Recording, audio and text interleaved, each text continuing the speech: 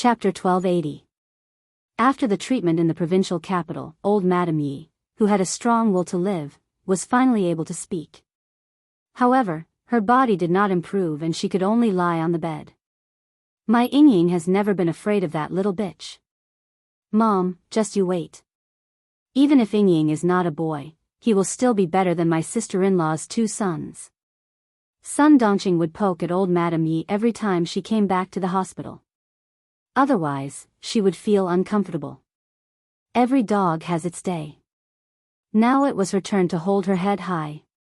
If she did not vent all the grievances she had suffered over the years, her surname would not be Sun. Old Madame Yi was not in the mood to quarrel with Sun Dongqing. She was anxious. When she thought of Yi Qian entering the military academy and becoming a soldier like her mother, she thought of the past. She thought of her daughter and son-in-law. Other than anxiety, she was also afraid. If she had known, she would have thrown that little bitch to death. She stared at Yi Jifan with her cloudy eyes. Her mouth seemed to be filled with water as she mumbled, "We must not let her climb over our heads. We must not. That bitch, I don't know. I don't know where that bitch came from. Yingying, you don't have to be afraid. That bitch can't do it, she's not as good as you. If there's a chance, help me teach her a lesson." Even though his words were vague, the viciousness in his tone made people's hearts tremble. Yiying did not want to come at all. However, everyone in the province knew that Director Ye's old mother was paralyzed in bed. They had no choice but to come to the hospital and pretend to be filial. Yi Zhixiang, the one who started it, would always tell the hospital how filial her brother was. Even the people in the hospital knew that Director Yi was filial. In order to gain a good reputation, the whole family had to come even if they did not want to. Yi Ying, who was standing beside the bed, did not even look at it. She said softly, "Grandma, take care of yourself. I will do my best." Teach Yi Qian a lesson? What ability did she have to teach Yi Qian a lesson now? Even if his good grandma was lying in bed, she was not restless at all, just like what his father said. Yi Jifan was too lazy to say anything more. He couldn't move. No matter how much he wanted to stir up trouble, he was powerless. He was only thinking about when Qin Yi would give him a clear answer. Yi Qian knew that Yi Ying wanted to join the Beijing political group in the middle of August. There was still half a month before her reporting date. The last batch of eliminated navies will take the patrol ship back to the port tonight, and the rest of the soldiers will be formally trained as frogmen. As the Big Mermaid announced the names of the last batch of eliminated soldiers, the only sound on the beach was the sound of waves. They stood in the sunset like tall pine trees. After several months of elimination matches, they were deeply influenced by Li Jinyan and would never lower their heads even if they bled. Even if they lost, they had to maintain the iron bones of a soldier. In the end, 9 people, including Yi Qian, were left. Out of more than 100 navies, only a few were left. It was enough to show how strict Li Jinyan's selection of frogmen was. Just like the Snowfield Brigade, every member of the frogman team was a 1-in-a-million elite soldier. After sending away the eliminated soldiers, Yi Qian officially joined the training on how to become a combat diver, and how to use open and closed diving equipment. To officially become a frogman, the navies had to show a high degree of adaptability underwater. They had to be able to complete the training under great pressure and in a murky environment. This made Li Jinyan, who always had a cold expression on his face, reveal a faint smile that was rarely seen in a year in front of all the navies. Chapter 1281. The Great Mermaid standing next to him saw him smile and joked, "Do you feel like you're a father? You've finally raised a bunch of kids, haven't you? You must be happy." Li Jinyan felt a little helpless at such a comparison and teasing. His comrades in the team didn't seem to have any talent for language. Even he, the captain, was the same. But he was right about one thing. He was indeed happy. Those who stayed are the best of the best. "We can move to our camp now." Li Jinyan's gaze was cold and sharp as he stared at the rippling water surface. He said calmly, "After the National Day ceremony in October, we will have a competition with another army special forces led by Xia Jinyuan.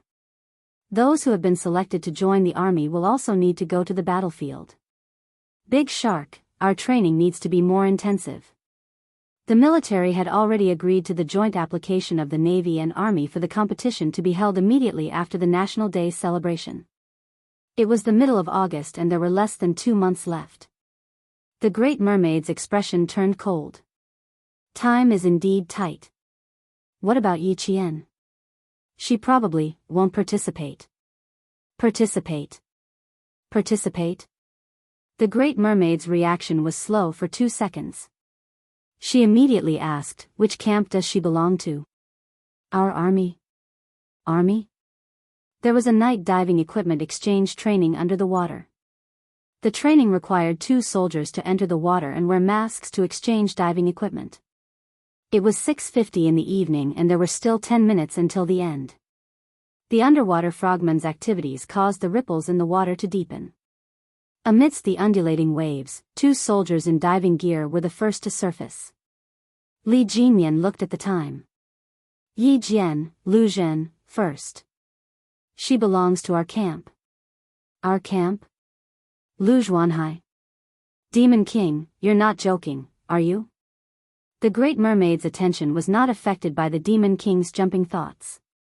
She was still focused on which camp Yi Qian was in. She was brought here by Xia Jinyuan. She will become one of our people in the competition. Demon King, we can't let this be one-sided. Yi Qian, who had changed her scuba equipment underwater, swam to the reef covered in barnacles. She came out of the water and high-fived her soldiers to celebrate.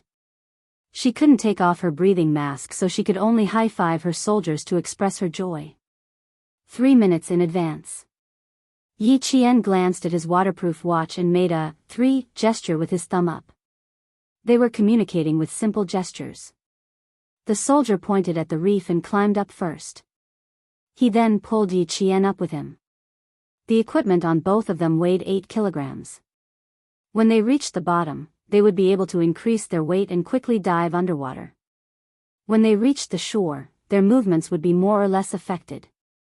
This was also the reason why the daily training of the frogmen was permanent.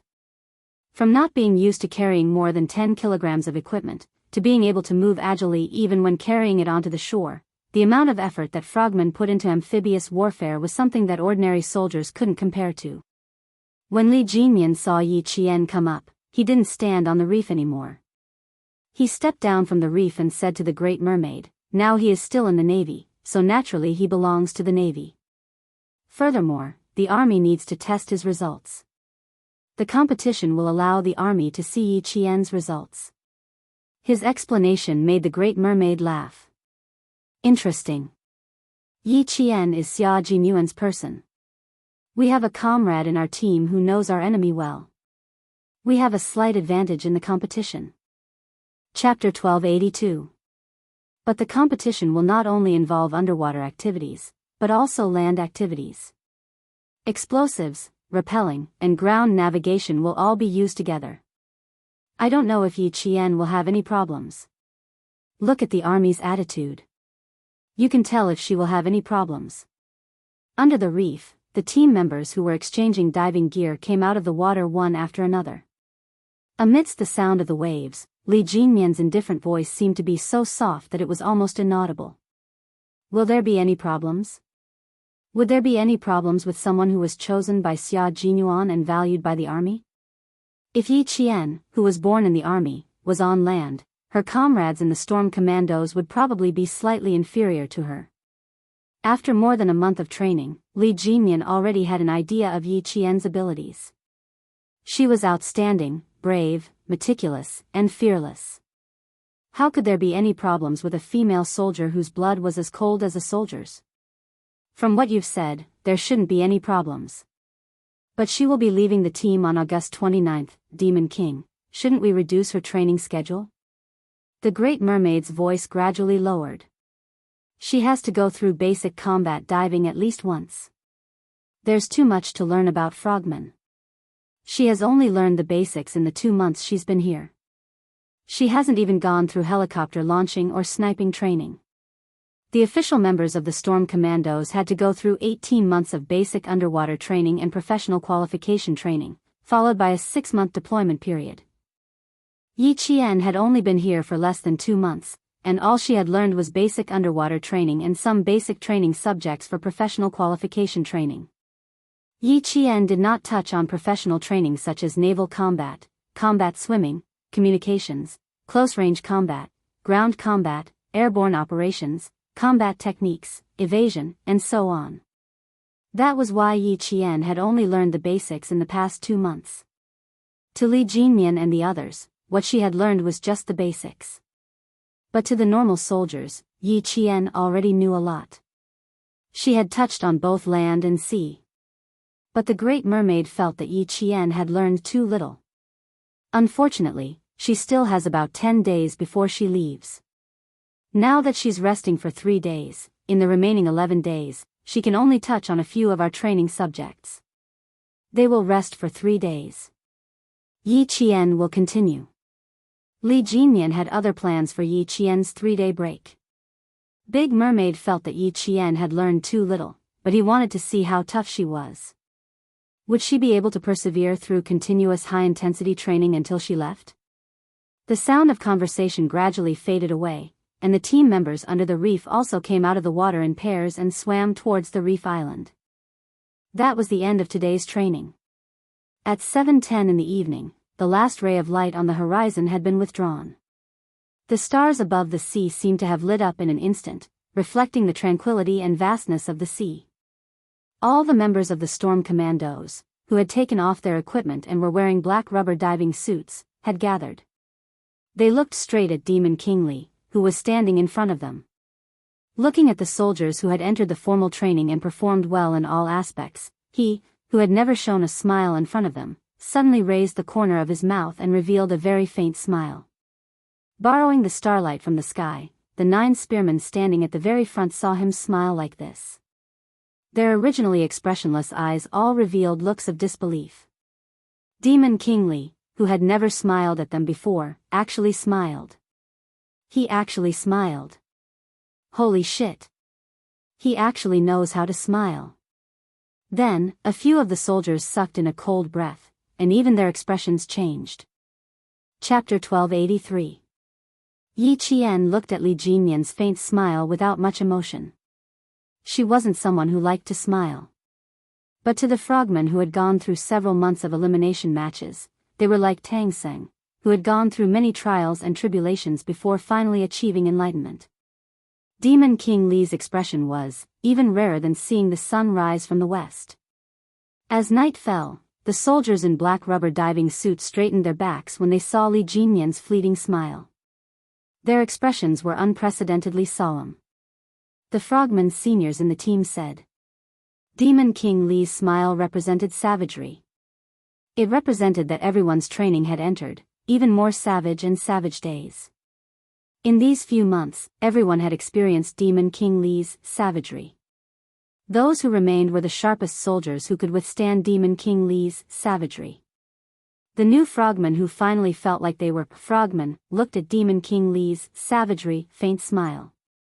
It was as if a snowflake wind was blowing in their hearts, causing everyone's hearts to turn cold. It had been 3 days since the last batch of eliminated soldiers left. Those who remained had also begun 3 days of combat diving training. Demon King Li suddenly smiled, causing everyone who remained to feel a chill in their hearts. At the same time, they also felt uncertain. Would they continue to be eliminated? Was someone going to be sent back today? Even Yi Qian, who usually didn't think too much, couldn't help but think too much at that moment. His cold gaze swept across the patrol ship that was about 100 meters away from the beach. His gaze lightly swept across the 5-starred red flag fluttering in the wind, and then he quietly retracted it. Could someone really be eliminated? Yi Qian thought silently. Li Jinmian seemed to know what they were thinking. After his smile, he didn't speak for a long time. His cold gaze swept across the 9 new soldiers, including Yi Qian, and then looked at the row of veterans behind them who were trying their best to hold back their laughter. His expression was indifferent as he slowly said, "You have 3 days off." Before she could finish her sentence, Yi Qian heard a sound that sounded like air leaking out of rubber. Even she gently exhaled a mouthful of salty, turbid air. Fortunately, they were not eliminated. The toes in the rubber fins loosened a little, and all the soldiers relaxed their stiff backs a little. Everyone is to leave the island tonight and complete your transfer procedures. In the face of the soldiers' reaction, Li Jinyan's expression remained as cold as ever, without the slightest bit of awkwardness. You will have a certain understanding of our frogman unit during the 3-day holiday, and you will also understand why our selection is so harsh. The soldiers who stayed behind did not transfer their files from their original unit to the Storm Amphibian Frogman Commandos, so they could not be considered as official commandos. During the 3-day holiday, the original unit would send a document to complete the transfer procedures with the Storm Commandos. Their glorious deeds, other than their military merits and medals, would all be cleared. Once again, the newly enlisted soldiers were not surprised by the sudden holiday. From their serious expressions, one could vaguely find a trace of strangeness. They felt that it was impossible to give them a holiday so easily. They had a feeling that something was going to happen. They felt that Demon King Li wouldn't give them a holiday so easily. Too many feelings made the soldiers feel uneasy. The sudden holiday didn't feel real at all. Chapter 1284. Li Jinyan, who had seen their reactions, did not explain further. He was also wearing a rubber diving suit, and his slender limbs exuded the strength of the sea. He raised his wrist and said, "It's 7:15 p.m. now. The patrol ship will leave at 7:40 p.m. Dismissed." "Captain, are we really on vacation?" "Captain, just give us a quick death. What other tricks are you waiting for us?" Not a single person dismissed. The unreal feeling made them afraid to leave. After months of training, they did not even have a day off. Suddenly, they were given 3 days off. They would not dare to accept it even if a pie dropped from the sky. Li Jinyan never reflected on how his brutal training had traumatized the soldiers who were about to become official team members. His eyes were as cold as the cold moon rising from the sea. He spat out 3 words coldly, "You don't believe me?" After he finished speaking, he turned his gaze to Yi Qian, who had an indifferent expression. The handsome young major asked the only female soldier in the team, "Yi Qian, you don't believe me either?" "It's not that I don't believe you. We definitely have a vacation. I just don't quite believe that the Demon King would give us a vacation so easily." Yi Qian, who was called out, had a calm expression. She met the other party's cold gaze that could dissect her soul and replied calmly, "We believe in a vacation, but we don't believe that we can leave smoothly." Over. The only female soldier in the team, who was also the only female soldier in the team who was not afraid of the Demon King's training, spoke out the thoughts of the other 8 male soldiers. Li Jinyan always knew that Yi Qian was not as afraid of him as the male soldiers, but he did not expect that she would dare to directly question him. For a moment, he did not respond. The air was a little heavy. Everyone held their breaths as they waited for the Demon King to speak again. "Marines, you still have 24 minutes. The Great Mermaid couldn't stand it anymore. She stroked her forehead and sighed, "You are indeed given 3 days off. The documents from your original units have arrived at the port. Everyone needs to go through the transfer procedures in person. One of the 3 days off is for official business, and the other 2 days are for you to rest." As the vice captain and also a part-time ideological instructor, he could feel the warmth of the vice captain every time he experienced Demon King Li's cold winter. Just like now, his gentle voice broke the heavy atmosphere in the air as he slowly said, "There is nothing extra for this holiday. Although your captain's code name is Demon King, and he is usually a little strict with you, when you become one of us frogmen, you will feel the warmth of his spring breeze." The warmth of a spring breeze? Li Jinyan raised his eyes slightly and glanced at the vice captain who spoke up for him. He said indifferently with an expressionless face, "I only have the coldness of spring. I don't have the warmth of spring." If you want to find warmth, you can look for the vice captain, codenamed Big Shark. Codenamed Demon King, codenamed Great Shark. This was the first time that the remaining Marines heard the codenames of these dragon-like frogmen. The beach was very quiet. The disbanded team members looked at each other, and then looked at the Demon King. Was the Demon King joking just now? The veteran behind him had already laughed and said loudly, "Demon King, your cold jokes are still incomprehensible. Look at what you have done. They are so scared that they can't believe that you are going to have a holiday. Don't say that you don't believe it. Didn't we also not believe it in the past? When we got on the ship, we were afraid that someone would come out in the middle of the night and drag us down." With the veterans' laughter, the Marines finally believed. They really had a holiday. In the faint screen, everyone laughed. There were still 22 minutes left. They had to change their diving equipment, clean up the entire beach for scattered equipment, and then return to the tent to pack up everything. They had to leave the reef island where they had been training for nearly 4 months. Chapter 1285. Pack it up, pack it up. We're about to leave the base. Kid, change your clothes and stay away from Yi Qian. Wear your clothes neatly. Although you've become one with the night, you still need to look good. 10 minutes later, 2 rubber boats sailed towards the patrol ship. The neatly dressed soldiers finally boarded the ship and arrived at the port about 4 hours later.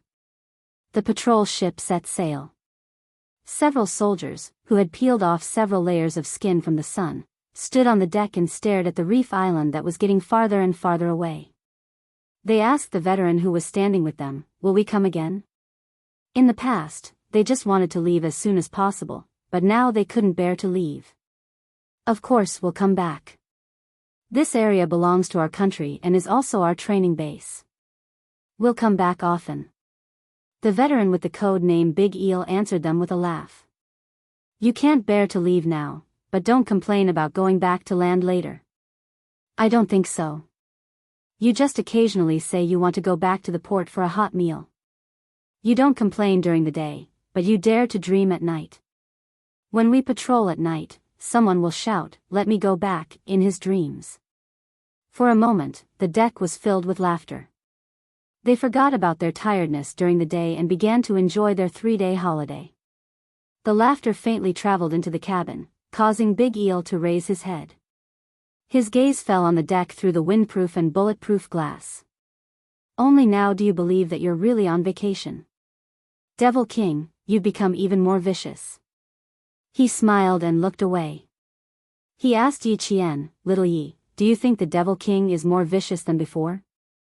The laughing soldiers on the deck were on a 3-day holiday. 2 minutes ago, Yi Qian learned that she didn't have a single day off. She would continue training the next morning at the port. "I didn't see how vicious the Devil King was before, so I can't make any comments." Yi Qian smiled. Her mood didn't change because she didn't have a vacation. On the contrary, she hoped that she could use the next 14 days to train in subjects she hadn't experienced before. Li Jinyan had a cold personality, but he didn't take his comrades' jokes to heart. He sat in the cockpit and stared coldly at Yi Qian, who had impressed his comrades. His thin lips moved slightly as he said, "Gather at the port tomorrow morning at 5 a.m. We'll take you to the base for training. Focus on learning how to fight on the sea in close combat. Me and 3 other members will go together. Do you have any objections?" Yi Qian's smile faded as he said seriously, "I don't have any objections. I'll definitely follow your arrangements." Female soldiers were very good in this aspect. They never questioned the training arrangements. Li Jinyan, who was a man of few words, nodded and ended the conversation with a "okay." The whole conversation took less than 5 minutes and less than 100 words. It was so concise that even the big mermaid was stunned. One didn't like to talk, and the other didn't like to ask. How were they supposed to communicate? How to communicate? "Little Yi, you don't have any objections at all?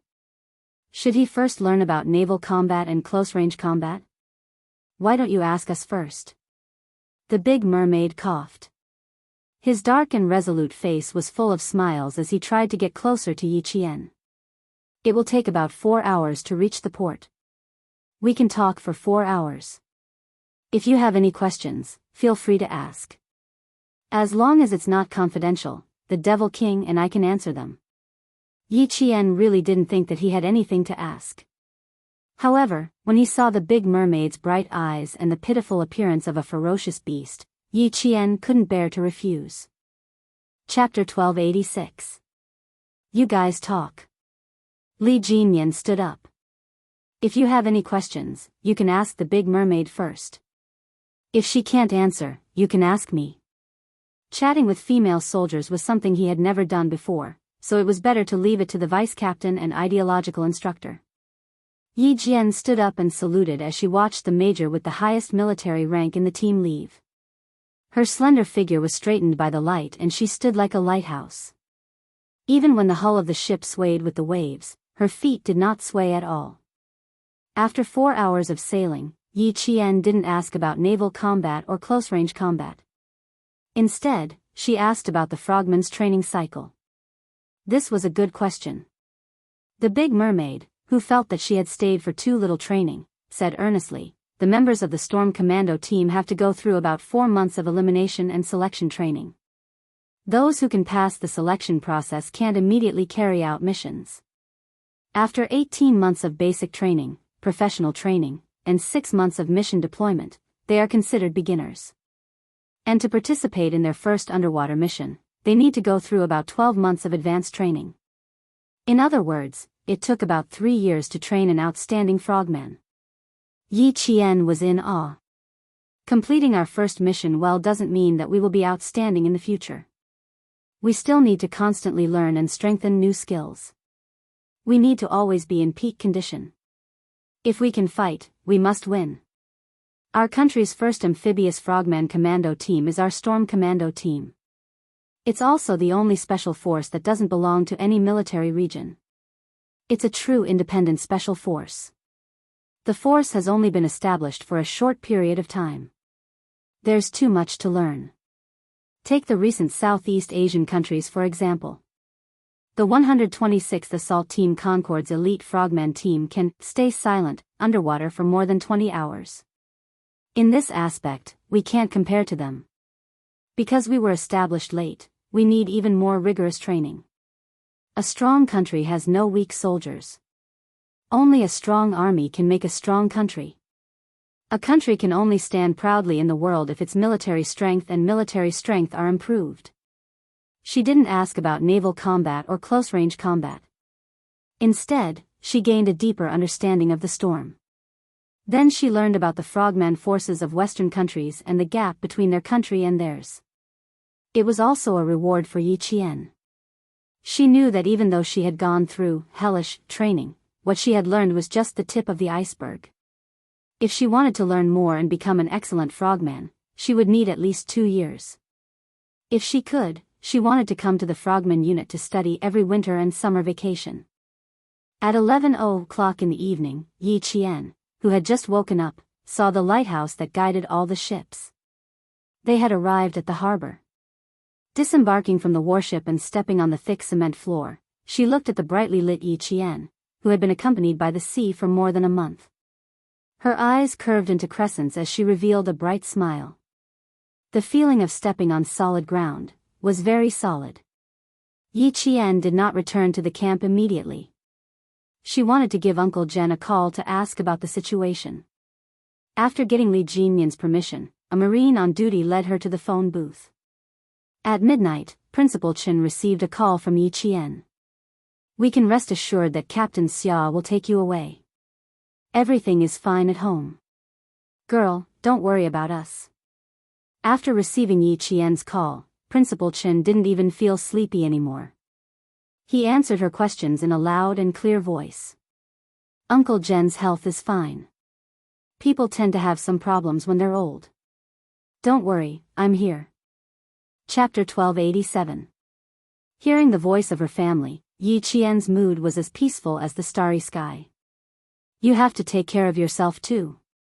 Don't overwork yourself. I have the army to take care of me. You don't have to worry about me.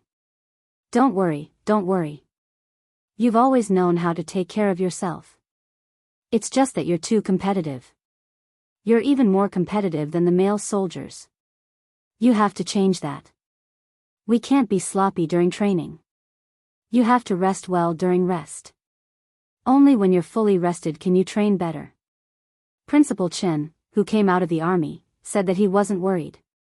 Every word he said was a reminder. He was afraid that Yi Qian would be too competitive and hurt herself. Yi Qian pursed her lips and smiled. She looked at the starry sky and listened quietly to the elder's advice. Time ticked by for nearly 10 minutes. I've received the acceptance letter. The village chief said that he wanted to celebrate, but my uncle rejected it. Everyone in the surrounding villages knows that there's a top scorer in Shuku village. Some parents even came here to buy your old teaching materials. Speaking of the village, Principal Chen's smile deepened. Thank goodness you don't have a photo. Uncle said that if you did, people would take it back and paste it on the children's bookcases. Yi Qian also smiled. When she was in the province's #1 middle school, her exam papers and teaching materials were all kept by Teacher Tong. Some students left with 2 big boxes of books and exam papers, but she didn't have a single book or exam paper except for a few sets of clothes. You didn't disturb your uncle, did you? If people keep coming, you might as well stay in the army for a while. Yi Qian's eyebrows were quiet. She lacked the sharpness of training during the day. She was like an ordinary girl who had left home. Her words revealed her attachment to home. After we received your acceptance letter, we stayed in the army for a week before coming back. Because of your influence, a few high school graduates in our village have plans to become soldiers. Even Yi Ying, who has heart disease, said that she wants to become an art soldier. At the mention of Yi Ying, Principal Chen's expression dimmed. Your aunt said that Yi Ying wants to be an art soldier in the Beijing government regiment. She's already handed in her files and is waiting to enlist. Yi Ying wants to be an art soldier? Is that possible? Hearing this, Yi Qian directly laughed. We all know that she has heart disease and her military training files. Isn't she afraid of being happy for nothing if she wants to be an art soldier in the Beijing government regiment? The matter of Yi Jifan's family was brought up after a few words. Whether or not Yi Ying could become an artistic soldier did not affect Yi Jian. If she really joined the army, Yi Jian felt that she would have another evidence of Yi Jifan's bribery. The news of Yi Ying joining the military had already spread throughout the village. It even overshadowed Yi Jian's entrance into the military academy. Sun Dongqing's gloominess was swept away. Wherever she went, she would happily talk about her daughter joining the military. At this time, Yi Jian was already sitting on the helicopter with a sniper rifle in her hand. She aimed at the floating object on the sea and completed the sniping. Frogmen often use platforms on the sea to provide cover from the air. After sniping the target, the sniper needs to jump into the sea to support his teammates. He is 57 meters away from the sea and 241 meters from the target. As Li Jinmian reported a set of precise numbers, Yi Qian, who was wearing a diving suit without any oxygen equipment, half-squatted at the door of the helicopter. He used his hands to steady the sniper rifle. His black eyes were as cold as ice as he aimed at the floating target. He calculated the effects of wind and air flow in his mind. His slender finger was on the trigger. 1, 2, 3, a precise shot. Bang! The object on the sea was shattered into pieces by a 7.62 bullet made by the North Korea. Chapter 1288. Yi Qian had a certain level of confidence in her sniping skills. She had gone through all kinds of training under Principal Chen, a world-class sniper. She had already begun the platform instability training in the first year of the 4-year plan.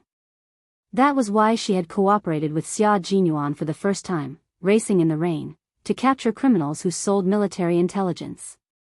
Although it was her first time sniping from a helicopter, it did not affect her in any way.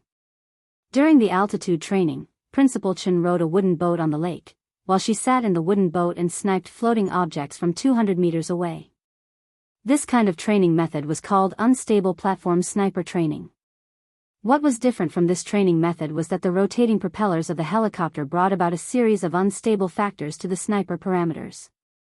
Yi Qian was very confident that she could accurately calculate the range, wind speed, influence of the airflow, and bullet trajectory. Even though she was sniping from a helicopter, she was still very confident. After the bullet left the barrel, Yi Qian put down the sniper rifle in a few seconds. The helicopter pilot quickly turned sideways and flew away from the target area. The pilot's steady voice came through the earpiece. 40, 30, 20 meters away from the sea, complete dive. As the pilot's voice fell, Yi Qian took off the earpiece. Without hesitation, she transformed into a black fish from the cabin, which was about 15 to 18 meters above the sea, and dove into the sea.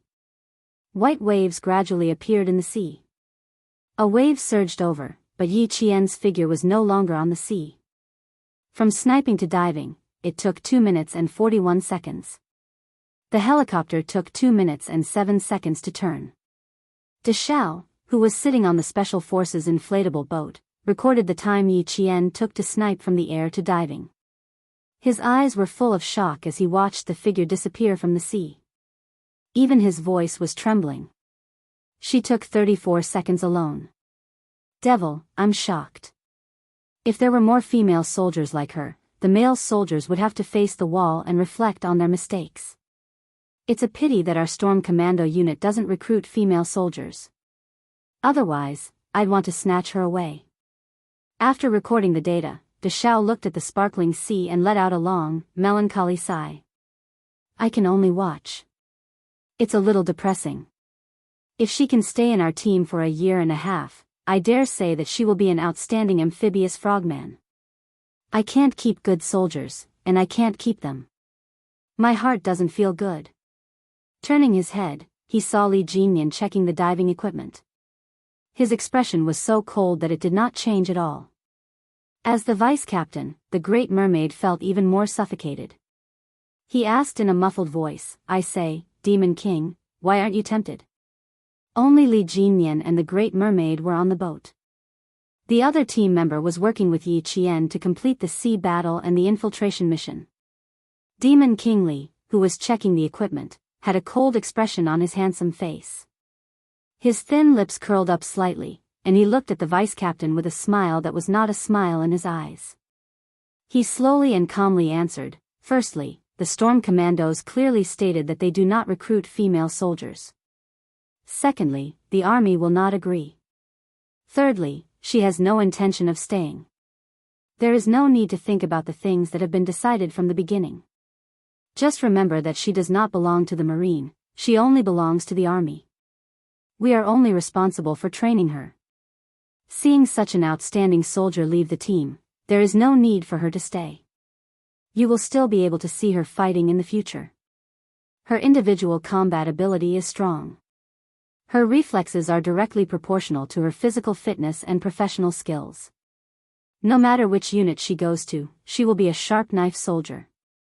No matter which unit she goes to, she will still be a soldier of our country. Chapter 1289. Li Jinyan, who had confirmed that there were no problems with his equipment, put on the closed mixed gas underwater breathing equipment. Before putting on the breathing mask, Li Jinyan passed the binoculars to the Great Mermaid, who was still sighing. You're now on the enemy's ship.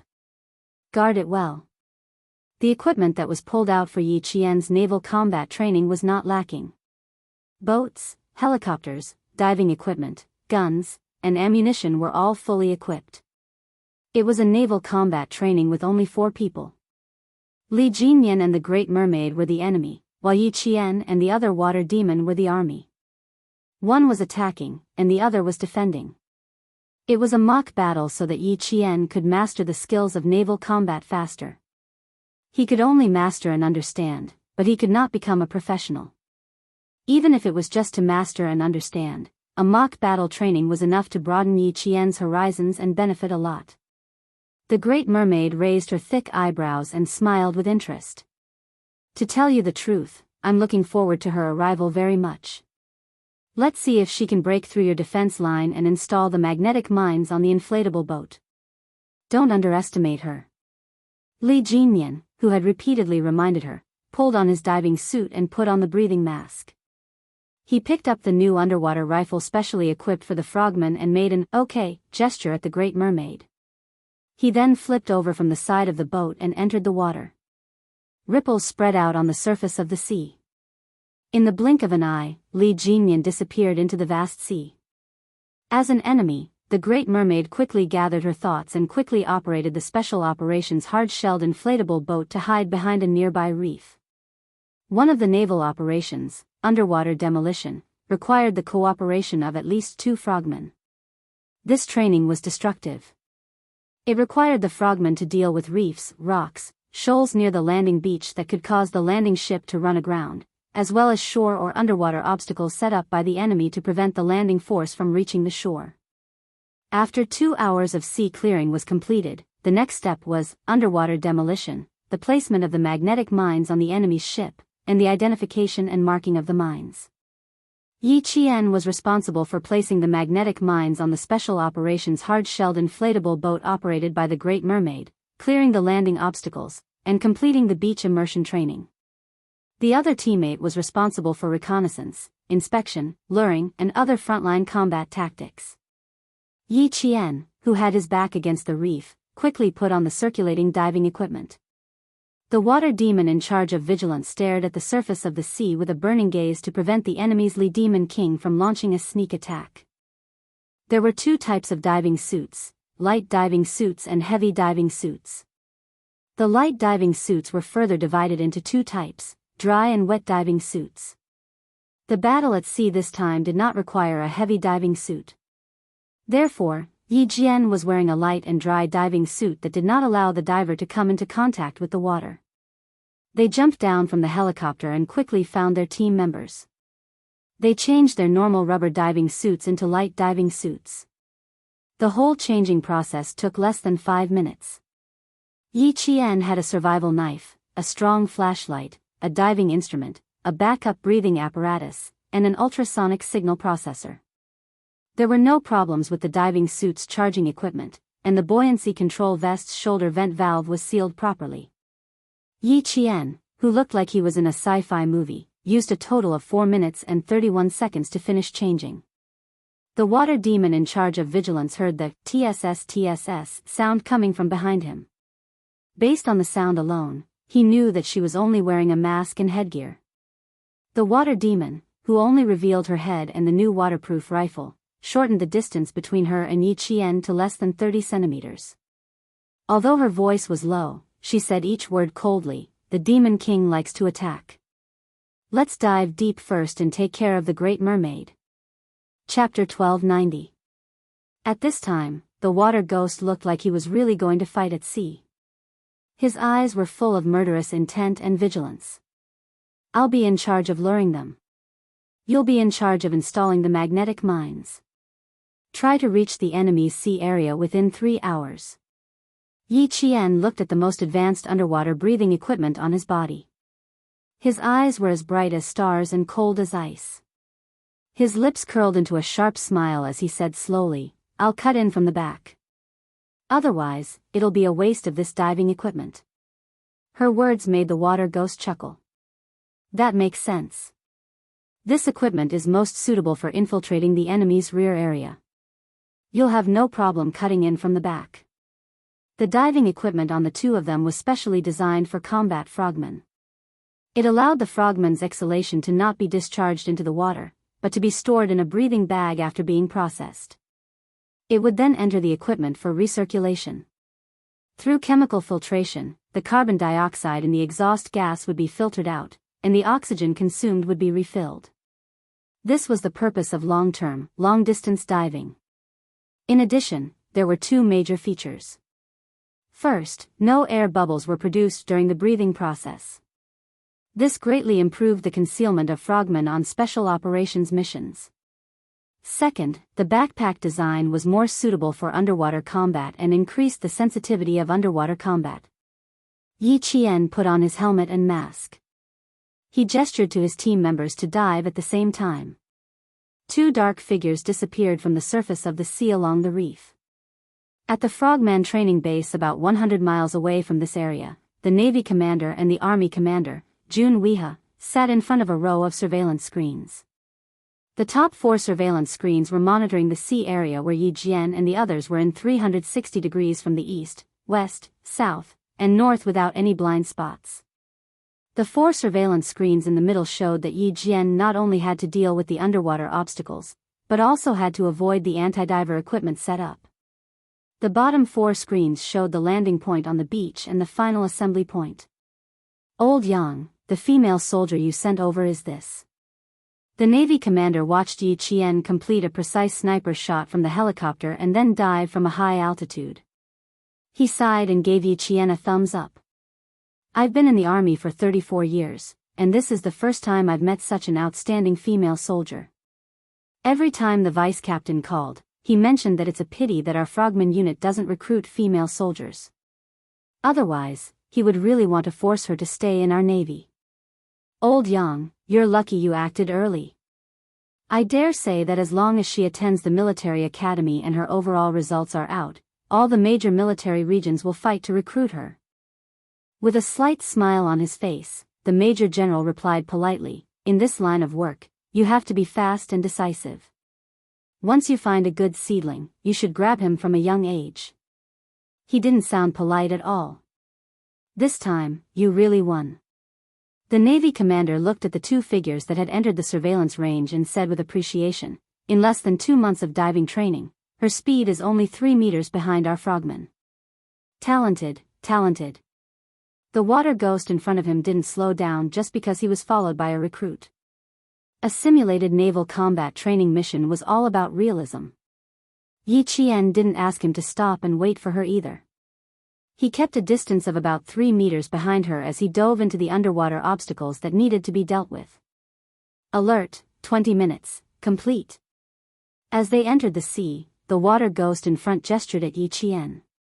He pulled out his life-saving knife and started to be in charge of keeping watch in an area about 10 meters away from Yi Qian. He also activated the ultrasonic detector to detect if there were any intruders 10 meters away. Chapter 1291. The seawater of the base's naval combat zone was a little turbid due to the undersea currents. Yi Qian turned on the flashlight and dived into the water with her head down and her feet facing upwards. Time ticked by. Yi Qian cleared the 2 underwater obstacles. She didn't even have time to surface to change her position. She immediately met up with the water ghost codenamed Big Eel and entered the next zone. The seawater was not only dark but also very turbid. Big Eel, who was leading the way, held a diving board to navigate. This time, it slowed down and stealthily moved with Yi Qian. The diving board was a type of handheld equipment. It had a graphical compass and underwater depth display function. It could help the diver navigate accurately underwater and wouldn't get lost due to the dark environment. The 2 of them kept groping and moving forward at the bottom of the sea. From 5:00 in the morning to 8:00 in the morning, Yi Jian did not come out of the water for 3 hours. She had been in the water all the time, and under the guidance of the Big Eel, she completed combat training and subject tasks one after another. Big Eel covered and guarded. Yi Qian completed the tasks and took action. After 3 hours, they finally infiltrated the enemy's boat. Yi Qian began to circle around and cut in from the back. The cooperating water ghost was in charge of luring them. The naval combat training had entered the most crucial moment. Li Jinmian, who had been lurking in the water, was like a sea monster hiding in the depths of the sea, quietly waiting for his prey to arrive. He was waiting for Yi Qian. He wanted to personally test the results of this female soldier's less than 2 months of underwater training. However, Yi Qian didn't want to face Demon King Li at all. She was confident that she could fight Demon King Li on land, but underwater, Yi Qian knew her own limits and didn't dare to face him carelessly. She carefully avoided the detection range of the ultrasonic waves. She swam with her feet and headed straight for her target. She doesn't plan to face the enemy. 3 hours later, the naval commander, who had been sitting in front of the surveillance screen, pointed at the figure that had been submerged in the sea for 3 hours and said proudly, Li Jinmian, the sharp knife of the team, is neck and neck with Xia Jinyuan. Major General Lu was a little overprotective. Your Li Jinmian is not bad, and our Xia Jinyuan is not bad either. Now that we have Yi Qian, old Dong, I can rest assured. The Navy commander's surname was Dong. That's why I said you really won this time. In the past, you even wanted to win over Li Jinyan. You were so ruthless that you didn't leave a single one for the Marines. Old Yang, after so many years, I still remember. The Navy commander laughed. This old Yang was still the same as before. Whenever he saw a good soldier, he would want to recruit him to the army. Who wouldn't want that? Everyone wanted to. It was undeniable that there were more elite soldiers in the army than in the Navy.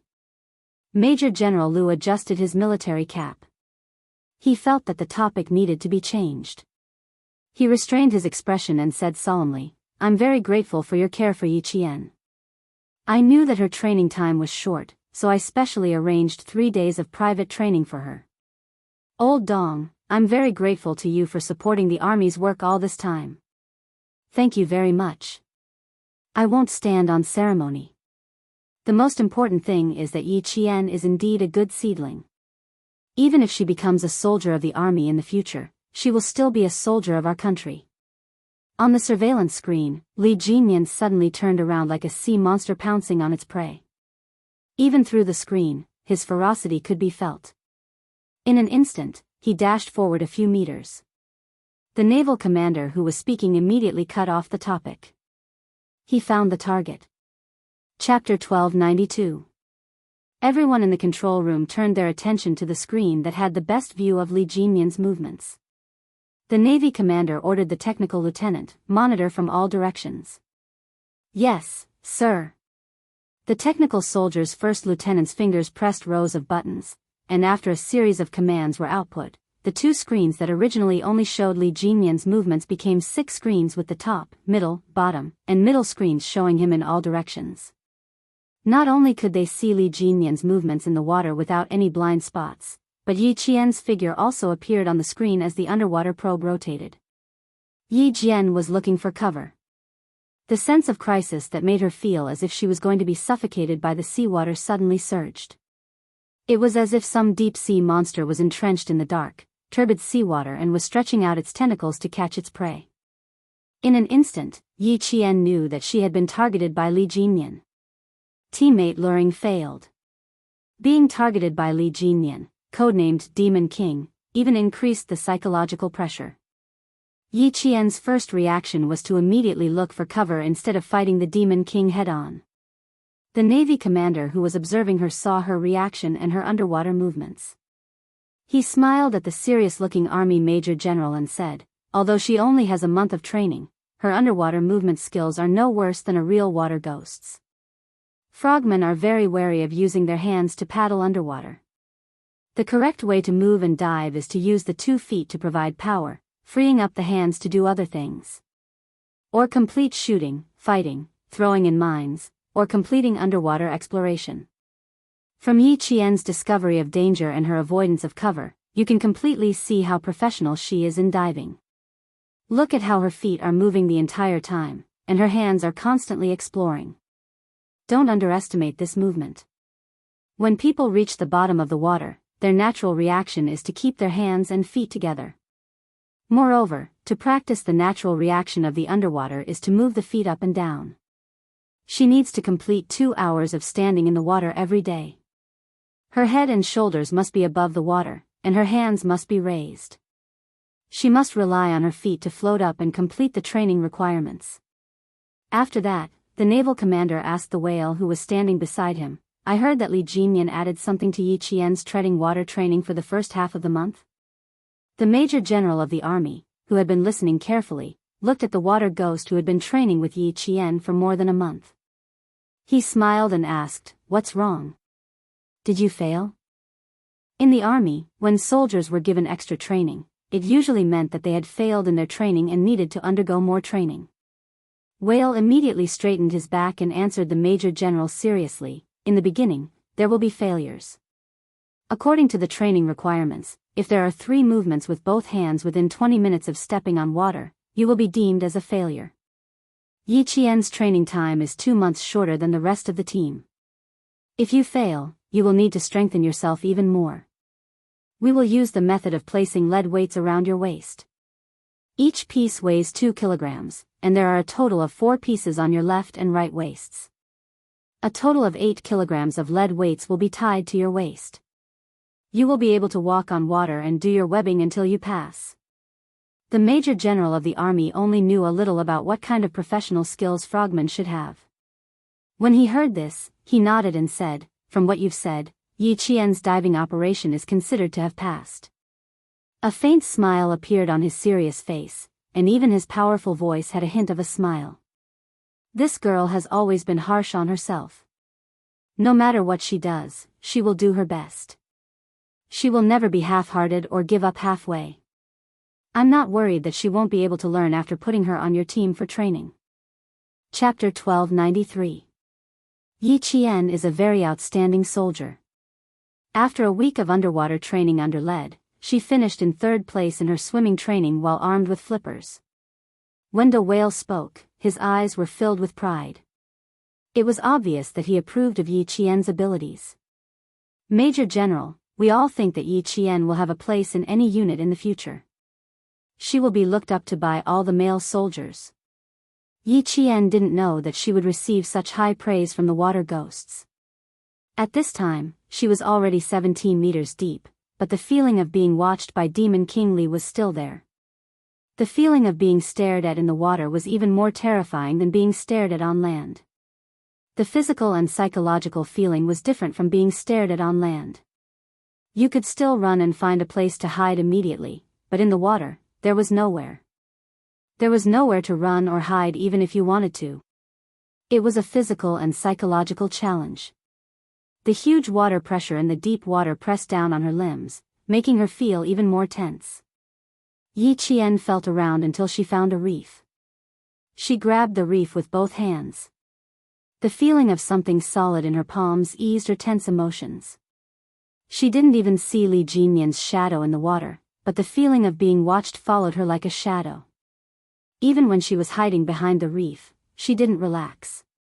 When frogmen fought underwater, they always fought for 2 people.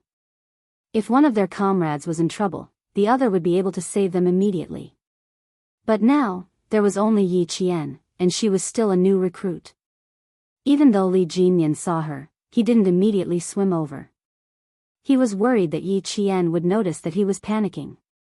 His subconscious reaction was to quickly dive to the surface. This was the most taboo in deep diving. It was an extremely dangerous move. Frogmen would inhale air with the same pressure as the environment in the water through their cylinders. If a frogman suddenly surfaced, the air pressure in their bodies would be greater than the air pressure outside their bodies. Then, large amounts of air bubbles would accumulate in their blood, causing life-threatening decompression sickness. Yi Qian was about 19 meters deep in the water. If she rushed to the surface because of Li Jinyan's appearance, it was very likely that she would die. After completing the training alone, even the experienced Li Jinyan did not dare to be too reckless. After Yi Qian swam out of a certain range, Li Jinyan swam towards the inflatable boat that the Great Mermaid was on. The fact that Yi Qian was able to escape from him so quickly and immediately find an underwater cover meant that he had already explored this area and memorized the position of the people in the water. His reaction is fast, and his foundation is solid. Although he is bold, he is disciplined. The naval commander, who had been sitting in front of the surveillance screen all this time, once again commented on Yi Qian's underwater performance. Also, she was able to dodge Li Jinyan's attack so quickly. "Old Yang, if you hand her over to our team for another 2 years, I'll give you an excellent underwater frogman." There were a total of 7 people in the surveillance room.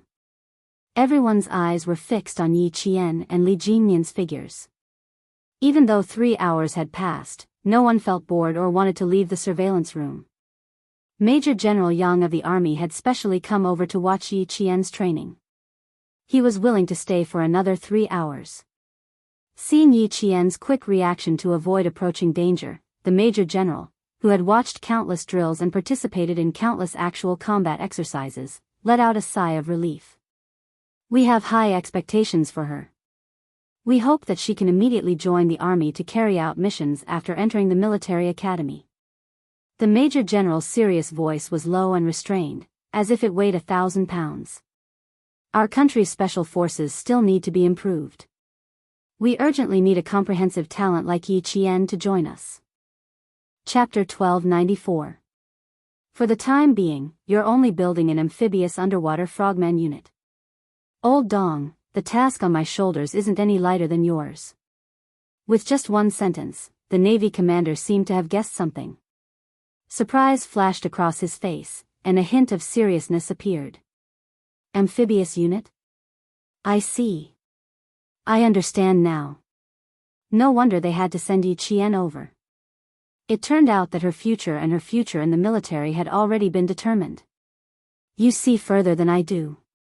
She has already been training for 5 years, plus 4 years of military school. A soldier with 9 years of special training under your command, and she's still so young. Old Yang, you really have great foresight. You make me feel ashamed of myself. There were only 4 people in the surveillance room. One of them was a lieutenant of operations, and the other was a great mermaid. The Navy commander's words would not be leaked, and this kind of conversation would not cause any leaks.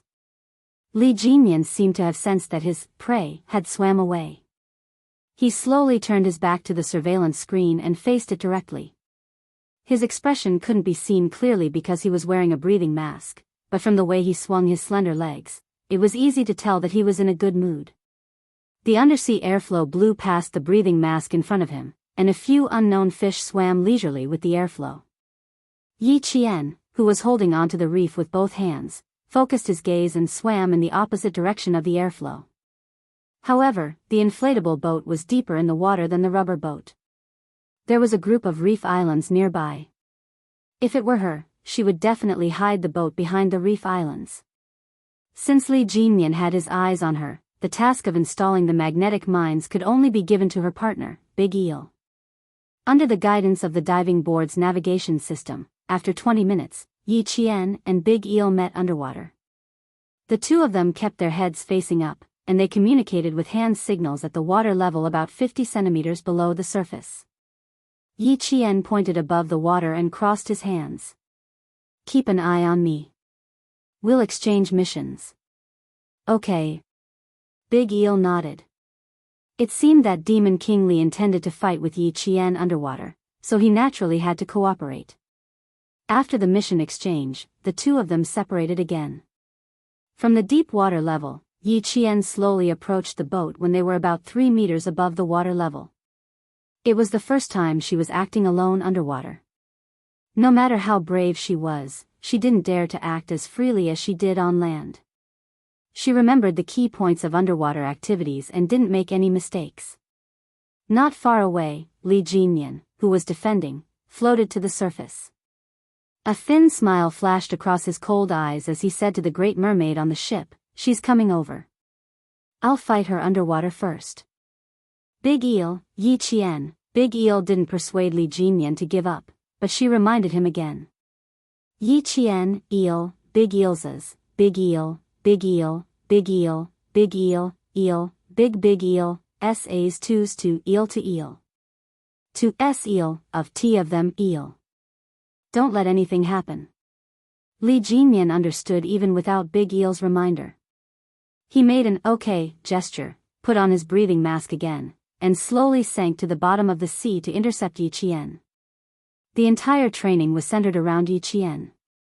Li Jinyan wanted to test Yi Qian's underwater combat skills.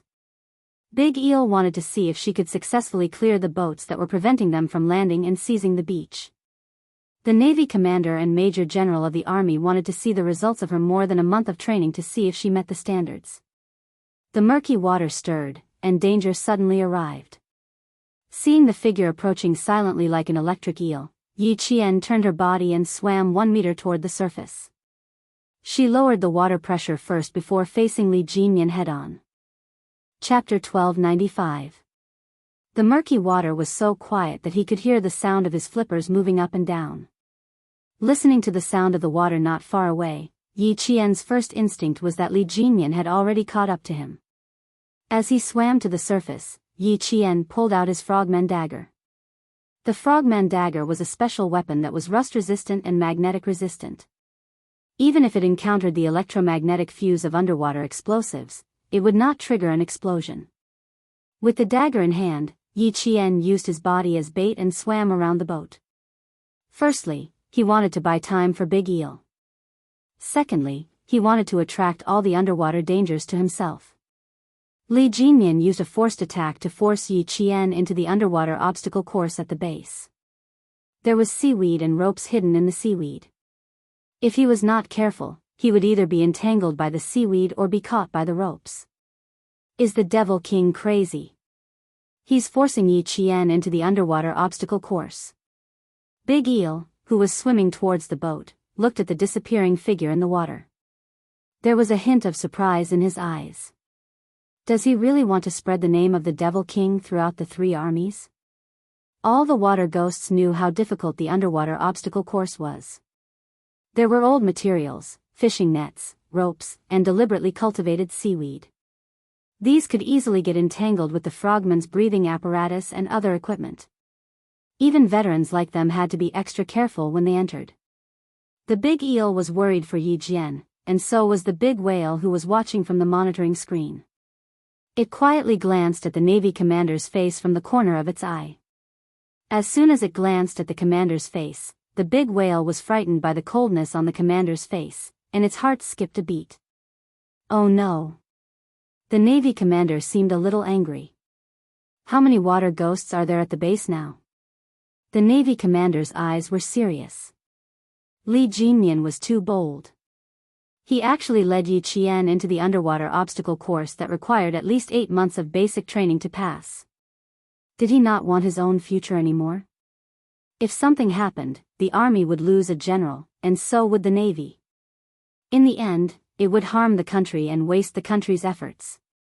Big Whale immediately replied, "There are 11 water ghosts in my team at the base. There were also 16 combat frogmen and scout frogmen. A total of 27 soldiers. Send 4 combat frogmen over there to keep an eye on the situation. If anything happens, send reinforcements immediately." The Navy commander immediately issued the order. As the commander, he had the responsibility to protect the safety of all the soldiers.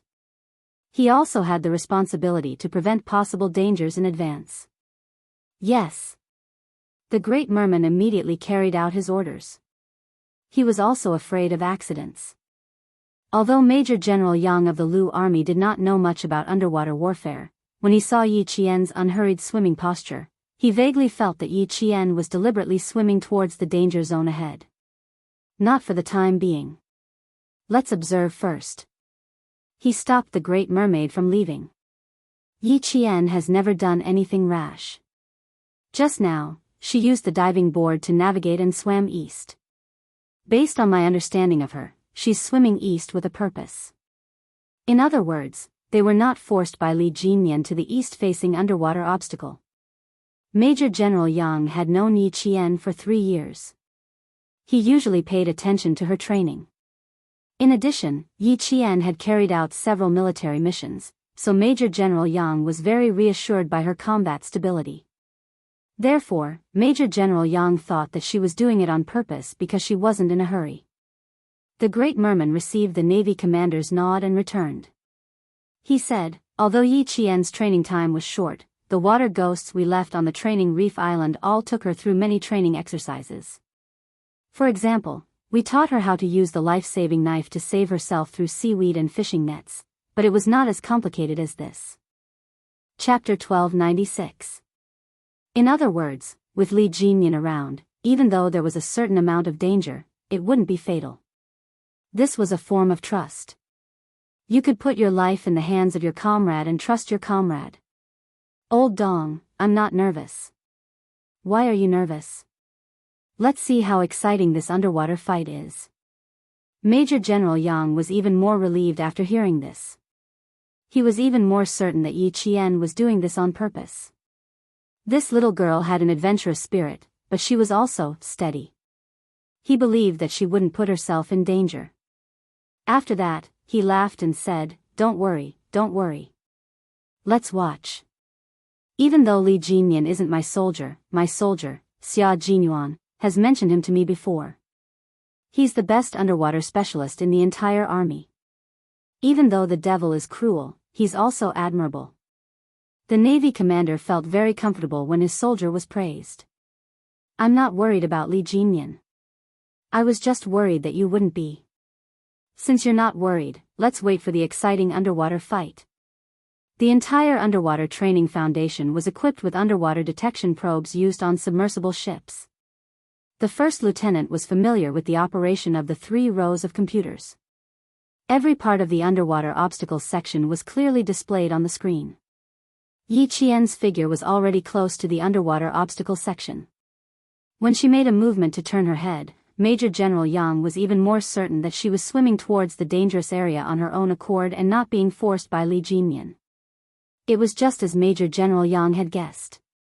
He knew that when they entered the enemy's defensive zone to fight, they would face a situation where the enemy had plenty of reinforcements while they had no reinforcements.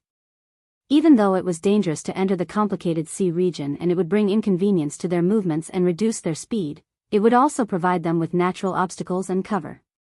Li Jinyan was the captain. How could a rookie like her face him directly? She had to hide quickly and then end the battle quickly. The dagger in her hand, which was the life-saving knife, was extremely useful at this time. This special dagger blade was 2 centimeters wide and 8 centimeters long. The back of the blade had sharp serrations. As long as it was used well, it could quickly cut through ropes, seaweed, and fishing nets on the seabed.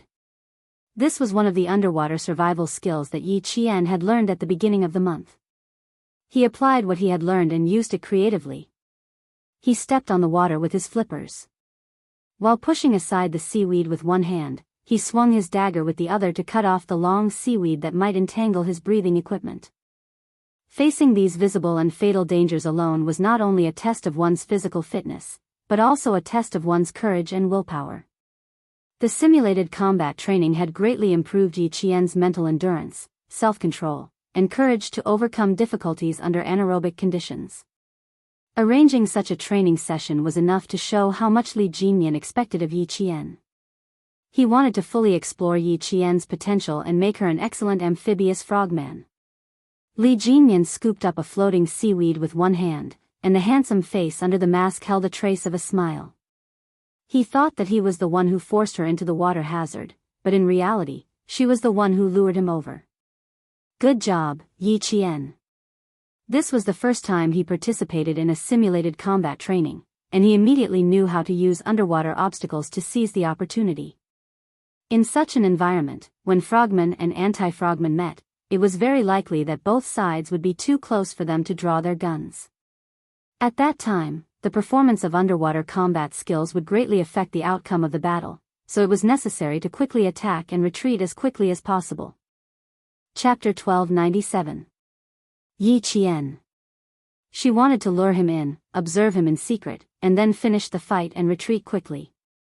Visibility was low underwater, and the situation underwater was complicated. Yi Qian, who was holding onto a rope with one hand, looked around calmly, quietly waiting for Li Jinyan to approach. 1, 2, 3. She silently counted to 8 in her heart. A black figure that looked like a swordfish swept past a clump of seaweed. It had begun. The underwater combat had begun. The people in front of the monitor held their breaths when they saw Yi Qian suddenly attack. The ripples in the water expanded, and Yi Qian used the dagger in her hand very flexibly, directly attacking Li Jinyan's air supply system. The air supply system was the focus of the frogmen's attack and defense in underwater combat. Once the air supply was cut, the frogmen would lose their oxygen supply, and the consequences would be obvious. Li Jinyan's eyes darkened. What a murderous female soldier. She used her killer move as soon as she started. Discover the enemy first, seize the opportunity to defeat the enemy, hit the enemy in one hit, end the battle quickly. These were all underwater combat tactics, and Yi Qian remembered them well and used them flexibly. Yi Qian, who had taken the initiative, knew very well that she didn't have the ability to fight Li Jinyan for too long. How could she beat Li Jinyan? First, she would help Big Eel install the magnetic mine, then use the complicated terrain to escape. Escape was Yi Qian's main tactic. Li Jinyan raised his hand and used his elbow to block Yi Qian's dagger attack. Yi Qian didn't resist his move at all, and immediately withdrew her right hand that was holding the dagger. Then an unbelievable scene happened. The dagger in her right hand was suddenly in her left hand, so fast that the Navy commander and the big whale couldn't react in time. Major General Yang knew Yi Qian's ability. She was twice as fast as others when she fired a gun. Switching between her right and left hand was a piece of cake for her. She hasn't shown this move before. The big whale sighed softly. Fast, too fast. Fortunately, the one facing her was Li Jinyan. He had to attack the air supply system twice in a row to avoid her. Major General Yang smiled reservedly and said, Yi Qian has a very special ability. She can pull the trigger first and then shoot. What? Hearing this for the first time, the Navy commander felt that it was a little unbelievable. Everyone knew that accurate shooting required precise aiming, and then quickly pulling the trigger. How could she do the opposite? It did not conform to common sense, nor did it conform to science. When Major General Yang heard it for the first time, he thought it was unbelievable, but it was the truth. When I heard that, I was just like you. I was so shocked that I thought it was impossible. But it's true. I've seen her shoot with my own eyes. She picked up the gun in 2 seconds. Her reaction speed is beyond ordinary. Major General Yang said proudly with a deep smile on his face. She's familiar with every type of gun. She told me that as long as I hold a gun in my hand, the blueprint of the entire gun will appear in my mind.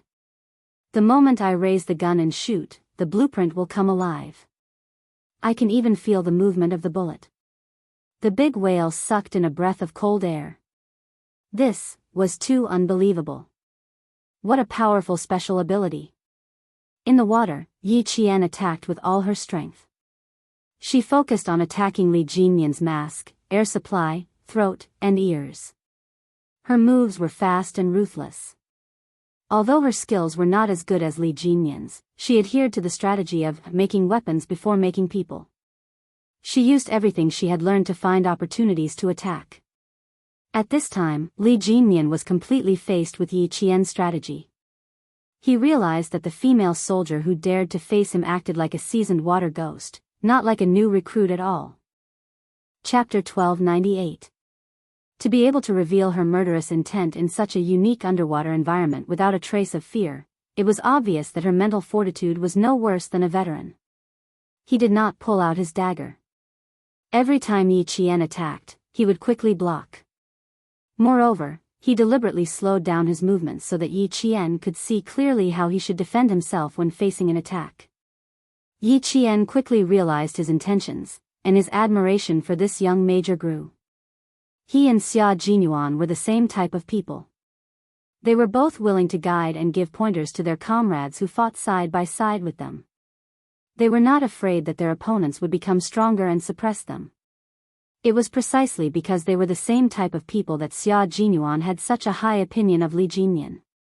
The dagger in his left hand cut horizontally with a barb, and a string of bubbles flew towards the shoulder vent valve on Li Jinyan's buoyancy control vest. Even though Li Jinyan was only defending, Yi Qian felt that it was a little difficult for her. With the mask covering her face, Yi Qian did not see Li Jinyan's satisfied smile at her every move.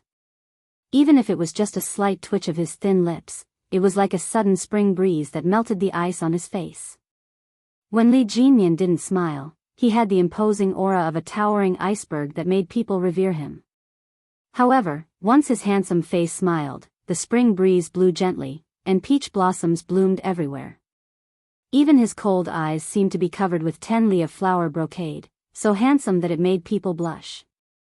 "Are you thinking of running away?" Li Jinyan asked softly as he held Yi Qian's left hand. Unfortunately, the water and the mask blocked out their voices. Yi Qian could not hear him at all. In underwater combat, you either fight or die. There is no such thing as running away. Knowing that she could not hear what he said, Li Jinyan used his actions to tell Yi Qian that there was no other choice but to fight. Defense became offense, and the roles of the two sides changed. Underwater demons Li Jinyan directly suppressed Yi Qian and pressed him against the fishing net. At the same time, he extended his right hand and attacked Yi Qian's breathing tube. Seeing this, Yi Qian loosened her grip on the dagger in her left hand. Her right hand quickly reached out and snatched the dagger back into her own hand. Her movements were so fast that, even Li Jinyan was extremely surprised. What a bold female soldier. He was already fighting her face to face, yet she still dared to let go of the dagger. Wasn't she afraid that the dagger would fall into his hands? Yi Qian had already made up his mind before he let go. After exchanging blows with Li Jinyan a few times, he had a better idea of what to do. He would only let go when he still had enough stamina. Trapped in the fishing net, Yi Qian forcefully swung her legs to raise her body slightly above the water's surface. As she blocked Li Jinyan with one hand, her sharp blade cut open the fishing net behind her as she floated to the surface. With a sidestep, she successfully broke through the fishing net and escaped Li Jinyan's fierce attack. In the water, the broken fishing net swayed gently. Yi Qian, who had escaped, did not leave. Instead, she took the initiative to attack. There was a certain degree of difficulty in moving backward, forward, and sideways. Since they were already facing each other, Yi Qian did not hesitate to choose a frontal attack. Even if her movements were limited, she had to fight to the end. Yi Qian lasted for 5 minutes. The great whale stared closely at Yi Qian's defensive moves. Even if she was forced into the fishing net, the great whale was still excited. Demon King Li's moves were all sure-kill moves, but Yi Qian was able to block them. The truth would be revealed underwater. The Navy commander nodded lightly. The admiration in his eyes deepened. To be able to last more than 5 minutes against Li Jinyan, old Yang, you can continue to send her for training next time. Chapter 1299. I'll take your words to heart. Major General Yang laughed. His gaze was fixed on Yi Qian's every counterattack. His expression was slightly serious. De Whale kept a close eye on the time while also keeping an eye on Yi Qian's defensive moves. Seeing that she didn't use any tricks and was only defending from a practical angle, De Whale heaved a sigh of relief. Every move was very practical. Whenever she found an opportunity to attack, she would immediately attack the key points without any hesitation. This female soldier was capable of great things. The obstruction of the water severely affected Yi Qian's speed. Facing Li Jinyan's attacks, Yi Qian used simple and practical moves to attack. She could only attack while defending. Li Jinyan experienced Yi Qian's speed. His eyes darkened as he no longer slowed down his attack speed. Instead, he attacked at the speed he had been training. Facing the attack of the underwater Demon King, Yi Qian's reaction was at its highest level. She even used her underwater webbed swimsuit to protect her mask, breathing tube, and other important parts. The two figures were entangled underwater. Strings of bubbles kept floating to the surface. Yi Qian hugged Li Jinyan's upper body tightly from the front. She trapped his hands and used her mouth to bite down on his mask's breathing tube. Fight. Fight. She could only fight. She had already used the surprise attack move. She had also used the preemptive strike move. She had also used anti-reconnaissance, using the underwater terrain and underwater obstacles to hide her whereabouts. She had used all the moves she could think of, but they were all countered by him. Since she couldn't win and had no hope of escaping, she could only fight. The two of them were glued together. Li Jinyan, who had been shaken by the strength of Yi Qian's arms, didn't know whether to laugh or cry. She hugged his upper body. Her legs were still wrapped around his right leg. She was like a koala bear clinging to him. Yi Qian knew that she couldn't escape, nor could she win against Li Jinyan. She might as well take him down with her. At the end of the day, it was because his professional skills were not up to standard. He had not grasped the essentials of underwater combat, which was why he was suppressed by Demon King Li with every move he made. Li Jinyan, who had one leg entangled, made an ending gesture, indicating that the fight was over. Yi Qian's breathing tube was pulled out by Li Jin, and dense bubbles immediately appeared in the water.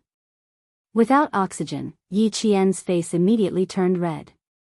The next second, a pair of strong arms wrapped around her shoulders, and the backup breathing tube was put back into the mask. The oxygen that could sustain life was once again returned to the mask. Go up. Li Jinyan made a hand gesture. Without being entangled, he swam up and down with his fins and took the lead to swim to the surface of the water. In front of the monitor screen, Big Whale was laughing so hard that his shoulders were twitching. Because his commander and the Major General of the army were there, he could only force himself to hold back his laughter. At that moment, tears were welling up in his eyes. That bear hug from Yi Qian, he dared to say that Demon King Li was stunned for 3 seconds. His upper body was being hugged by her, and one of his legs was even entangled with hers. This must be the first time the single major had such intimate contact with a woman in his life. I wonder if his face is red? Ha ha ha, it's probably a little red. The Major General of the army was also laughing. This little Yi, in the end, she definitely wanted to take Li Jinyan down with her. She couldn't win, and she couldn't escape, so she hugged Li Jinyan with the determination to fight to the death. This move. What kind of move was this? Did she break the rules? The Major General of the army didn't care about winning or losing. What he cared about was the rules that should be followed during training. Chapter 1300. The smile on the Navy commander's face deepened. He was also amused by Yi Qian's last, bear hug. It's not against the rules, but it's not advisable. We don't recommend that frogmen perish together. As long as they can hold on, there's still a chance to counterattack, but they must fight with the determination to win. Frogmen rely on quick judgment, quick reaction, and quick action tactics. Yi Qian did all of that at the beginning. Later, when Li Jinyan counterattacked, he was able to escape from the fishing net despite the disparity in strength. More than a month of training has yielded results. The army major general's expression was a little serious. Perishing together was indeed not suitable for modern warfare, especially for a talent like Yi Qian. If he were to be sacrificed, it would be a great loss to the country. Don't bluff. Yi Qian was able to hold on for 12 minutes against Li Jinyan. That's already quite impressive. Also, this time, we're mainly testing her underwater combat results over the past month, not her overall results. The requirements can't be too high. True underwater combat is not a two-person underwater combat where the outcome is decided. Now, in the early stages of tracking frogmen, we use underwater sonar and sensors to determine the enemy's general location and direction of advance. Before the enemy enters the water, we wait for the enemy from behind or from the side. Once the enemy enters our attack range, we use underwater firearms to finish them off. Rarely do we engage in face-to-face combat. Yi Qian and Li Jinyan rushed out of the water one after the other. The Navy commander made a "please" gesture and left the monitoring room with the Army Major General.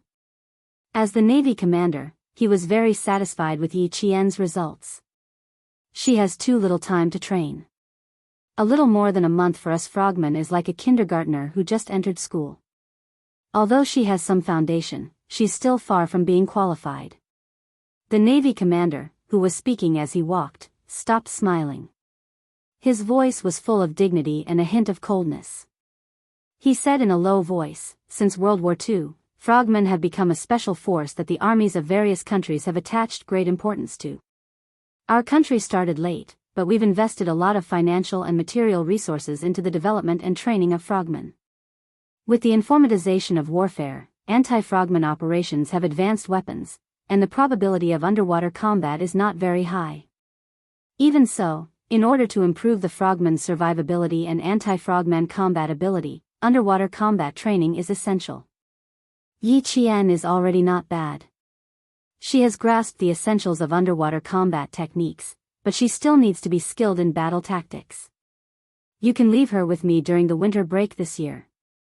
She'll definitely improve even more when she comes back." Major General Yang nodded slightly. After thinking for a while, he asked, "Do you think she can participate in the competition with the American Special Forces next year? By sending her to your unit for training, we did consider arranging for her to participate in the American team competition next year." He even arranged for her to go abroad to participate in such an important competition. The Navy commander couldn't hide the surprise on his face. We do have such plans. So, even if you didn't mention sending her over for training during the winter break, I would have discussed it with you. It was noon, and the sun was so hot that it burned his skin. As the Major General walked in the sun, the golden epaulets on his shoulders shone with a cold golden light, showing the majesty of a Major General. This year's winter break, and next year's summer break will be 2 months. The competition in September will take about half a year to train her. The Navy commander didn't have any objections. He had no right to interfere with the Army's arrangements. I can cooperate with the Army's arrangements. I can let Yi Qian return to the unit for training at any time. However, her training will be interrupted. Once she starts, the hard work she will have to put in is likely to be several times that of the other frogmen. Chapter 1301. At this point, the Navy commander recalled Yi Qian's training report and chuckled. No matter how tough or difficult it is, Yi Qian will definitely be able to persevere. I can do it here. You can make the arrangements. If there's anything you need us to do. The seawater lapped against the shore, sweeping up starfish and hermit crabs. The two high-ranking officers talked as they walked further and further away from the monitoring room. The whale, who did not follow them, saw the two officers walking towards the beach and returned to the monitoring room. Connect to the communication on boat 0101. He did not see the situation on the Great Mermaid's side just now, so he signaled the first lieutenant to connect him. He wanted to call the big eel directly and ask if he had completed the mission. The big eel had already installed the magnetic mine on the boat, which meant that the mission of the simulated combat training had been completed. However, Yi Qian had sacrificed himself. The Great Mermaid pulled the big eel onto the boat and answered with a smile, "It's done." "What's the situation with Yi Qian and the Demon King?" "I parked the boat behind the reef. They can't see where they are." Yi Qian and the Demon King fought for 12 minutes. In the end, Yi Qian hugged the Demon King's upper body with both hands and wrapped his legs around the Demon King's left leg. In the end, Yi Qian lost and the Demon King won. The Great Mermaid said in a low voice. The laughter that he had suppressed with great difficulty surged up again. The handheld communication microphone was silent for a few seconds. Then, the Great Mermaid's doubtful voice came through. She asked uncertainly, "I remember that the Demon King did not have any physical contact with the female soldier." "No, who would dare?" "Ha ha ha, only Yi Qian dared." I was stunned at that time. My eyes were fixed on the scene for a few seconds. The Demon King himself definitely did not expect Yi Qian to make such a move. Ha ha ha, not only did he hug the Demon King, he even wrapped his legs around one of the Demon King's legs. I tried to hold back my laughter until tears came out. The Great Mermaid coughed and said to her comrade, the big eel, who had taken off his breathing mask. The Great Mermaid said that Yi Qian hugged the Demon King's upper body under the sea and wrapped his legs around the Demon King's left leg. "Do you think we should consider letting Yi Qian take some responsibility?" "Yes, of course. The Demon King's innocence is gone." Gasping for breath, Big Eel slapped his thigh, and at the same time, his voice was full of vigor as he said, "You must tell Yi Qian about this. The Demon King's innocence is gone. This is the first time I met a female soldier who dared to hug the Demon King. She even hugged him. Amazing." The Great Mermaid nodded solemnly. "You're right. The Demon King's innocence is gone. I see that Yi Qian is also a very responsible female soldier. Talk to her and she should be able to take responsibility. What do you think?" "That's right. A man and a woman, they're quite compatible." "Big Eel, what are you trying to say? If a man and a woman aren't compatible, do you think a man and a man are compatible?" Li Jinyan, whose innocence had been exposed by his comrade, floated to the surface of the water. He took off his breathing mask and looked at Yi Qian expressionlessly with his cold eyes. Yi Qian, who had taken off his breathing mask, saw his expression and his gaze, which was as bright as an unsheathed sword. Her heart immediately sank. She could guess what he was going to say. You. His gaze inadvertently swept over Yi Qian's fingers, which had turned white from being soaked in the water. He originally wanted to criticize her severely, but he swallowed back the words he wanted to say. Just then, the inflatable boat hidden behind the reef came out with a white flag. Li Jinyan, who had furrowed his brows without leaving a trace, pursed his lips and said in a low voice, "Get on the boat first." The atmosphere was a little heavy. Yi Qian, who realized that she had made a mistake, gently exhaled a mouthful of turbid air that was stained with the smell of seawater. She nodded slightly, turned around, and swam towards the boat. Chapter 1302. Yi Qian, who was basically dead, couldn't carry out the next beach diving training, and Li Jinyan had more important things to warn Yi Qian. The two of them remained silent throughout the whole process and swam to the docked inflatable boat. Even when they got on the boat, Li Jinyan's low pressure didn't dissipate. The afternoon sun shone so brightly that it felt like they were in a steamer while wearing a rubber diving suit. The humidity from the sea hadn't dissipated when they climbed onto the boat, and sweat slowly flowed down their foreheads. The big shark gently patted Li Jinyan's shoulder and reminded him in a low voice, "Don't be so serious." The big whale said that her performance in the water wasn't bad. "Don't be too strict with her. After all, she's only been training with us for less than 2 months. She cleared the landing obstacles, confirmed the location of the marked mines, and completed the installation of the magnetic mines. In the end, you have to train her yourself. How can she bypass you and complete the final beach landing when there's such a big difference in strength?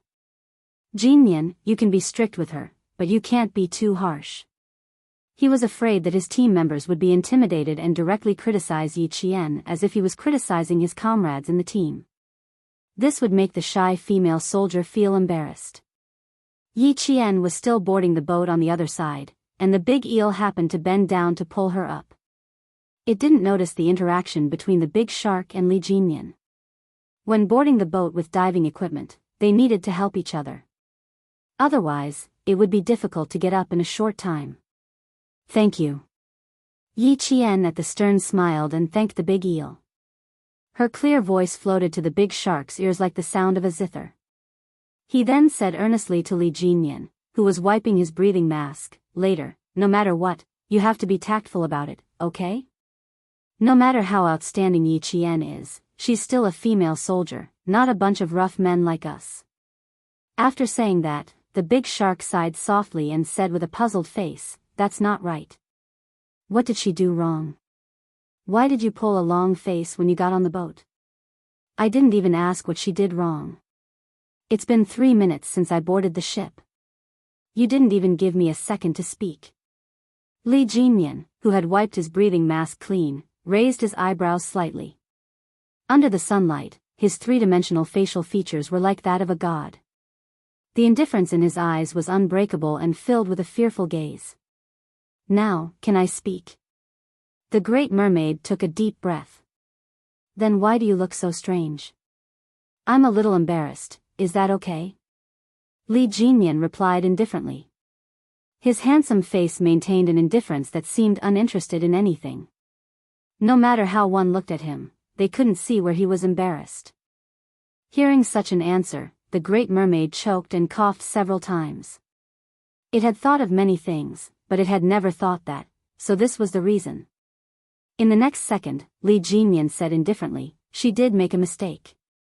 Mutual destruction? When did we ever teach her underwater combat? If she escaped from the fishing net, she would have had the time to pull out the underwater pistol and aim it at him, but she didn't. Faced with his approach, she had no choice but to choose the stupidest way."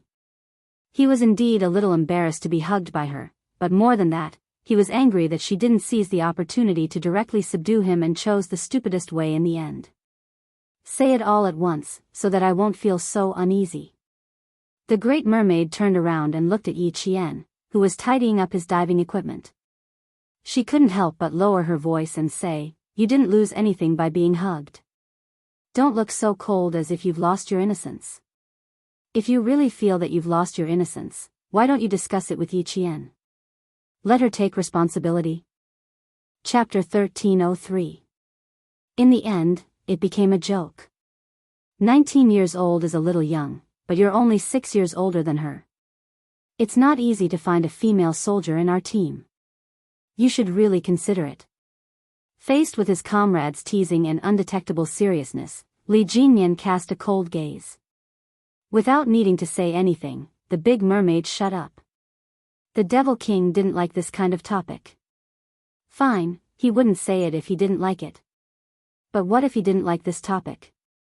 Or did he not like Yi Qian? Did he not like Yi Qian? That was impossible. So far, Yi Qian was the most outstanding, and also the most beautiful female soldier they had ever seen. Look, more than a month of training didn't turn her skin into charcoal. It just turned red and peeled off, but it was still a little red, the red of sunburn. She then looks at Li Jinyan, who is standing next to her. He is tall and slender. Although he is a bit cold, his face is so handsome that every time there is a naval meeting, the female soldiers in charge of communications have to secretly make eyes at him. At least he can be a little bit more attractive. She slightly ignores his coldness that doesn't allow people to get close to him. Standing next to Yi Jian, no matter how she looks at it, she feels that they are a perfect match. Li Jinyan didn't take the big mermaid's words to heart. His gaze was so cold that it made Yi Qian feel pressured. When frogmen carry out their missions, they have to pass through various obstacles and pipes. They also have to avoid detection by various detection devices. You already have a certain foundation. Although your overall reaction is not bad, it still needs to be improved. There was no criticism at the beginning, there was even a hint of praise. Yi Qian's expression became even more tense. He felt that the Devil King's horror was still to come. When fighting underwater, unfamiliar waters and complicated water channels will bring you inconvenience, and at the same time, it will add to the psychological pressure. Yi Qian, what is the biggest difference between frogmen and land forces? Do you need me to repeat it? As his voice became colder, Yi Qian knew, the main point was coming. Yi Qian straightened his back and puffed out his chest. He replied seriously, "Sir, there's no need to repeat it. Since you know, why did you make such a low-level mistake underwater? Perishing together? Did I teach you during daily training?" Li Jinyan was a very calm man. With his cold personality, even if he encountered a big problem, he rarely got emotional. It was the same when he faced with Yi Qian. He was a little angry at that time, but now he had calmed down. From his cold voice, he could tell that although he criticized Yi Qian, he wasn't emotional. Yi Qian, Yi Qian, Yi Qian, he said. Yi Qian, Qian, Qian, Qian, Qian, Qian, Qian, Qian, Qian, Qian, Qian, Qian, Qian's Qia, Qian, Qia, Qian, Qian, Qian, Qian, Qian. Underwater firearms have the advantage of high speed and high lethality. When fired at close range, it will be difficult for the enemy to effectively dodge even if they have supernatural powers. Yi Jian, as long as we have the opportunity to draw our guns and fire, the firearms will be our priority, and the lifesaver will be our second priority. He didn't criticize Yi Qian. Instead, he pointed out his mistakes one by one so that Yi Qian would understand where he had made a mistake. The big eel and the big mermaid had already arrived at the front of the boat, leaving Li Jinyan some space so that Yi Qian wouldn't feel awkward. It took 2 hours for the basic training on the water to reach the port. Li Jinyan didn't criticize Yi Qian for too long. He knew that the female soldier was very perceptive. He pointed out her mistakes in a timely manner so that he didn't have to worry too much about her correcting them. Chapter 1304. Major General Yang of the Lu Army was already waiting at the harbor. When he saw Yi Qian, he walked up to him. "Major General." Yi Qian jumped off the boat and immediately saluted him. "Not bad, although you're a little tanned." Major General Yang smiled as he looked at Yi Jian, who would become a member of the Shuayu Brigade Special Forces in the future. A deep smile appeared in his eyes as he returned Li Jinyan's military salute. He lowered his arm and smiled at the young major who was famous for his harsh training. "Thank you for your hard work, Major Li Jinyan," who was neither humble nor arrogant, replied calmly to the Major General of the army, "This is my duty, and also my responsibility. I can see the sacred qualities of a modern soldier in you, Major Lee. You are worthy of being a role model for our army." Major General Yang really admired the major in front of him. He had once tried to arrange for him to join the Snowfield Brigade with Xia Jinyuan, so that he could train the Snowfield Brigade into an excellent, world-class Special Forces unit. Later, after much research, the military decided that the Navy needed to form an underwater commando team, so Li Jinyan joined the Navy and Xia Jinyuan joined the Army. Now, both of them were shining brightly in their respective units. Even if Li Jinyan didn't join the Army, Major General Yang still cherished his talent. After chatting with him for a while, he finally spoke to Yi Qian. Major General Yang smiled as he looked at the back of Yi Qian. He almost became a member of the army like Xia Jinyuan. Major General Yang turned his head and saw Yi Qian's skin peeling from the sun. The back of his neck was red. He paused for a moment and sighed. Has it been hard for the past month? Even harder than the army training. Yi Qian probably didn't just peel off a layer of skin. He would get sunburned again and then get sunburned again and again. It's mainly because I'm not familiar with it. Everything starts from scratch, so it's a bit harder than the army training. Yi Qian did not exaggerate and answered honestly, "Fortunately, I passed the first day physically and mentally. Otherwise, with Captain Li's strictness, I would have been sent back." Major General Yang laughed, "Xia Jinyuan and I didn't expect that you would be sent back by him when we sent you here. We believe that you will pass both physically and mentally. Fortunately, I didn't slack off during my training. If I were to be sent back, it would be too embarrassing." Yi Qian joked with herself. Although her body was tired, her spirit was tempered. From her bright eyes, one could see that she was full of vigor. While the Major General laughed, she said slowly, "After a week of intense training, I feel that Captain Li is satisfied with me, so I'm relieved. Hard work was definitely there. How could one become an outstanding soldier without hard work?" Major General Yang was very satisfied with Yi Jian's determination to not admit defeat, to not be afraid of tiring or suffering. "We've postponed your registration at the military academy to September 2nd. You can skip the military training that has already started. I will ask Xia Jinyuan to pick you up. Go home and get your acceptance letter. You can complete your registration on September 2nd. All new students in the National University of Science and Technology had to undergo military training. They went through the registration process about 2 weeks earlier than other universities and completed their first military training. They called it experiencing military school life. For other new students, it was a chance to experience military school life. For Yi Qian, it was a small matter. She would gain more if she stayed with the Navy for half a month. Chapter 1305. Knowing that Xia Jinyuan would come to pick her up, Yi Qian, who had sent Major General Yang away, was looking forward to it for the first time. She wanted that day to come sooner and see Xia Jinyuan, whom she hadn't seen for a long time. During the 3-day holiday, Yi Qian completed the last of the beach diving training. On the evening of the 3rd day, she left the port on a patrol boat and headed to another sea area to complete the last 10 days of combat diving training. The last 10 days of training brought Yi Qian back to the days when she first joined the team. She didn't have more than 5 hours of rest every day before she had to start the special operations training. The end of August at the port was finally not as hot as it was from July to mid-August. Although the sun was still bright, the heat seemed to have decreased a lot. Xia Jinyuan, who was wearing an army training uniform, was accompanied by Desha. They chatted as they walked towards the sea helicopter base. He, who was sent to pick up Yi Qian, arrived at the port on August 28 at 10 a.m. sharp and took a flight to Hongkou City in the southern province at 2 p.m. Time was a little tight. The flight arrived in Hongkou City in the afternoon and they had to take a car back to Shuka village in the afternoon.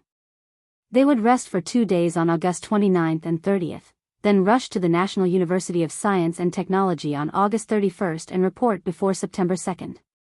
Xia Jinyuan had trained with Xia Jinyuan for more than half a year, so he didn't need to be polite when talking with Xia Jinyuan. He said casually, "It's a pity that the time is a little short. The training plan for our Special Operations Combat Crew is 10 weeks, but Yi Jian only has 2 weeks. She has to complete a high-altitude parachuting course, an obstacle blasting course, and a long-range operations safety course. The 3 courses only have 4 days of training. In Demon King Li's words, it's fast-paced training. Let her remember it first, and then she'll have more in-depth training when she comes back from the winter break." Xia Jinyuan, whose steps were light, was about to see the girl he loved very soon. His thin lips held a faint smile, and his delicate eyes were gentle. "Although it's fast-paced training, I believe that with Yi Qian's ability to accept it, she won't let your efforts go to waste." Little Fox was smart. She would definitely have the results of 8 days of training in 4 days. He was indeed one of them. He trusted Yi Qian so much that even if he didn't see her training, he didn't doubt her at all. This kind of trust wasn't formed in a day or 2. It was formed when they had been together day and night, and even fought side by side. Up until now, although Yi Qian had trained with the Storm Commandos for almost 2 months, she hadn't built an unbreakable trust with them. That's true. In the words of our commander, Yi Jian is like a sponge. She seems to be in a saturated state, but in the blink of an eye, she can absorb new knowledge. His ability to act and execute is outstanding. Although they did not establish an unbreakable trust, the Big Mermaid's admiration for Yi Jian was not just a day or 2. The more time they spent together, the more she could feel the power hidden in Yi Jian. Thinking that she was going to leave in the afternoon, the Big Mermaid, who was reluctant to part with her, suddenly said, "We are all reluctant to let Yi Jian leave. We are considering whether we should coax Demon King Li to pursue Yi Jian." After saying that, he laughed out loud. "Major Xia, isn't it a bit unkind of me to say this now?" "Heh, a little unkind?" Xia Jinyuan looked at the laughing water ghost and said with a faint smile, "You want to poach Yi Qian in front of me? Desha, you're not being a little unkind, are you?" Actually, what Xia Jinyuan wanted to say the most was, "How dare you steal my girlfriend? Heh, heh, you must be itching for a beating." Chapter 1306. He was trying to steal his girlfriend right in front of him and was even accused of trying to steal her. As a normal man, it would be strange if he could hold himself back. However, as a soldier, Major Xia was much more tolerant than a normal man. Before the enemy was clear, even if he was laughing coldly in his heart, that elegant and handsome face of his remained indifferent. Even his smile maintained the innate nobility of the Xia family, not revealing the slightest bit of emotion. "Your team doesn't recruit female soldiers. No matter how outstanding Yi Qian is, she can only watch." Major Xia sighed, as if he really felt sorry for the water ghosts of the Storm Commandos. What a pity.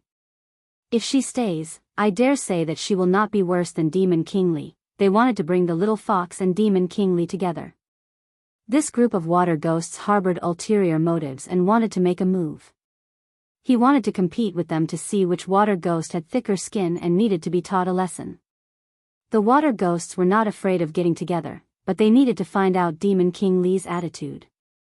The big shark did not sense anything wrong with Xia Jinyuan, nor did she hear that Xia Jinyuan was baiting the enemy step by step. She wanted to know what was going on, especially Li Jinyan's attitude. There's no choice. The frogman units of the Lindong, Linchuan, and Nangguang military regions can recruit female soldiers. If these 3 military regions know that Yi Qian graduated from the military academy, Major Xia, I'll remind your team in advance. There's a 90% chance that they will try to steal her from you. The big shark sighed, lamenting that they could not keep Yi Qian. We want to steal her, but the policies and regulations are there. Even if we want to steal her, we can only think about it. It's impossible. Xia Jinyuan's dark eyes flashed with a hint of a smile. It was because he knew that the Storm Amphibious Frogman Commandos did not recruit female soldiers that he and Major General Lu sent Little Fox over. Sigh, there was no choice. They had to be on guard. Little Fox was a female soldier, but she was far better than a male soldier. In addition, she had more than 5 years of special forces training and had some experience in land battles. In addition, she was excellent in all aspects. As a major general, he had to be on guard. As a boyfriend, he was naturally happy that his girlfriend was so outstanding. But there were also times when he was worried. He didn't feel good about being poached. Xia Jinyuan had absolute faith in Yi Qian. He had known her for 5 years and had pursued her for 4 years before finally succeeding. The strong-willed little fox wasn't a fickle person. As she trained with Li Jinyan, she wasn't worried that her girlfriend would leave with someone else. Xia Jinyuan, on the other hand, was already mentally prepared for the fact that someone was trying to steal his girlfriend. Little Fox was outstanding, and there was no shortage of outstanding men in the military. It was only natural that they would take a fancy to an outstanding little fox. Otherwise, why would he try his best to clear his name in advance and become her boyfriend before she entered the military academy? He was already mentally prepared for this, but he didn't expect that someone would be so impatient to try to steal him from the corner. Major Xia gritted his teeth a little too hard. He continued to lure the enemy without batting an eyelid and slowly smiled. This is a good rule. If there wasn't such a rule, I would have to consider whether to send Yi Qian to your unit. That one sentence made the big merman want to vomit blood. His sharp eyes, which were contrasted by his dark skin, glared at Major Xia, who was as elegant and dignified as a civilian in the military. The big merman thumped his chest a few times. Major Xia, you're purposely trying to piss us off. So you've been guarding against us since the beginning. You didn't even send him to the other military districts and chose our storm brigade. Major Xia, you're too cunning. Chapter 1307. Why would I do that on purpose? I'm just telling you the truth. Xia Jinyuan put on a lecturing hat, looking elegant and noble. I can't possibly do all the work for them. I still have to be careful. Luckily, your team has a rule against recruiting female soldiers. Otherwise, I might not be able to successfully bring Yi Qian back to the army. Also, you guys are quite unkind. Not only do you want her to stay, you even want Demon King Li to give himself to you. Taking advantage of the situation, Major Xia said earnestly, Great Mermaid, treating people with your looks is not a long-term solution. Great Mermaid took a deep breath, then took another deep breath. She forced a smile and replied warmly, Major Xia, please don't misunderstand. We were just joking in private. It has nothing to do with Captain Li. He doesn't even know what we're thinking. Treating people with sex is not a long-term solution. Major Xia, you're vicious. If Demon King Li found out that you wanted him to sacrifice himself, wouldn't he train himself to death? The smile on Major Xia's face deepened as he nodded. Then, as if he had suddenly realized something, he laughed. You guys. Li Jinyan hasn't said anything, yet you guys dare to speak nonsense. You're quite bold. Unmarried man and unmarried woman. Captain Li is not bad, and Yi Qian is not bad. If they really become a couple, don't you think it'll be a good story? Great Mermaid had no idea that she had just escaped from Demon King Li and was now being targeted by Xia Jinyuan. She fearlessly expressed her true thoughts. You don't know how compatible they are when they get together. Yi Qian is so outstanding. There aren't many men who are good enough for her. Our Captain Li is one of them. As the vice captain and ideological counselor, Great Mermaid always felt that she had the obligation to solve Demon King Li's marriage. He was already a 26-year-old man. In 4 years' time, he would be 30. How could he not have a partner? Xia Jinyuan secretly clenched his fists and raised his hand to look at the time. It was still early. He then raised his eyes and pointed at the beach in front of him. He said politely, It's still early. Why don't we go to the beach and learn from each other? Let's see if you've improved compared to back then. Back then, the few of you fought with me and Li Jinyan. You lost so much that you roared angrily at the sea in the middle of the night. You threatened that one day, you would avenge your humiliation. Since it's still early, let's fight. Sparring until you can't even speak. As a Special Forces soldier and the Q King of the Snowfield Brigade, Xia Jinyuan was extremely good at hiding his emotions. Even to Xia, the instructor of the Storm Commandos, couldn't see through his expression. Every sentence was said calmly and tirelessly. The Great Mermaid did not realize that she had unknowingly offended Xia Jinyuan. Hearing this, his eyes lit up. He glanced at Xia Jinyuan, who was dressed in his training uniform, and laughed. Major Xia, you seem to have come prepared. You didn't even wear your regular uniform to visit our unit. You came in your training uniform. I came out in a hurry and didn't change. Now it's convenient. That's good. Let's go, Major Xia. The sparring started at 10:10 a.m. and ended at 10:25 a.m. The side of Great Mermaid's face was pressed against the sand. His hands were clasped behind his back. He felt that his facial features were about to be squashed and his eyeballs were about to pop out. Xia Jinyuan sat directly on Great Mermaid's waist. His long arms locked Great Mermaid's arms and pulled him up. At the same time, he pressed his elbows on the back of Great Mermaid's neck so that he couldn't move. With a slight smile and the sea breeze, he said, "You've improved a little. It used to take 10 minutes. Now it's 15 minutes. Chapter 1308. With sand in his mouth, the Great Merman grunted twice, signaling for the other party to let go of his hands so that he could speak. Ruthless, too ruthless. He had been stomped twice on the chest and punched in the mouth. Blood was flowing out, and now he was being held down. Was he out of his mind? He agreed to spar with Xia Jinyuan, who was on par with Demon King Li. They were clearly talking about Yi Qian and Demon King Li. How did it end up with him sparring with Xia Jinyuan? Of course, Xia Jinyuan wouldn't tell him why he let go during the sparring. He pulled the Great Merman up and said guiltily, "I didn't control my strength. I'm sorry, brother." The Great Merman, whose mouth was red and swollen, gently touched his wound. He waved his hand disapprovingly and said, "I admit defeat. However, Major Xia, you were a little ruthless. Why do I feel like you deliberately hit my mouth? Is it painful? Let me take a look." Xia Jinyuan's expression was serious. He hurried over to show his concern for his comrade. It was a little intentional, but in the end, he really wanted to spar. The Great Merman, who didn't see through Xia Jinyuan's cunning nature, felt that he was overthinking. He added, "You hit my face the moment you came up. Major Xia, I'm not as good looking as you. If you ruin my face and I can't get a wife, you'll have to take responsibility." He was able to be doted on by his father since he was young. Other than his sweet mouth, his IQ and EQ were both extremely high. He had been fighting with others since he was young.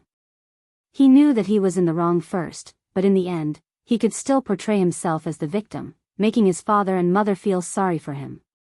Commander-in-Chief Xia didn't dare to go against his son, for fear that he would be tricked. Major Xia, who had loosened his bones, felt much better. He replied seriously, Of course.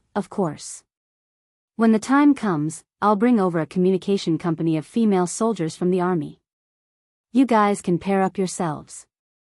As he spoke, his expression gradually became more serious, and even the deep smile in his voice became much colder. "Great Mermaid, we're going to complete a competition with a certain American Special Forces next year. You guys need to hurry up on the ground battle. Did Demon King Li come up with any detailed training plans? We don't have much time, so we need to make the best use of our tactics and skills." The situation of the enemy had been investigated clearly, and it had nothing to do with Li Jinyan. It was purely his comrades who were worrying for nothing. Now that the competition was over, he felt much better.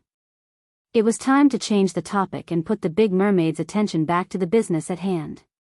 Being a fox, Major Xia was an all-round soldier king. He was not someone to be trifled with. Since the sparring session was over, there was no need to mention it again, in case the Big Mermaid realized that his motive for sparring was not pure. As soon as the topic changed, the Big Mermaid naturally followed suit. The corners of its mouth twitched a little, but other than the slight pain, there wasn't much of a problem. Dusting off the fine sand on his body, he began to discuss with Xia Jinyuan, "I have a plan. First, we will finish the competition, then focus on attacking the weak points. Major Xia, your special forces are a little mysterious. Even the Demon King doesn't know how deep your background is. When the competition is over, both of our teams will have to bring out their best skills. We'll combine the strengths of each team and eliminate our weaknesses. Only then will we have a better chance of winning when we go overseas in the future. Xia Jinyuan was no longer sentimental. With a sharp look on his handsome face, he nodded and said, "My plan is the same as the Demon King's. First, we'll compete with you guys and find out our own problems. Then, we'll combine the strengths of the American Special Forces and formulate a targeted training plan." Chapter 1309. A second ago, they were still fighting with their fists, and the next second, they were standing side by side, planning and discussing next year's match with the U.S. From the beach back to the cement road leading to the port, the conversation between the two was serious and profound, and from time to time, a few professional combat terms would pop up. Xia Jinyuan's slightly restrained voice contained the hidden coldness of a sword. He looked ahead and said slowly, "In May this year, we will start to learn 30 types of advanced individual training courses. Currently, our team is nearing the end of the sea-level escape course. We will be able to complete 30 types of advanced individual training courses before the National Day celebration. After training for so long, I also want to see how much I have learned. A match with you guys is undoubtedly the best choice." As a Special Forces soldier, as long as he was in the team, there was no limit to the skills he could learn. The 30 types of advanced individual training courses were compulsory for every Special Forces soldier in the Snowfield Brigade. From the Survival/Evasion/Resistance/Escape course to the Sea-Level Escape course, there were also the Operations and Intelligence courses. These courses to improve personal combat ability were required for all Special Forces soldiers in the Snowfield Brigade to familiarize themselves with. Hearing this, Big Shark's gaze fell on the young major beside her. She asked uncertainly, "Completed 30 types of advanced individual training? The whole team? Or just a few?" "The whole team, no one is left behind. Everyone must pass." Xia Jinyuan answered with a smile. His elegant and handsome eyes were fearless under the sunlight, as if they could split open layers of cold light. His steps were steady and majestic like the mountains and seas. "As for Yi Qian, I'll leave him to you guys. He will lay a good foundation for the future and strive not to be eliminated." Why did Xia Jinyuan want to spur Yi Qian to speed up the pace of training? It was so that once she entered the Snowfield Brigade, she could directly skip the basic training and learn the advanced training courses. As a Triphibian Special Forces soldier, he could fly a fighter in the sky, drive a tank on the ground, and fight in the sea without hesitation. Xia Jinyuan was able to become an all-around ace soldier, not because of connections or words, but completely because of his personal strength to become the captain of the Snowfield Brigade. He was even younger than the rest of the team. Yi Qian followed in Xia Jinyuan's footsteps and grew up with him as his goal. His direction was completely correct. "You're training Yi Qian to be an all-round Special Forces soldier. You're being so harsh on her now so that she won't fall behind too much when she joins your team in the future. She'll be able to catch up with all her comrades." Big Shark wasn't too surprised about Yi Qian's whereabouts. He had discussed it with Li Jinyan before, and he could vaguely guess the army's arrangement for Yi Qian. He admired Xia Jinyuan more than anything else. Xia Jinyuan had taken his comrades to complete more than 30 types of advanced individual training courses in less than 5 weeks.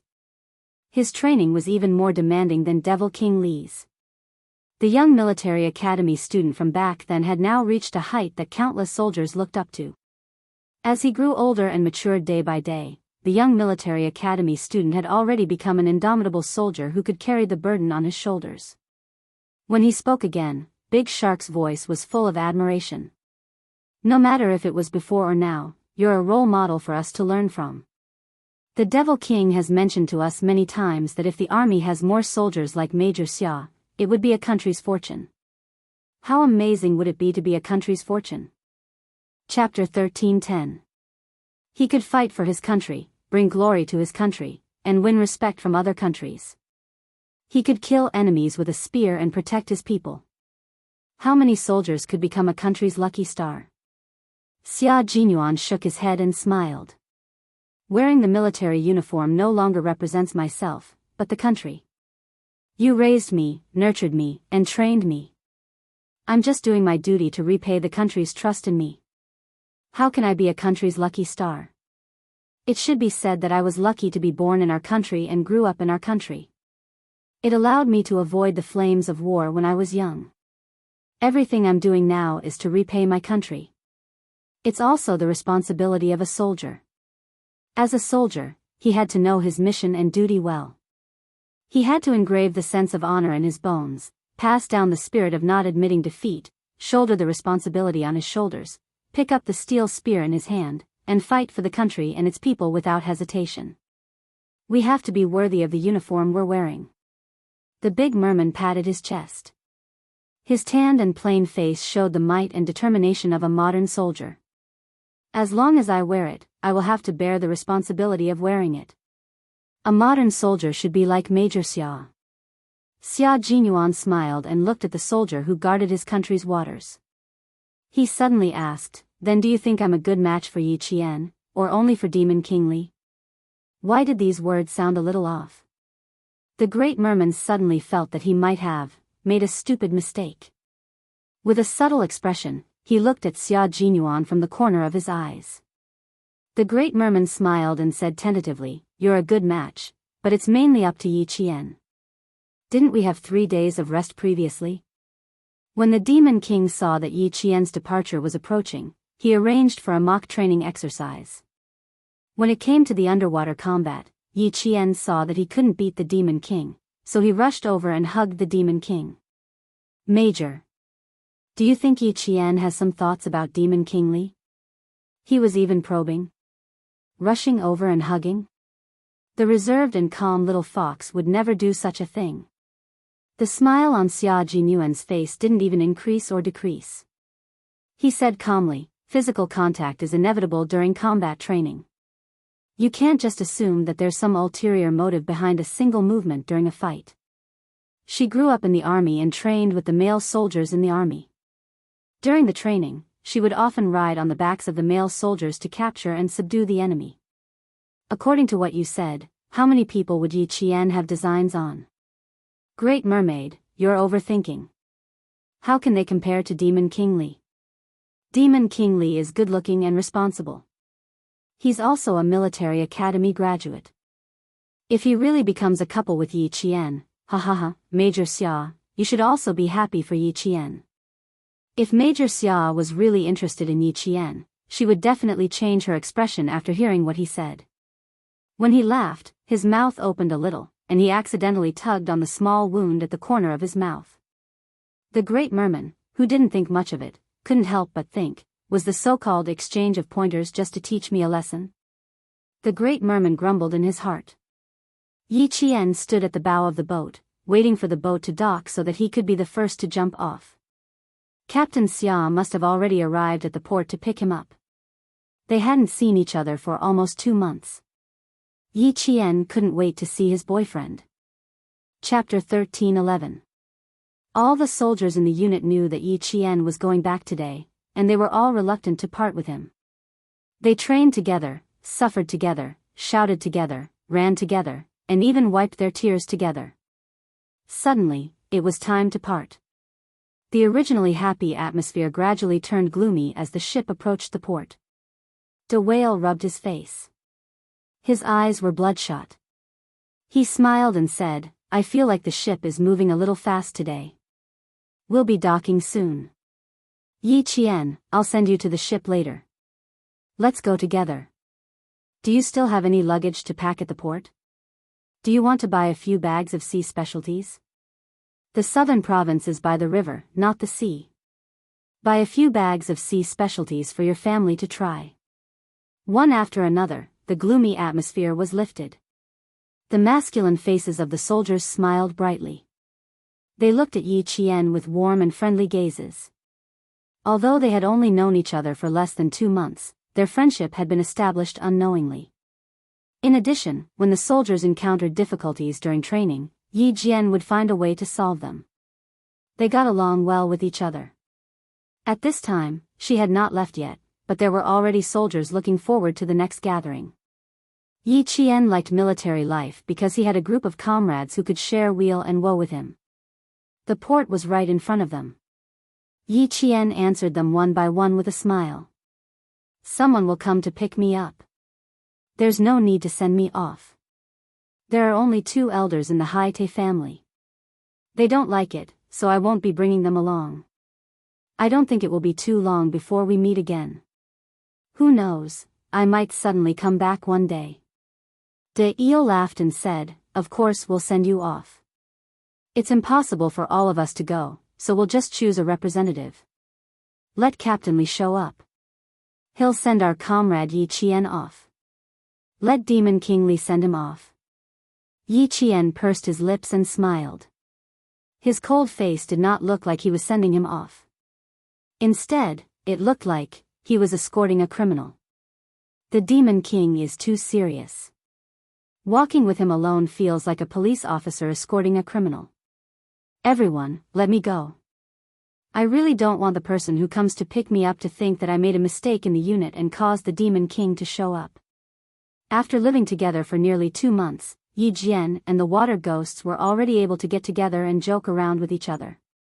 As the captain, Li Jinyan was always the topic of the soldiers. They respected him and liked to secretly discuss him. All the soldiers thought of that scene and could not help but laugh. The ship docked at the port, and Li Jinyan, who the comrades were discussing about as the representative candidate, appeared in front of everyone. His cold eyes were directly locked on Yi Jian's face. Before he could speak, the big eel, who had picked up the diving equipment and was about to get off the ship, smiled and said, Devil King, we choose you as the representative to send Yi Jian off. Everyone picked up their diving equipment and stood neatly. Yi Jian, who was wearing an army training uniform, stood at the front. She met Li Jinyan's cold gaze and replied with a smile, there's no need to go through so much trouble. I only have this small bag, straight, give it to me. Li Jinyan calmly interrupted her. He walked over and bent down to pick up Yi Qian's luggage, which contained only a change of clothes, as well as 2 sets of short-sleeved shirts and shorts. When he looked up, there was a subtle smile in his handsome eyes. Don't worry. I won't send you on the ship like a criminal. He had heard Yi Qian's teasing just now. This female soldier sometimes said things that made people not know whether to laugh or cry. Chapter 13:12. The soldiers laughed even louder.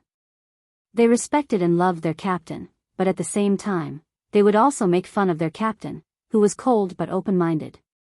Even if the soldiers called Li Jinyan the Devil King, he was still a Devil King that made people wholeheartedly accept him. Yi Qian, who was caught red-handed, did not panic. The smile in his eyes fell slightly on the camouflage travel bag in Li Jinyan's hands. He continued to make fun of him. After training for almost 2 months, this is the first time I've seen the Devil King take the initiative to help a comrade with his luggage. If I had known, I would have brought all my diving equipment with me. Ha ha ha, Devil King, why don't you take my diving equipment and add some weight to it? Don't let Yi Qian feel that it's a pity. 1 set of equipment will be taken, 2 sets of equipment will still be brought.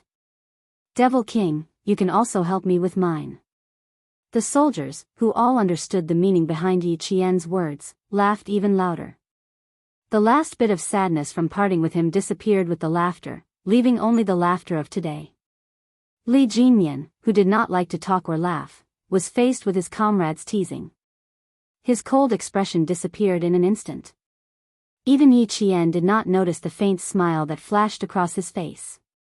Let's go. Amidst the laughter, although his voice was faint and cold, it still clearly reached Yi Qian's ears. It's getting late. Yi Qian nodded. He did not care about the small luggage in his hands and followed Li Jinyan to the deck first. Let's go, let's go. Get off the boat, get off the boat. Brothers, pack up your equipment and get off the boat. De Whale and De Eel each led a team to the deck and got off the boat one by one. Xia Jinyuan's footsteps became bigger and faster. He had already seen the figure that he hadn't seen for nearly 2 months.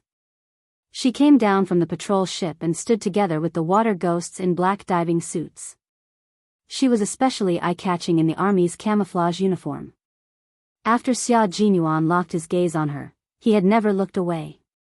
Yi Qian, who was in line, turned his head thoughtfully to look at the straight line of the harbor. When he saw the tall figure walking towards him, his dark eyes seemed to flash with a bright light. His beautiful face was like a blooming flower, so bright and beautiful that even Li Jinyan, who was in line in front of him, couldn't help but stare. His gaze was as bright as the sun. She could feel the heat in his eyes from more than 10 meters away. Yi Qian, whose heart was warm, stood up straight and no longer looked at them out of the corner of his eye. The corners of his mouth could not help but curl up slightly. She guessed that the person who came to pick her up must be him. No matter where she was, Captain Xia would always appear in front of her in time. He was like a lighthouse standing in the sea, allowing her to find the right direction at any time. Xia Jinyuan also felt Yi Qian's joyful gaze. The smile on his handsome face became deeper and warmer. The coldness between his eyebrows dissipated, leaving only gentleness.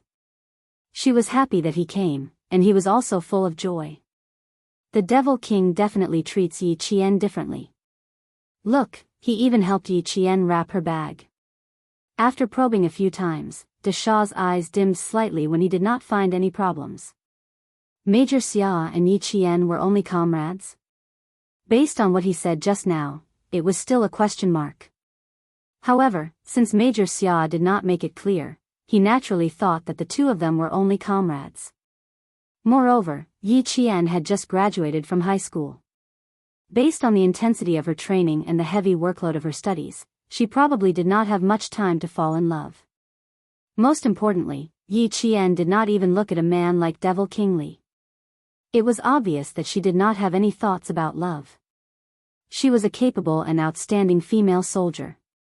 Devil King Li's marriage would be settled soon. Chapter 13:13. As a married ideological counselor, the Great Mermaid loved to prioritize resources to her unit. The ideological counselors in other units also had the same problem. They all loved to be matchmakers, as if they had all been trained to do so. Therefore, she continued to maintain her fearless spirit and challenged Major Xia's bottom line again. I've never seen him matchmake a female soldier. There must be something fishy going on. Xia Jinyuan, who was so happy that his handsome face was smiling, glanced coldly at the Great Mermaid as he walked. Don't think about things you shouldn't think about. What you think is absolutely impossible. Also, as far as I know, Yi Qian already has someone she likes. Her partner is right in front of you. Impossible, she just started university. How could she have someone she likes? The Great Mermaid shook her head and insisted on her thoughts. With her outstanding grades, she definitely wouldn't fall in love at such a young age. She has to train during the winter and summer holidays. How could she have time to fall in love? Major Xia, I'm sorry, I just want to be a matchmaker for once. Touching the wound on the corner of her mouth, the Great Mermaid smiled deeply. Xia Jinyuan's attention was focused on Yi Qian. He walked closer and closer until he could see her skin color. His little fox seemed to be a little tanned, but she was full of energy. She didn't flinch even after training under the sun and wind. She persevered day after day and finally became a rare pearl. This was his little fox, the one and only girl that he loved dearly. You want to match her with another man? You must be dreaming. If it's impossible in this life, it's also impossible in the next life. Xia Jinyuan walked closer step by step and carefully looked at the girl he liked. He replied slowly, if she wants to date, there's still time. Besides, she doesn't have time. The person who's chasing her has to find time to accompany her no matter what. Major Xia, who had always been good at self-restraint, felt a little stifled when he heard that his girlfriend had to be matched with another man from time to time. He had made it clear enough. If the Great Mermaid still didn't understand. I really don't know how he got married and even had a precious daughter. Or was he just pretending to be confused? That's highly likely. Xia Jinyuan could not help but raise his guard. The Great Mermaid's smile was somewhat enigmatic. You're right. There's still time to squeeze. Demon King Li is self-taught. He's squeezing time to deliver Yi Qian. Something is fishy, something is fishy, something is definitely fishy. One had to admit that the big mermaid was good at pulling aggro. Not only did she pull aggro for herself, but she also made Li Jinyan suffer. It was just a small matter of helping his comrade unpack his luggage, but in his mouth, it became a matter of trying to chase after his girlfriend. It was clearly a simple matter, but it turned out to be fishy. No matter how well-mannered Xia Jinyuan was, he was still a little expressionless at this moment. His dark, bottomless eyes seemed to contain some meaning as he glanced at the big mermaid with a faint smile. Big mermaid, you seem to want to be a matchmaker. He could only blame himself for his lack of emotions. The longer he served in the military, the more difficult it was for others to see what he was thinking. Even the great mermaid, who was good at political and ideological work, could not guess. The great mermaid, who was worried about her comrade's marriage, did not seem to notice Xia Jinyuan's coldness. She laughed and replied, "No, I just feel that Yi Qian and Demon King Li are a good match." Yi Qian was not bad. Demon King Li was not bad. Major Xia was also not bad. He, of course, would help Demon King Li. Chapter 13-14. Xia Jinyuan couldn't help but chuckle. What an ideological and political instructor. He thought he had given up on probing, but in fact, he was still trying to probe his relationship with Little Fox. As he got closer and closer to Yi Jian, Major Xia stopped wasting his time talking to the Great Mermaid. With a faint smile on his face, he took a deep look at the Great Mermaid. Seeing that the Great Mermaid was also smiling at him, the young major raised his eyebrows. His noble and handsome face looked so calm and elegant. "Just you wait, comrade Great Mermaid. Let's meet on the battlefield in the middle of October." Seeing this, the Great Mermaid's smile deepened. Although he couldn't tell what relationship he had with Yi Qian, one thing was for sure. This Major Xia didn't want to marry Yi Qian to Demon King Li at all. Unfortunately, the other party was too good at hiding. He couldn't find anything after several probing attempts. Young people nowadays were too good. Even a 30-year-old like him couldn't see what they were thinking. He couldn't even see through Yi Qian, a young girl who wasn't even 20 years old. The two teams of barefoot frogmen turned left and returned to the camp in an orderly manner with their diving equipment. Big Eel and Big Whale, who knew Xia Jinyuan, gave him a friendly smile and a look that said, "See you later." They needed to bring the frogmen who had just joined the storm commandos back to the camp. Xia Jinyuan exchanged glances with them and couldn't wait to look at Yi Qian. Looking at her up close, this unyielding soldier's eyes suddenly felt sour. She didn't have a tan, she had a sunburn. The skin on the back of his neck that had been exposed to the sun had curled up to his ears, revealing large patches of pink skin. There were even traces of blood in some places. Those were marks left behind by the friction of the diving equipment. Yi Qian seemed to feel his heartache for her. She looked up, her bright eyes containing a smile as clear as spring water. She gently shook her head at him, indicating that she was fine. Looking at her bright and beautiful smile, Xia Jinyuan took a deep breath to calm his chaotic emotions. "Long time no see." Li Jinyan took the initiative to greet her, as if he didn't see the interaction between the two of them. "Long time no see." Suppressing the heartache in his heart, Xia Jinyuan's thin lips curved slightly. He and Li Jinyan smiled as they looked at each other. At the same time, they reached out for each other's hands. The moment they shook hands, even the air around them became heavy. The Great Mermaid revealed a mysterious smile and looked at Yi Qian. Then, her gaze was fixed, and a thoughtful gloom flashed in the depths of her eyes.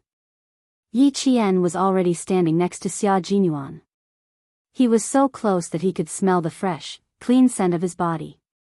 Yi Qian's smile deepened, and his face became even more beautiful. What is love? Perhaps love was just like now. Even when she smelled his scent, she still felt sweet. Xia Jinyuan maintained his gentlemanly demeanor in the face of the strongest competitor he had trained with. He politely greeted him, "Thank you for your hard work, Devil King. I'm just doing my job." Devil King Li replied indifferently. However, he saw the Great Mermaid standing on Xia Jinyuan's left was constantly winking at him. His brows furrowed slightly. He didn't quite understand what the Great Mermaid was trying to say. The Great Mermaid had many things to say. Seeing that he didn't understand her painstaking efforts, the Great Mermaid took the initiative to say, "Jinyan, I just asked Captain Xia. He and Yi Qian's flight is at 2:00 in the afternoon. Since there's still plenty of time, why don't we go out for a meal first?" Chapter 13-15. You're the captain. Now that Yi Qian is leaving, you must have a lot to say. Say whatever you want while we're eating. Otherwise, she won't be able to hear what you want to say when Yi Qian leaves. It was a little quiet. Only the sound of the waves gently beating against the stone pier could be heard. The sound of water splashing could be heard. Li Jinyan didn't understand why the Great Merman would say such things. The flight is at 2:00. It's 11:00 now. It's getting late. His gaze swept across Yi Qian's face calmly. His thin lips straightened a little. Also, I've already said what I wanted to say. Yi Qian, do you remember? How dare you say there's nothing fishy going on? I've already said what I wanted to say. You've already said everything? That's good, that's good. Don't leave any regrets. The Great Merman smiled brightly. He was known as the gentle and easygoing vice-captain in the team. Li Jinyan narrowed his eyes and glanced at the Great Merman indifferently. It was very indifferent, but it was a cold warning to the Great Merman not to speak carelessly. When Xia Jinyuan retracted his hand, he seemed to inadvertently take a small step closer to Yi Qian, closing the distance between them to less than the width of a fist. Seeing Li Jinyan warning his vice-captain with his gaze, Xia Jinyuan couldn't help but laugh. If Yi Qian does anything wrong, please point it out, Demon King. There's no need to feel burdened. Since the army sent her to you for training, it's to see her improvement. Moreover, based on my understanding of Yi Qian, she will accept criticism with an open mind and work hard to improve her shortcomings. With that, he changed the topic of the Great Merman's hidden meaning to the matter of training. The topic finally returned to normal. Even the atmosphere returned to normal. The Great Merman sighed inwardly after being warned by Xia Jinyuan's gaze. Oh, Demon King. Don't tell me you're not moved by such an outstanding female soldier like Yi Qian? Every time the 8 new soldiers in the team saw Yi Qian, their eyes lit up like lamps. They all wanted to show off their skills in front of Yi Qian. You're good. He only knew how to criticize and correct without the slightest bit of tenderness. The female soldiers that you personally sent over won't be too bad. They have improved a lot after more than 50 days of training. Li Jinyan did not say much. As he walked, he talked about Yi Qian's training. After a while, the topic shifted to the match in mid-October. I've already stepped up my training. The new soldiers will be taking part in the match at the same time. If Yi Qian comes up, you'll have to adjust her schedule. Yi Qian couldn't help but glance sideways at Xia Jinyuan. Together? Adjust her time? What's going on? There will be a match between our team and theirs at the end of October. Army intends to apply for you to join. Xia Jinyuan explained to Yi Qian, it was just decided a few days ago. As for you, you still need to discuss it with the military and the school. In other words, it was still unknown whether he could participate or not. It mainly depended on the arrangements of the school and the curriculum. Even Yi Qian did not have the right to decide on such matters. He only had the right to know. Hearing this, he nodded slightly to show that he understood. The 4 of them walked side by side, which made it very easy for Xia Jinyuan to secretly do something. He seemed to inadvertently hold Yi Qian's hand and gently stroke it. With a calm expression, he spoke to Li Jinyan as they walked. We will try our best to get her to join. We don't want her to miss out on such an opportunity. Okay. If you need us to step in, call us at any time. Li Jinyan also felt that this was a very good opportunity for Yi Qian. Moreover, he wanted to see her performance on land. A female soldier with a vicious aura around her, who had already completed missions at such a young age, how exciting would her performance on the battlefield be? Chapter 13:16. Yi Qian struggled a little, but he couldn't get rid of Xia Jinyan's hand, so he just let him be. The two of them walked close to each other, and they were only holding each other's pinky. At a glance, she couldn't tell anything. Forget it. They hadn't seen each other for more than 50 days. She couldn't help but want to hold his hand. She secretly hooked her pinky and listened as he chatted seriously with Li Jinyan. His side profile was so handsome that it was almost perfect, like a beautiful jade. When he spoke seriously, the corners of his mouth would slightly tighten, and there would be an inexplicable coldness between his brows. When he smiled, the coldness would dissipate, and he would be like a branch covered in a spring breeze. It was so soft that she couldn't help but want to raise her head and stroke his eyebrows. She could feel the warmth of the spring breeze. After looking at Yi Qian for a long time, Xia Jinyuan, who was talking, seemed to have sensed something. He looked over and immediately saw the affection in Yi Qian's eyes. Such a gaze.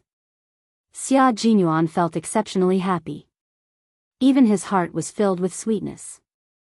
It turned out that Xia Jinyuan, who was only holding Yi Qian's hand with his pinky, directly used his slender hand to hold it tightly. He held it so tightly that his thin lips couldn't help but curve upwards. He was in an exceptionally good mood. If it's possible after this, we can have an interactive training session to improve the tacit understanding between the two teams.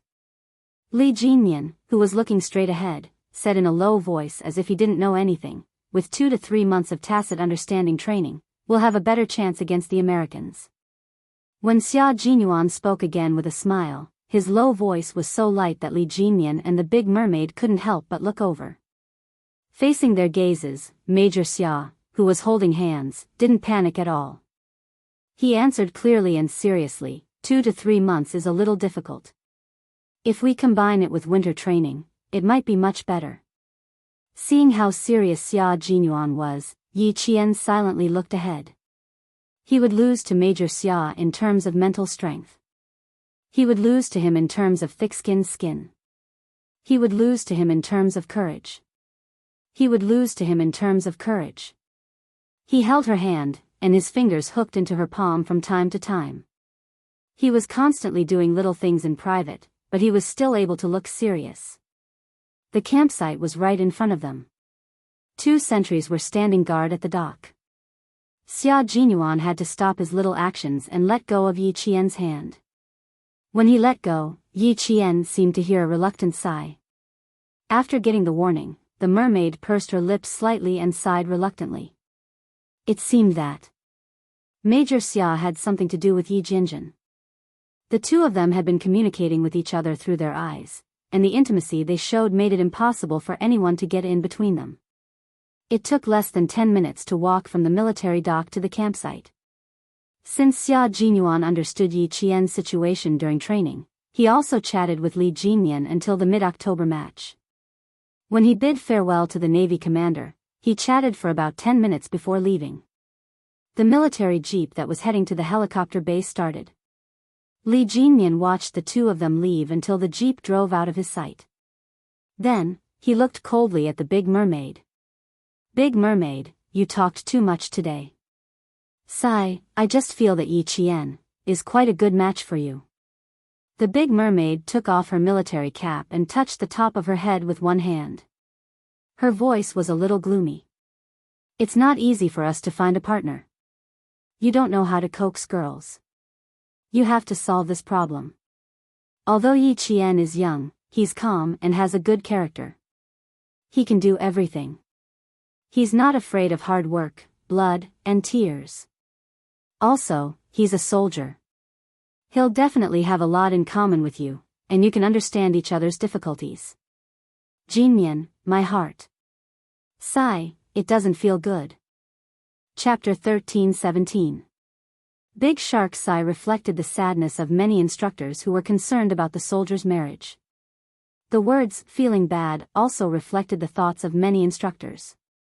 Especially for special forces like Li Jinyan and the others, it was extremely difficult to find a partner. Sometimes, even if they found one, they might not be able to pass the background check and their family members might not be able to pass. There was no other way. They were special operations forces. The other half of their families had to be clean, and their family members had to be innocent. This was to ensure the personal safety of the special operations forces, as well as the confidentiality of national secrets.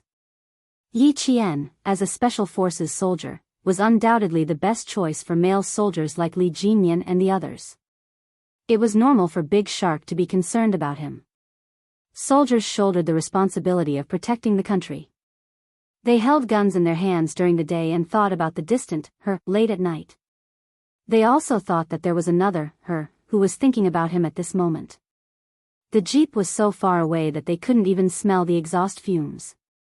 Big Shark retracted his gaze and looked at his comrade who was so deep in thought that even he, the vice captain, couldn't understand him. He asked in a low voice, "You really don't have any thoughts? What thoughts do you want me to have?"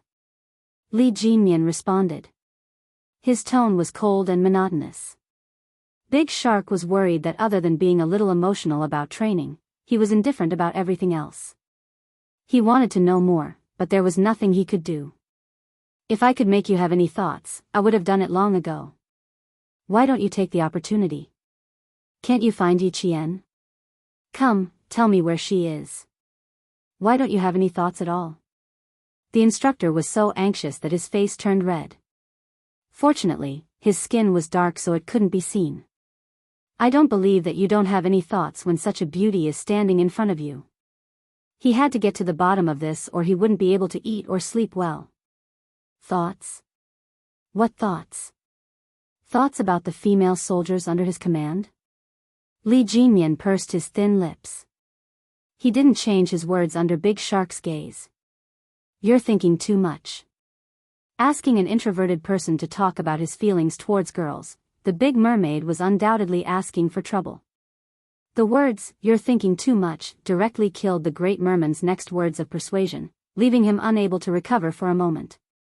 After staring at his comrade who maintained a cold expression no matter what, the Great Merman's face was filled with helplessness. "Jinyan, how can you go on like this? Can't you lower your standards a little? Even Yi Qian doesn't have any feelings for you. I really wonder if you don't have any feelings for any girl." Finally, there was a female soldier who was perfect in every aspect, but she said that he was thinking too much. Li Jinyan turned around and walked toward the military port. His cold and deep eyes looked at the reinforced concrete walls of the military port. As he listened to the sound of the waves crashing on the shore, a face that was even more stubborn than the male soldiers flashed across his mind. A faint smile that was almost invisible flashed across the corners of his mouth. The female soldier was very good. Even if he had some feelings for her, it would be in vain. Xia Jinyuan personally sent her here and took her back in the midst of his busy schedule. This already explained everything. If he still thought about something, it would only add to his troubles. The female soldier was very good. Unfortunately, she already had someone by her side. "I really don't understand you guys. Major Xia said that there's nothing between him and Yi Qian. You also said that you don't have any feelings for Yi Qian. This won't do. When I go back, I have to ask the single soldiers in the unit who have feelings for Yi Qian. I don't believe that such an outstanding female soldier like her doesn't have any pursuits from the male soldiers." Chapter 13:18. Li Jinyan heard the Big Shark talking to himself behind him. He only paused for a moment, but he did not look back. He walked into the military port with his long and powerful legs. If he let the Big Shark worry about Yi Qian alone, would there be no male soldiers pursuing him? Who would dare to go after him when he had Xia Jinyuan by his side? Xia Jinyuan had no feelings for Yi Qian? That was still a question mark. Li Jinyan did not remind his vice-captain. He knew him too well. He would not give up until he reached the Yellow River, and would not turn back until he hit the wall. He would let him do as he pleased for a while, and when he realized that something was wrong, he would naturally stop. Li Jinyan really did not have any feelings for Yi Qian. He was purely appreciating him, and there were no romantic feelings. An outstanding female soldier was eye-catching, but how could he fall in love with her just because she was outstanding? The big shark did not think too much. He just wanted to solve his comrade's marriage. As the saying goes, too much concern leads to confusion. The gate of the military port slowly closed behind him. Li Jinyan, who was dressed in a Navy training uniform, walked under a tall coconut tree. He seemed to have thought of something and turned around. His gaze fell on the big shark's injured mouth. How did the wound on your mouth come about? Li Jinyan vaguely felt that this wound might have something to do with Xia Jinyuan. When you return to the port, spar with Major Xia for a while. He will beat you up in 15 minutes. The wound on the corner of his mouth turned green and red. The big shark touched it gently and gasped. I have to get a hot egg from the cookhouse. I didn't feel much pain just now, but now that you mention it, it hurts a little. Sure enough, it had something to do with Xia Jinyuan. As for the reason, Li Jinyan did not want to ask. Yi Jian was brought here by Xia Jinyuan. If the Great Mermaid wanted to matchmake Yi Jian, she would definitely ask Xia Jinyuan about Yi Jian's situation first. But, the consequence of asking about Yi Jian's situation was to be beaten up. They had not fought for a few years, but Xia Jinyuan was still the same as before. He was ruthless, but he could not find fault with him. Li Jinyan pursed his thin lips and finally patted his comrade's shoulder. Be careful during the competition in mid-October. You guys. I don't understand. The Great Mermaid seemed to have understood something. She shook her head and walked towards the canteen step by step. She wanted to fight for Demon King Li, but the other party didn't need it. Since that was the case, it would depend on fate. But he could also tell that Major Xia definitely treated Yi Qian differently. As for why it was different, he didn't get any answers even after asking for a long time. Pressing the corner of his mouth, the big merman sighed. What am I worrying about? The Demon King was right. They had to be careful during the competition. Major Xia's soldiers would only be more ruthless, but not the most ruthless. When it was close to noon, the navy that had just returned from their training had already gathered. The sound of the chant drifted out of the military port with the sea breeze. Sitting in the car, Yi Qian looked up at the distant sea. More than 50 days of frogman training had ended just like that. Are you a little reluctant to part with it? Xia Jinyuan, who had been holding her hand the moment they got into the car, had been restraining himself. He resisted the urge to pull his little fox into his arms. Looking at the sunburn on the back of her neck, he didn't dare to hold her hand too tightly. He was afraid that he would lose control and hurt her. The car turned a corner, and a mountain blocked Yi Qian's view of the sea. Retracting his gaze, Yi Qian smiled faintly and gently held his hand. I've lived here for more than 50 days. I'm a little reluctant to part with it. Chapter 13-19. They took good care of me. Knowing that I was late, they specially took time out to train with me so that I could catch up with my comrades. Captain Xia, it was my fortune to have met them. They jumped into the sea together to feel the stillness of the water. They ran along the beach with weights on their backs. They swam together, and when they were almost drowned, their comrades pulled them up in time. They ran against the rising sun together, and then they lay on the beach together, exhausted, and let the water wash their bodies. They lived together for more than 50 days, leaving behind memories that were unforgettable for the rest of their lives. Yi Qian was used to being alone in his previous life. In this life, it was as if he was trying to make up for the regrets of his previous life. No matter where he was, he would always meet many people and experience many things. It would always add another precious scenery to his memories. He watched her talk about the training in detail. When she mentioned the water ghosts, her eyebrows were bright and beautiful. Her smile was as gentle as the sunlight falling on the leaves, full of vitality. Xia Jinyuan listened quietly. Watching her talk in high spirits, his elegant and handsome face had a warm smile. His little fox had grown up and changed a lot. In the past, her eyebrows were cold and unapproachable, like an injured little beast that no longer trusted anyone. When he talked to her, there was no other color in her dark eyes other than vigilance. When he first met her, she was so small but so bold. She was also full of thorns, and did not trust anyone. She used a gaze that did not belong to her age to look around. She was very calm and cold. He was worried that she would be too cold and would not fit in with the group. He had also talked about this with Uncle Chen. Until now, he completely believed that as long as his little fox was willing, she would be able to gain kindness, friendship, and the love and respect of her comrades wherever she went. His little fox had grown up. He no longer had to worry about whether she was used to being in the army or whether she could get along with the soldiers. The grown-up little fox finally had a bright smile in her eyes. She was no longer cold and no longer rejected people.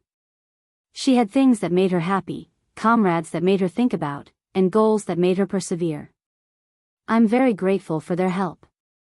If it weren't for them, I would have been constantly criticized by Demon King Li. With such a group of comrades by my side, no matter how hard or tiring it is, I will still be filled with joy. Although Yi Qian's eyes shone brightly as he spoke, his voice was like a musical note under the sun, full of vitality.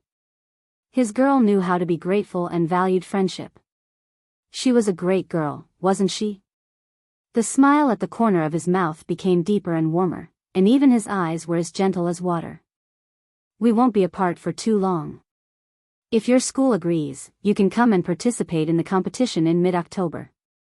At that time, you will fight as a Navy frogman. We will test the results of your training and send your results to the military. Little fox, the sky belongs to you, and the life that belongs to you has just begun. He did not ask if Yi Qian's sunburn was painful. It was painful. How could it not be painful? He had sunburn before, and it hurt so much that he could not sleep at night. This was something that every soldier would experience. She was not the only one. His little fox was not that weak. A little fox that would not be defeated so easily had her own pride. Her pride told him that he did not need to worry about this little injury. Chapter 13:20. Xia Jinyuan forced himself to shift his gaze away from the back of her neck. He maintained a smile and said, "If the school doesn't agree, you can come back during the winter break." Her palms had become much rougher, and there was even a thin layer of calluses on her palms. Xia Jinyuan used his fingers to gently stroke the calluses that represented her hard work. His gaze was gentle as he gazed at her delicate face, which had become more and more tenacious after being exposed to the elements. His low voice was like the sound of a zither. "There will be a day when we meet again. It's just a matter of how long it will take." His comforting words made Yi Jian's heart sweeter than honey. She rolled her eyes and pursed her lips into a smile. "Why do you always treat me like a child? Meeting and parting are the most normal things. I'm not so weak that my mood will be affected by a separation. Also, after seeing the interaction between the Army and Navy, I think that we will have to work together and train together in the future. There will be a day when we meet again. We just have to wait for that day to come." In her previous life, she only stayed in each place for a few months. Meeting and parting were very normal for her, and she had already calmly faced separation. However, in this life, she had only met comrades who had selflessly helped her. Every separation had a reluctance that she did not have in her previous life, so she was more or less a little disappointed. Xia Jinyuan squeezed her palm. Sitting in the back seat, he glanced slightly at the Navy soldier who was focused on driving. He smiled faintly and changed the topic. "There will be a chance to meet again. We will arrive at Hongkou Airport at 6:00 in the afternoon. Do you plan to go home overnight? Or do you want to rest tonight and go home early tomorrow?" It took nearly 8 hours to drive from Hongkou City to Shuku Village. The main reason was that it took 6 hours to drive from Shuku Village to the city, and it took another 2 hours to drive from Hongkou City to the city, so it would take 8 hours. Yi Qian answered without thinking. "We can go back to the city from Hongkou City first, rest for the night, and go home around 4:00 in the morning." In summer, the sun rose early, and there was a faint light around 4:00 in the morning. "Okay, we'll go with your arrangements." Xia Jinyuan agreed wholeheartedly. Seeing that there was still more than an hour before they would arrive at the airport, his gentle gaze swept across the dark circles under her eyes. He said softly, "Take a rest. I'll call you when we arrive." Although the road from the military port to the helicopter airport was winding and bumpy, it was all asphalt. Driving steadily with a little bit of shaking would indeed make one feel sleepy. Yi Qian woke up at 4 in the morning and finished his last morning training. He rested his head on the headrest in the back of the car. Within 5 minutes of Xia Jinyuan's warm breath, he fell asleep with a smile on his face. She fell asleep in 4 minutes and 8 seconds. Xia Jinyuan narrowed her eyes and looked at the sunburn under her ear again. If it weren't for the serious sunburn on the back of her neck, it wouldn't be a problem for her to drive back to Shuku village tonight. Also, why was this little fox sleeping so obediently? She rested her head on the headrest and didn't move. Why didn't he see her body sway to his side and rest her head on his shoulder? With the Navy soldier in the car, Major Xia wouldn't take advantage of the female soldier so blatantly. He could only wait for Yi Qian to sway and rest on his shoulder. In the end, Yi Qian's sleeping posture was too obedient, and the Navy soldier drove steadily. After waiting for more than 10 minutes, Xia Jinyuan decided not to come over. He went over. Chapter 13:21. The car made a 180-degree turn. Taking advantage of the fact that the Navy soldier was focused on driving and didn't look at the back seat, Major Xia pulled Yi Qian's hand to his side and finally allowed Yi Qian's head to rest on his shoulder. However, the two of them were separated by the luggage that was used to cover their hand in the beginning. Major Xia glanced at the luggage that he had helped them with just a moment ago, and in the next second, he directly opened it so that Yi Jian could completely lean on his shoulder. "Major, there are still a few more turns ahead. Please hurry." The Navy soldier thought that he was in too much of a hurry and took the next turn even slower. Xia Jinyuan raised his wrist to look at the time and said calmly, "There's no need to slow down. We're in a hurry." If he slowed down, how could he find an opportunity to pull little fox closer to him? Right now, the distance between the two of them was only the distance between their luggage bags. The elegant major always found a good way to make his wishes come true. The military port was getting further and further away from Yi Jian. Gradually, she couldn't even see the sea anymore. After more than 50 days of frogman training, Yi Jian, who had just returned, embarked on a new journey. She walked towards her goal with determination. They arrived at the heliport at 1:37. Xia Jinyuan was reluctant to wake up Yi Qian, who was sleeping soundly. He paused for a moment before lowering his head and saying softly, "Little fox, we're here. Sleep after we get on the helicopter." After calling out to Yi Qian, she opened her eyes. There was no trace of confusion or drowsiness in her eyes. She was shocked to find that she had fallen asleep leaning on Xia Jinyuan's shoulder. She immediately sat up straight and looked at the driver's seat. "Silly girl, what are you panicking for?" Xia Jinyuan saw her frightened expression and couldn't help but chuckle. "I'm too tired." "What's wrong with sleeping on a comrade's shoulder? Are you afraid of what others will say?" Yi Qian glared at him and said in a low voice, "Captain Xia, I always sleep in the same position. Don't think that you can hide your little movements from me. You're a major after all. If the soldiers see you, it'll look bad." Soldiers also valued their reputation. For example, Xia Jinyuan and his men had to pay attention to military prestige. Would I be that careless? Xia Jinyuan raised his eyebrows and smiled. There was a hint of naughtiness in his elegance. Not only did it not ruin his temperament, but it also added a kind of wanton flirtatiousness that could make a woman's heart flutter. You have to be fast and natural when doing this kind of thing. Yi Qian was speechless at his behavior. Just as she was about to open the car door and get out, she heard him say with a smile, "I've already restrained myself. Otherwise, I would have hugged you in my arms." She pushed the door open and got out of the car. Then, she closed the door. She needed some fresh air.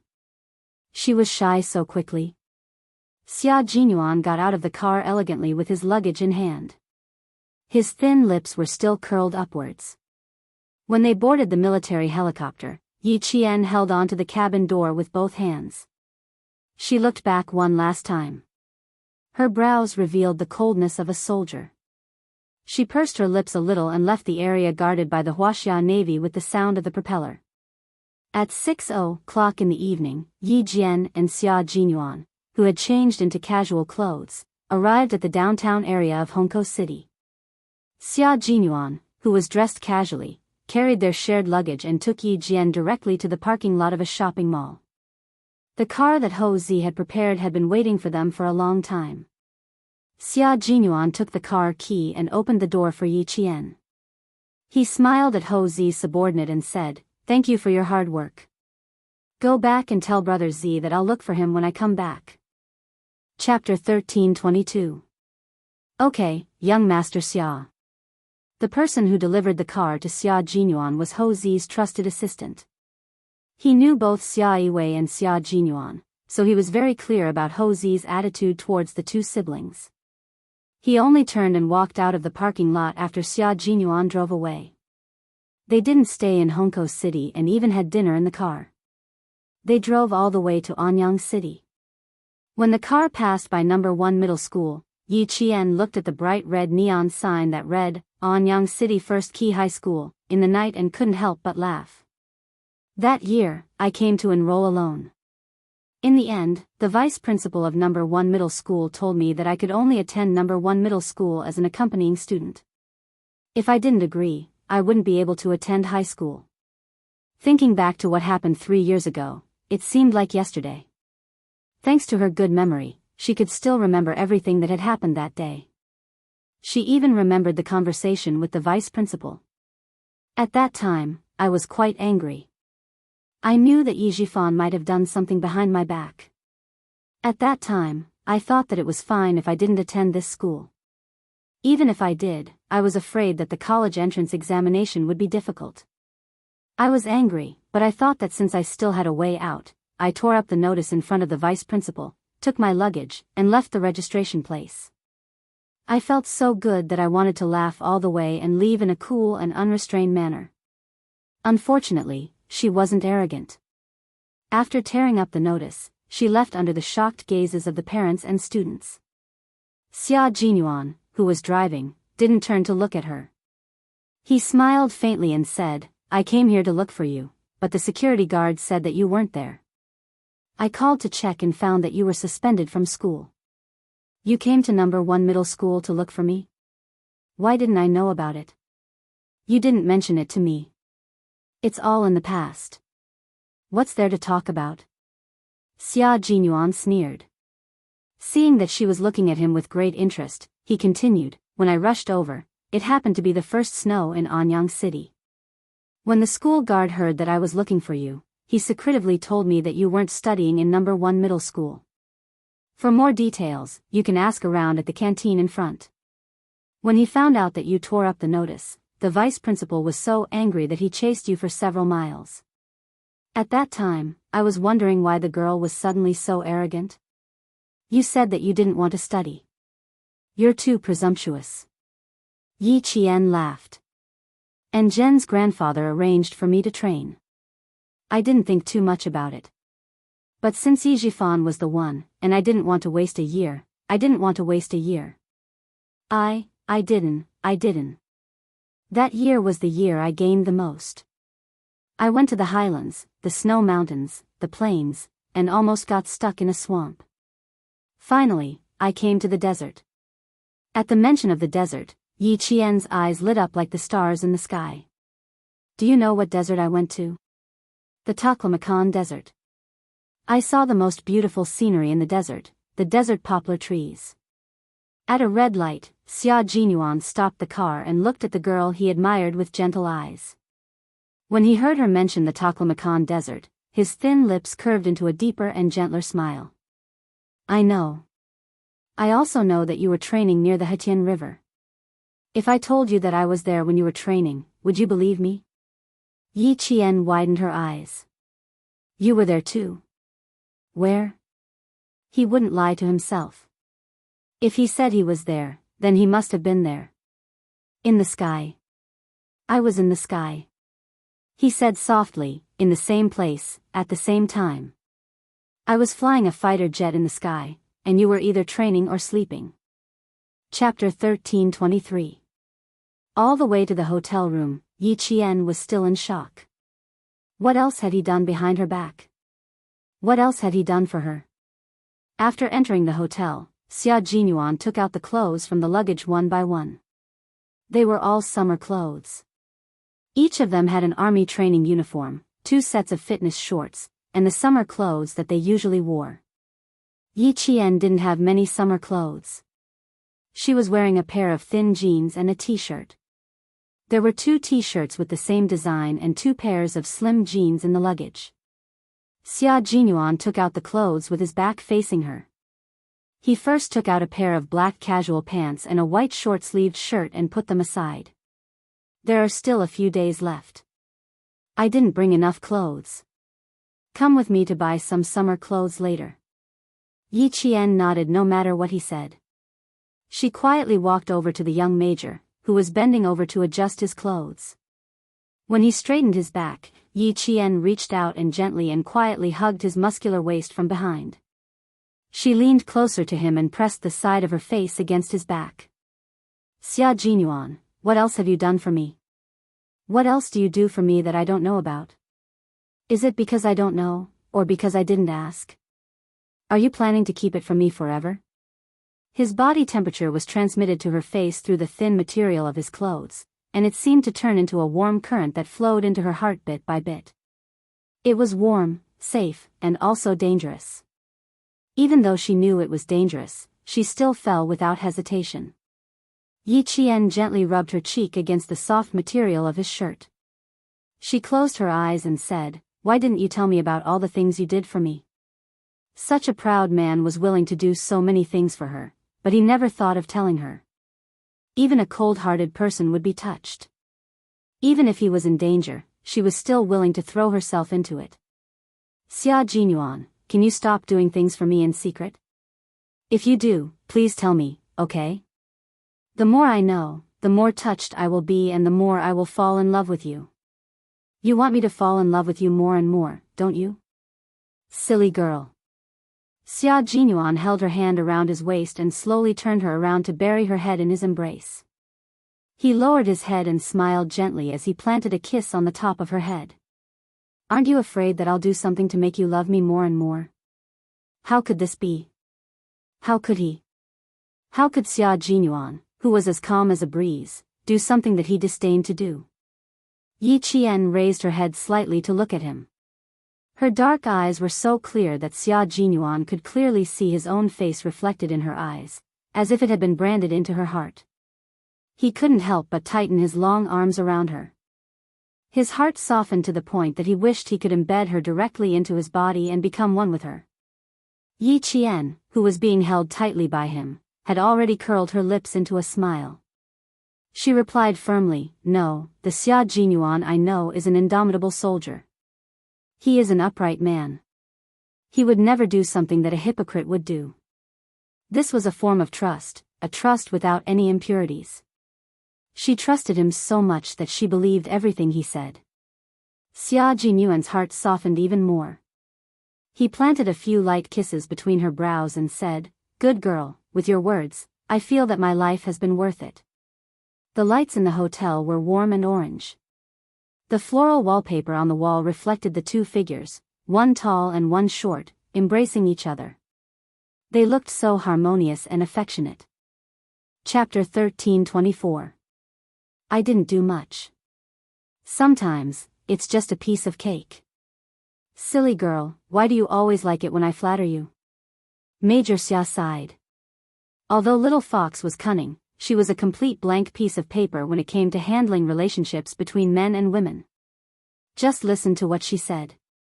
Fortunately, the man she met was him, Xia Jinyuan. If he had been a playful bastard, wouldn't this little rascal be so stubborn that she would never dare to go against him? Fortunately, the man you found was me. Fortunately, I made my move in advance. Otherwise, Uncle Jen and Uncle Chen would have to worry about whether you would be cheated by a bad man. Little Fox, remember what I said. It's natural for a man to be good to his woman. You can only be good to me if I'm good to you. Only then will you be good to our family in the future. I solved some problems for you because I didn't want you to be distracted. I wanted you to wholeheartedly follow in my footsteps and stand by my side as soon as possible. His voice was low and mellow. Together with the warm light, it was like a glass of mixed wine, full of temptation and mellow. I didn't want to tell you because it's something I want to do. Liking someone and loving someone isn't just a matter of words. You need to take action. Your childhood experience made you mature prematurely. You built a hard shell in your heart that sealed away all your emotions and made you distrust everyone around you. As for me, I want to pursue you. Of course, I have to find a way to enter your heart and enter your world. After he spoke, Xia Jinyuan had no intention of stopping. He knew Yi Qian too well. If he didn't make it clear, she would continue to ask and remember it in her heart. He only hoped that she would happily complete her training every day and wholeheartedly walk the path of the military without any distractions or burdens. Yi Qian could already hear his words. Tears welled up in her eyes. She buried her entire face in his chest and felt this man's love for her. Xia Jinyuan, you've been so nice to me. Aren't you afraid that I'll go back on my word? His voice was a little muffled, but the corners of his mouth were raised high. Yi Qian knew that he was so happy that he felt like he was soaking in a jar of honey. Even his voice was full of sweetness. Xia Jinyuan, who was hugging her tightly, suddenly laughed and said calmly, I will do something that moves you every day, and you will love me more and more. You should be worried that I will turn against you one day. The girl was about to cry. She could bleed and sweat during training, but when she returned to normal life, he couldn't bear to see her cry at all. The girl I love, I only wish for your sky to be free and carefree, to enjoy the sweetness of love. How can you cry? My good girl, you should be smiling like a blooming flower. Xia Jinyuan lowered his head and gently rested his chin on Yi Qian's head. With a gentle gaze, he deliberately raised his voice and teased, Sigh, I didn't think what I did was amazing, but after hearing what you said, I feel like my image has improved. Also, I can tell that my little fox wants me to love her a little more and dote on her a little more. Don't worry, I'll use my actions to tell you that I will love you a lot more and dote on you a lot more. Major Xia had the elegance and nobility that Yi Qian liked, but at the same time, he also had Yi Qian's helplessness and a heart that would tease her from time to time. Chapter 1325. Originally, she was so touched that her eyes were sore and she wanted to cry. At this moment, she only wanted to pinch the muscles on his waist. Her hands happened to be around his waist, so Yi Jian did not hesitate to pinch the muscles on his waist.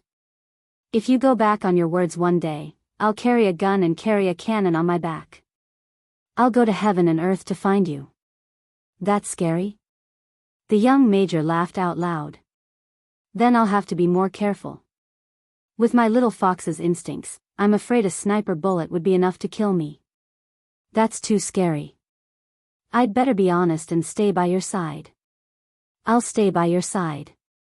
How about that? He was still laughing at the beginning, but when he lowered his voice at the end, Yi Qian was caught off guard and blushed.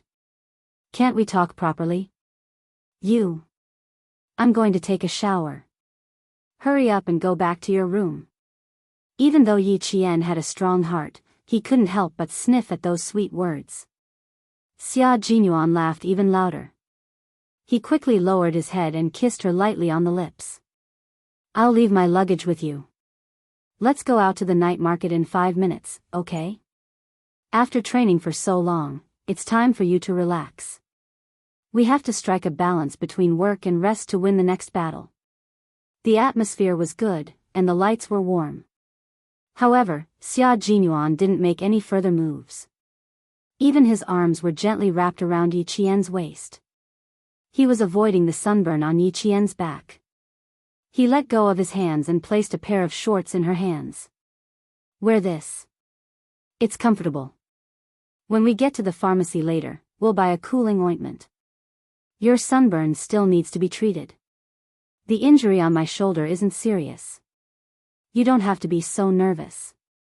Yi Qian obviously knew that Xia Jinyuan was avoiding his back. She pursed her lips and smiled. I only have sunburn from my shoulder to the back of my neck. As long as I don't rub it, I won't feel much other than a little pain. Every soldier will experience countless sunburns. Although my heart aches for you, I don't think you can rest just like that. As a soldier, you have to bear everything the military uniform gives you. Hard work and glory coexist. Xia Jinyuan, who had even restrained his smile, quietly looked at the girl who had always been strong. He said in a low and gentle voice, training hard is just for the sake of fighting in the future. Little fox, I'm sorry that you're injured. However, as a soldier, my principles and your pride tell me that you're not a fragile porcelain doll. You don't need to be too concerned about the most common sunburn. He was the one who knew him best. Yi Qian smiled brightly. I like the considerate Captain Xia. Wrong, you should say that I love the considerate Captain Xia. My intuition tells me that if I keep you here, I'll have to listen to something that makes me blush again. Xia Jinyuan, turn around. Let's go. Yi Qian's sixth sense was telling him to hurry up and chase this elegant yet dangerous major out of the room. Otherwise, he'd have to listen to sweet nothings again. After taking the clothes, Xia Jinyuan turned around and left with a smile on his face. His little fox was shy again. The door closed. Although Xia Jinyuan had left, his warm scent still lingered in the air. Yi Qian stood there for a while with a cotton short-sleeved shirt in her hand. Then, with a slight smile, she went into the shower. 5 minutes later, the two of them came out wearing the same fitness shirt and shorts. In Xia Jinyuan's words, they were wearing matching outfits. Yi Qian, who didn't understand the situation, replied bluntly, then I'll wear matching outfits with my comrades in the army every day. Chapter 1326. In that second, Major Xia's expression froze. After a while, he rubbed his forehead and sighed.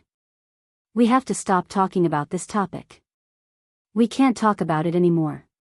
If he had known, he would have worn his own clothes. When Yi Qian took the initiative to hold his arm, Major Xia took his girlfriend to the busiest night market in Anyang City. The city in summer was even busier at night than during the day. The night market in the center of Anyang City had just begun.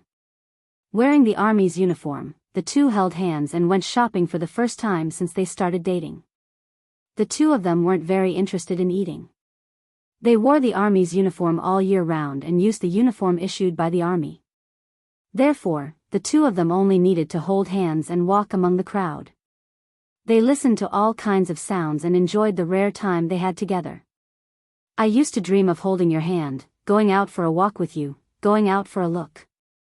From holding hands to interlocking fingers, Xia Jinyuan, who had a lazy look on his handsome face, turned to look at Yi Jian, who also had a relaxed look on her face. The time we can go shopping together will be very, very little. Little fox, you have to be mentally prepared. Passing through the crowd, even if it was noisy and lively, to be able to be led and protected by him like this gave her a sense of peace. Yi Qian held his hand gently. With a smile in her eyes, she said softly, I remember everything you wrote in the letter. You said that in winter, we can be neighbors with snowy mountains, in summer, we can be companions with the sea, in autumn, we can dance with the yellow sand, and in spring, we can spend time together in the jungle. We can challenge our limits day and night, and we can pass through the smoke of war. Is this kind of interaction more unforgettable than those romantic interactions? Captain Xia, I can answer you now. I have no regrets in this life. Love in the smoke of war, you and I can be together in life and death. We don't need romantic stories. What we need is to be comrades who can rely on each other for the rest of our lives. Choosing this kind of love, I have no regrets in this life. Her eyes were extremely bright as she answered him. Her expression was serious, and her words were serious. His little fox definitely did not know how beautiful she was at this moment. She was so beautiful that she was like the brightest aurora, with a stunning beauty that could attract everyone's attention. Xia Jinyuan's heart was in love with him. She told him that she had no regrets in this life as they stood in the middle of the crowd. His Adam's apple bobbed up and down, and he could no longer hold himself back. He pulled her into his arms and said, "I have no regrets in this life." He answered as such. What was the love between two special forces soldiers? They were seizing the time to enjoy the rare time together because they didn't know if they would be separated in the next second. It was giving without any complaints or regrets, only for the sake of making the other party happy. He or she was using his or her life as the price to exchange for his or her safety. The love between special forces soldiers was not something that could not be seen in the light, and they would not endure the bone-deep yearning in a dark and damp corner. The love between Xia Jinyuan and Yi Qian was as bright as the sun, as tall and straight as the pine tree, and as pure as the white snow, untainted by the dust of the world. No one paid attention to the two lovers who couldn't help but embrace each other. Some people walked past, and some people walked over. Yi Qian couldn't hear those voices, and all he could hear was the sound of his strong and powerful heartbeat. The buzzing sound of his cell phone broke their embrace. Xia Jinyuan released his right hand from her slender waist, took out his cell phone, and glanced at the caller ID. He suddenly glanced at Yi Qian, and then picked up the call. It was 9:00. Why would Uncle Chen call him? Chapter 13:27. Uncle Jen's condition isn't very good. Yi Qian, we need to go back now. It was such a hot season, but the cold suddenly came out of nowhere and rushed into her body, making her shiver violently. It was too cold, too cold. It was so cold that her mind was still blank and her teeth were chattering. She wanted to say something, but no words came out. The moment Yi Qian's vision blurred, Xia Jinyuan held her hand tightly with his warm and strong hand. Seeing the color on her face fade, the major felt a stab in his heart. He held her trembling hand tightly and said calmly, "Let's go back to the hotel now, pack up, and go back to town." His warm and strong hand supported her like a pillar. Yi Qian pursed her pale lips and said, "Go back to the hotel, go back to the hotel immediately." Her voice was very stiff, and she didn't even feel like she was talking. She grabbed his warm hand and took a deep breath. "I'm afraid Uncle Jen's condition isn't very good. Uncle Chen and the others never contacted me about family matters. This time, they contacted me through you. It seems that Uncle Chen has already asked around in the military. Captain Xia, I want to go home. I want to go home immediately." After all, Yi Qian was a special forces soldier who had undergone special training. Although her voice was still a little stiff, her mind was clear. "I'm afraid the problem is very serious. Captain Xia, thank you for your hard work tonight." Xia Jinyuan was relieved that she could calm down immediately. He held her hand and strode towards the hotel. His low voice was calm and steady, which made Yi Qian feel at ease. "Uncle Chen's voice is not bad. Don't let your imagination run wild before you see him." How could she not let her imagination run wild? After her rebirth, the person who supported her and gave her confidence was the old man with gray hair and wise eyes. When she cried, the old man told her that the road ahead was long and crying was also a way to walk. When she felt helpless, the old man told her that the road ahead was long and she needed to know how to pick it up. When she was filled with hatred, the old man told her that she still had a long way to go. She shouldn't let people who weren't worth it affect her. When she was harvesting, the old man told her that there was still a long way to go. She had to walk firmly toward her goal. When she felt wronged, the old man told her that there was still a long way to go and that she had to learn to protect herself. When she was angry, the old man told her that there was still a long way to go. She had to learn to endure and wait for the right time. It was because of this tolerant, magnanimous, and wise old man that she did not let her rebirth be buried by hatred. Instead, she walked a path that was more exciting than hatred. If it wasn't for Uncle Jen, Yi Qian could imagine that even if she was reborn, she wouldn't be able to join the military. She would probably only have one goal, which was to take down Yi Jifan. She would grow up in hatred and become someone who only knew revenge and no longer cared about herself. Tears flowed down her cheeks unknowingly, drop by drop. In the end, her eyes became blurry. Xia Jinyuan didn't say too many comforting words. He just put a tissue in her hand and said softly, it takes 6 hours to get to town from Anyang. I'll drive for 3 hours, and you'll drive for 3 hours. After you're done crying, take a nap. He started the car and adjusted the rearview mirror to make sure that when he looked up, he could see Yi Qian's personal situation clearly. His little fox was an introverted and calm person. Words of comfort would not have much effect on her because she knew in her heart that this was not the case. Chapter 13:28. She wouldn't cry even if she was hurt, so she decided to cry for a while. Once she did, she would feel better. Yi Qian understood that because she understood everything, she felt even sadder and sadder. In her previous life, when she returned to Shuku village at the age of 19, Uncle Zhen was no longer there. Yi Qian didn't even make a sound as she cried. 2 streams of tears flowed from her eyes, down her cheeks, and down her beautiful chin. She held a white tissue in her hand and cried silently without moving. Xia Jinyuan, who was driving, felt his heart clench in pain. The car drove out of Anyang City and entered the entrance of the provincial highway. Without the neon lights, the car was plunged into darkness.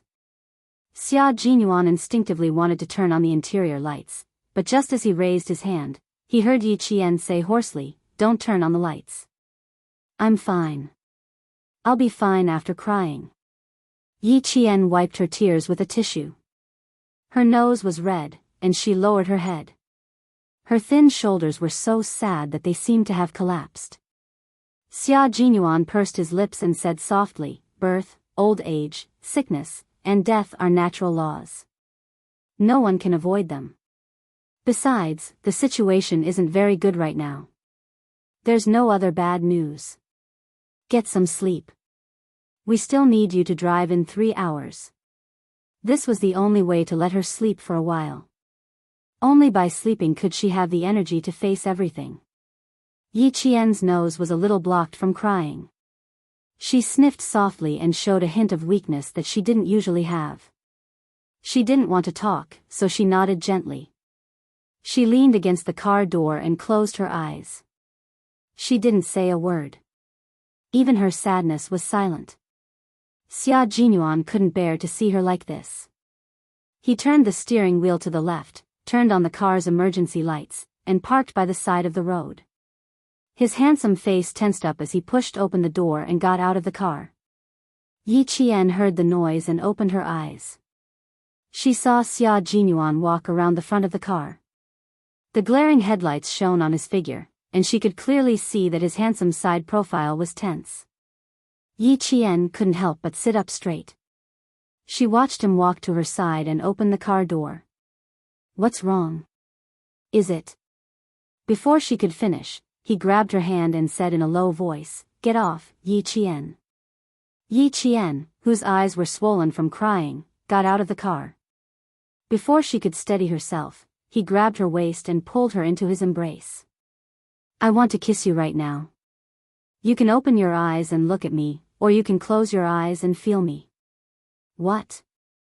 Yi Qian, who was a little dizzy from crying, couldn't keep up with his rhythm. While he was distracted, the man's refreshing scent came crashing down on him. He didn't have time to think or guess why he suddenly did this. His lips were kissed. The night breeze was not as hot as it was during the day. It was cool and refreshing. Yi Qian, who was kissed by him until she could not breathe, clutched his t-shirt tightly. She stood on her tiptoes and endured his fierce kisses. His nimble tongue swept across her mouth, and he sucked hard on her lips. Occasionally, he would curl his tongue around hers and steal her breath. Yi Qian, who had never been kissed like this before, leaned into his embrace. Her hands gripped his t-shirt tightly so that she wouldn't collapse from the kiss. She didn't know how long they kissed, but when he let go, Yi Qian's eyes were misty. She looked up at him with her misty eyes and asked in confusion, "What's wrong with you?" He kissed her so fiercely that her lips started to hurt. Chapter 13:29. Don't suppress your sadness. You still have me. I'm standing right in front of you. Xia Jinyuan was not good at kissing, but he knew that their lips must have turned red this time. He pursed his lips, which were still a little sore from the kiss, and said slowly, don't cry alone. My shoulders, my arms, and my body are all for you to rely on. I'm right here. You only need to look up to find me. You only need to call me, and I'll respond immediately." She curled up in the corner and cried quietly, as if she had been abandoned by everyone. She was so pitiful that it made his heart ache. "I can understand your hardships, and I can understand your joy. Similarly, I want to understand your sadness. With me here, you don't have to suppress your tears. Don't be afraid that I'll see your sadness. Who am I? I'm your boyfriend. I'll be your pillar of support for the rest of your life. I'm also your comrade who will fight side by side with you. Little fox, remember, I'll always be your pillar of support. Always." Yi Qian, who had been looking up at him, blinked gently, and tears fell from her eyes. It turned out that he was feeling sorry for her again. "Xia Jinyuan." She murmured softly, and slowly wrapped her arms around his waist. She buried her head in his warm embrace, and the tears that she had tried so hard to hold back gushed out again, wetting his clothes drop by drop. The last time she went back to Shuku village, she saw Uncle Jen's increasingly hunched back, and his hands were so thin that the veins on his hands were bulging. She listened to his suppressed coughs, and at that time, she was already slightly worried, but she still held on to the hope that nothing would happen. There was no such thing as luck. Once something happened, her self-righteousness would become a joke. "I thought that nothing would happen. I thought that there was still a lot of time. I thought that Grandpa Jen could continue to accompany me, and I could continue to accompany him. I didn't go home during the holidays, and I didn't stay to accompany the old man. Now I want to accompany the old man. Captain Xia, I want to accompany the old man." She spoke intermittently, and each word seemed to contain beads of blood. Her sobs were so sorrowful that the surrounding air was dyed with sorrow. Xia Jinyuan only dared to hug her waist and quietly listen to her sobs. Occasionally, he would raise his hand and gently stroke her back to calm her rapid breathing, or lower his head to kiss her hair to give himself silent support. Listening to her crying, he looked at the girl in his arms with the warmest and most gentle gaze. "Let's go back to accompany Uncle Jen now. There's no need to rush. We'll go back now. Uncle Jen won't blame you. He will only feel happy that the child he raised has finally grown up and become a soldier who protects the country. His biggest wish was to see you walk into the military camp and carry a steel gun. You did it. Look, you've become a military school student, and in a few days, you'll have your own military uniform. You've done what Uncle Jen hoped for." Yes, Uncle Jen, who had dedicated his life to the military, was only happy that the cowardly child who once made him feel hopeless had become sensible and stood up. He had even become a special forces soldier who could protect the country and fight on the front line. He was very happy, very happy. Uncle Jen, whose nostrils were plugged with a breathing tube, had a slight smile on his face. He closed his wise eyes and quietly lay on the bed. His face was already pale, and if it weren't for the slight rise and fall of his chest and the wave-like heartbeat monitoring device beside him, one would almost think that the old man had passed away. Chapter 1330. This was the hospital in town. According to Uncle Jen's request, he was transferred from the city's armed police hospital to the town's hospital. There were 2 military doctors and 2 nurses accompanying him. Principal Chen sat quietly beside the bed. He hadn't slept for 2 days and his eyes were bloodshot. Looking at the old man lying motionlessly on the bed, this world-class sniper even shed tears. He couldn't take it anymore. He had endured until now just to wait for Yi girl to come back. Someone gently pushed the door open and walked to Principal Chen's side. He patted his shoulder and said, "Old Chen, go and rest. Old Yen and I will keep watch tonight." Then, Commander Lu put the bottle of mineral water he bought into Principal Chen's hand and said, "You don't eat or drink. Do you think you are made of iron? Yi girl should be back in the second half of the night. You have to be alert and talk to her. Also, if you are like this, what will happen to her? She is already sad enough. If you do it again, she will cry until she faints." Political Commissar Yen, who came in with an aluminum box, immediately said, "Old Lou is right. If you don't take care of yourself, ye girl won't even have a backbone when she comes back." They didn't want to wake up Uncle Jen, so they all lowered their voices and tried to persuade Headmaster Chen to take a rest. "I don't feel sleepy. I am afraid that once I close my eyes, Uncle Jen will leave. You heard what the military doctor said. Uncle Jen will be back in a few days." Principal Chen rubbed his face. His body was tired, but his brain was tense all the time. He was so awake that he didn't feel sleepy at all. The foredrip was dripping down the tube, replenishing Uncle Jen, who couldn't eat for a week, and maintaining his life. Headmaster Chen's gaze landed on the foretube. His voice was so hoarse that it sounded like gravel rubbing against stone. He said bitterly, "And the people from the military academy haven't come over yet. If we don't settle everything, we can't sleep. Since the military academy has already agreed, it should be tomorrow." Political Commissar Yen opened the aluminum lunchbox and even prepared a spoon for Principal Chen. "Eat something. You won't sleep or eat. Do you want little Yi to come back and take care of you?" Principal Chen put the lunchbox into his hands and sighed deeply. "I don't feel hungry, and I don't feel tired either.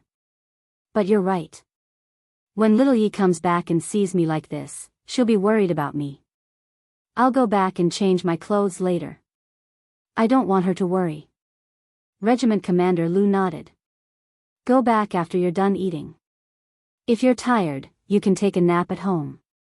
Old uncle left it to us. The old man has served the country his whole life and dedicated his life to the team. Now that he's sick, it's our duty to guard him and take care of him." The old man had never married in his entire life. He educated the young soldiers in the army like his own children and treated the army as his home. His family should be present at the last moment. Knowing that the old man's life was coming to an end, the army started to prepare. According to the instructions of the military headquarters, the old revolutionary Li Changzhen, who had dedicated his whole life to the country, was going to have a state funeral. All the flags in the army were to be lowered to half, and all the soldiers took off their hats to mourn. Old Uncle Jen's consciousness had always been in a blurry state. Now that he was in a deep sleep, even the military doctors didn't go to rest. 2 military doctors and 2 nurses took turns to be on duty just in case. Dr. Zhou from the town hospital, who was Jessen's mother, stopped her daughter who wanted to go to the ward. She warned her in a low voice, "Don't go and cause trouble. If Yi Qian comes back, I'll tell you. Go to bed and lie on your stomach. It's already 12 o'clock. Do you want to sleep?" Chapter 1331. And Jessen, who was chewing gum to refresh herself, retracted her leg and said to her mother with a serious expression, "Mom, the old man lying inside is Yi Qian's grandfather. He's her most important relative. I want to accompany Yi Qian, even if I have to stay up all night. I'm her friend. Regardless of whether she needs me when I see her later, Mom, I want to stand where I can see her. If you're tired, go and rest. Don't worry about me." At this moment, Dr. Zhou truly felt that his daughter had grown up. He patted his daughter's shoulder and looked at her lovingly. "You've grown up. You know how to give, how to treat others well, and how to be grateful. Your friendship with Yi Qian. Mom hopes that you'll maintain a pure heart at all times and cherish this precious friendship. Mom, I won't persuade you anymore. I won't persuade you anymore." When children grew up, they had different thoughts from adults. They had their own sense of propriety and their own attitude towards life. As adults, they did not need to control their children all the time. When it was appropriate and right, they should let go if they could. And Jessen's lips curled up into a smile. She held Dr. Zhou's hand and said softly, "Thank you, Mom. Go and rest. I won't cause trouble in the ward. It's the same for me to stay here." The doctor on duty's office was at the entrance of the ward. She would be able to see Yi Qian when she returned. Dr. Zhou stroked his daughter's black hair and reminded her, "Yi Qian's grandfather is not a simple person. You can tell that he's usually an officer in the army. When you see Yi Qian later, don't force your way through to avoid causing trouble for others. Do you understand?" Besides, Yi Qian was able to guide all the girls in the dormitory to get into one of the top universities in the country. It was obvious that he was a very self-disciplined and opinionated child. A child like this would have his own plans and did not need too many people to make decisions for him. His daughter just needed to accompany him quietly and not interrupt. I know. I've known Yi Qian for 5 years. Mom, I know him better than you do. Go and rest. Go and rest. As she spoke, Jessen pushed Dr. Zhou's shoulder and walked toward the waiting room. Although it was called a lounge, it was just a partition separated by a screen. Behind it was a single bed that was just big enough for one person to lie on. As soon as the mother and daughter walked to the cubicle, they heard footsteps coming from outside. Jessen, who seemed to have sensed something, turned her head and saw a familiar figure walking through the narrow office door. Beside her was the soldier who she didn't dare to look directly at. With her boyfriend accompanying her, she felt much more at ease. That was Yi Qian, wasn't it? At some point, Dr. Zhou had also turned around. He narrowed his eyes slightly and asked with uncertainty, "It should be Yi Qian, right?" And Jessen's face flashed with surprise as she nodded. "It's her." "Mom, go to sleep. I'll go to the door and take a look." While there were not many people in the middle of the night, she stood at the door and watched. When there were more people in the day, she would come back. It was really Yi Qian, who was not afraid at all when facing the criminals that night. He was even calmer than an adult. After not seeing him for 4 years, this child's aura was so strong that it was frightening. Even if they did not see each other face to face and only saw her passing by, the calmness in her movements was not like that of a 19-year-old girl. She was like the army officers who came in and out of the town hospital over the past few days. Chapter 1332. Military school is indeed the best choice for her. Dr. Zhou sighed. Who would have thought that an orphaned and weak child would reach this stage today? She became a celebrity in Fujian town, the first child in the town to be admitted to military school. Now, who did not know Yi Qian's name? When Yi Qian was mentioned, the first thing people said was, "Wow, amazing, the top scholar in Shuka village, the first student in our town to be admitted to military school. Amazing, amazing." Birds of a feather flocked together. Yi Qian's achievements today were probably due to the influence of that old woman. And her daughter also had her help. Otherwise, with her daughter's grades, it would have been difficult for her to get into a second-tier university, let alone Pu University. "Mom, I'll go take a look. I won't accompany you." What Jessen saw was not Yi Qian's fierce military aura. She saw Yi Qian's sadness that she had never seen before. She said sadly, "She's not feeling well. I'll go accompany her." What was a true friend? A true friend might not appear when you were glorious, but they would definitely appear when you were sad, or helpless. They would give you selfless help that you did not need in return. They would not disturb you when you were happy, but when you were worried, they could not help but worry for you. You only needed to look up and you would see a true friend silently by your side. And Jessen was such a friend. She did not walk into the ward. She only saw Yi Qian standing by the bed, seemingly unwilling to take a step forward. Her tears fell like rain. She knew it, she knew it. Yi Qian would be very sad, very sad. Fortunately, her boyfriend was by her side, comforting her and giving Yi Qian a stronger emotional support. She would not have to face it alone and be sad alone. Regimental Commander Liu and Political Commissar Yan, who were keeping watch at night, did not notice Jessen standing at the door of the ward.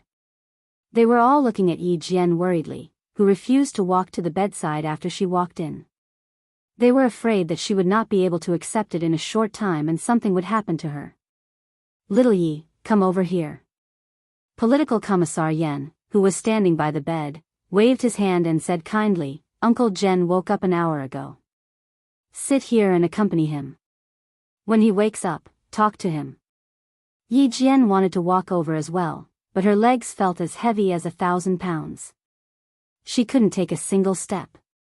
She stared blankly at Uncle Jen, who even had to rely on machines to maintain his breathing. She looked at the old man lying on the white bed. Uncle Jen. Grandpa's face. Grandpa's eyes. Grandpa's like he would never wake. She wanted to walk over, but no matter how hard she tried, she couldn't move her feet. Looking at Grandpa Jen, who was already at the end of his life, she couldn't move her feet. Taking a step forward not only required courage, but also the reality of the old man's weakness and the fact that he did not have much time left. Regiment Commander Liu and Political Commissar Yen did not notice Xia Jinyuan's actions, nor did they notice the intimacy between them.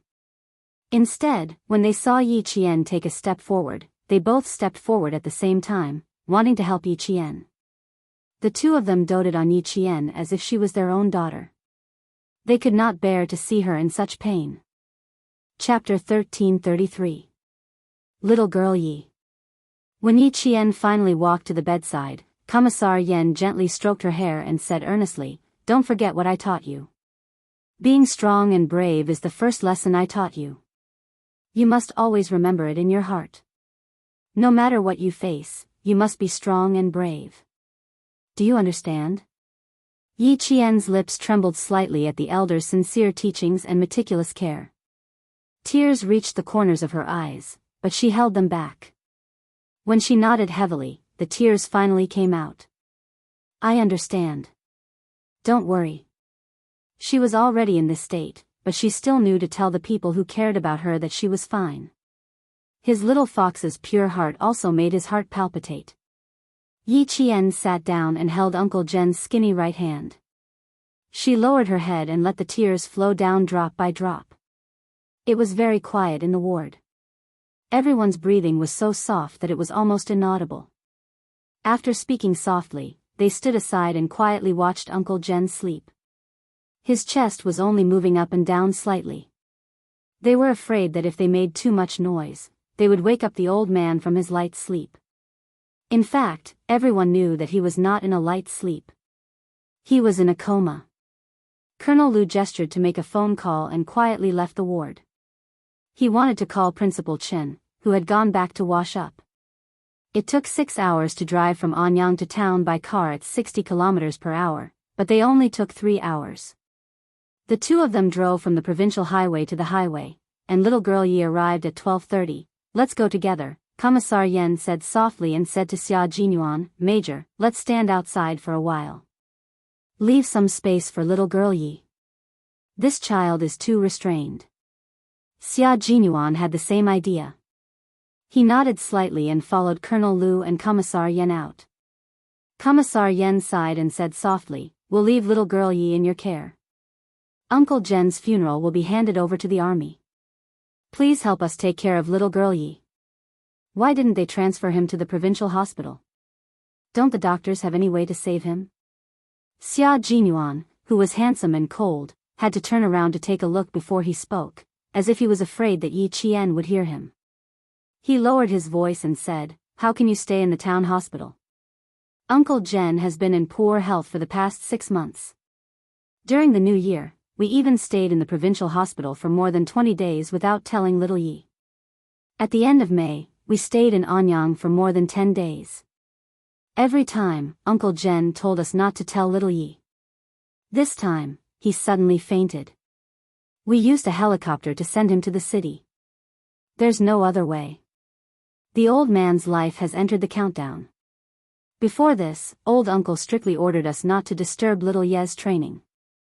When he woke up at around 9:15 last night, he told us that little Yi had finished her training and came back on a big ship. Old uncle said that he wanted to see little girl Yi and talk to her. He also said that he wanted to see little girl Yi wear her own military uniform and salute him. As Commissar Yen spoke, the corners of his eyes turned red.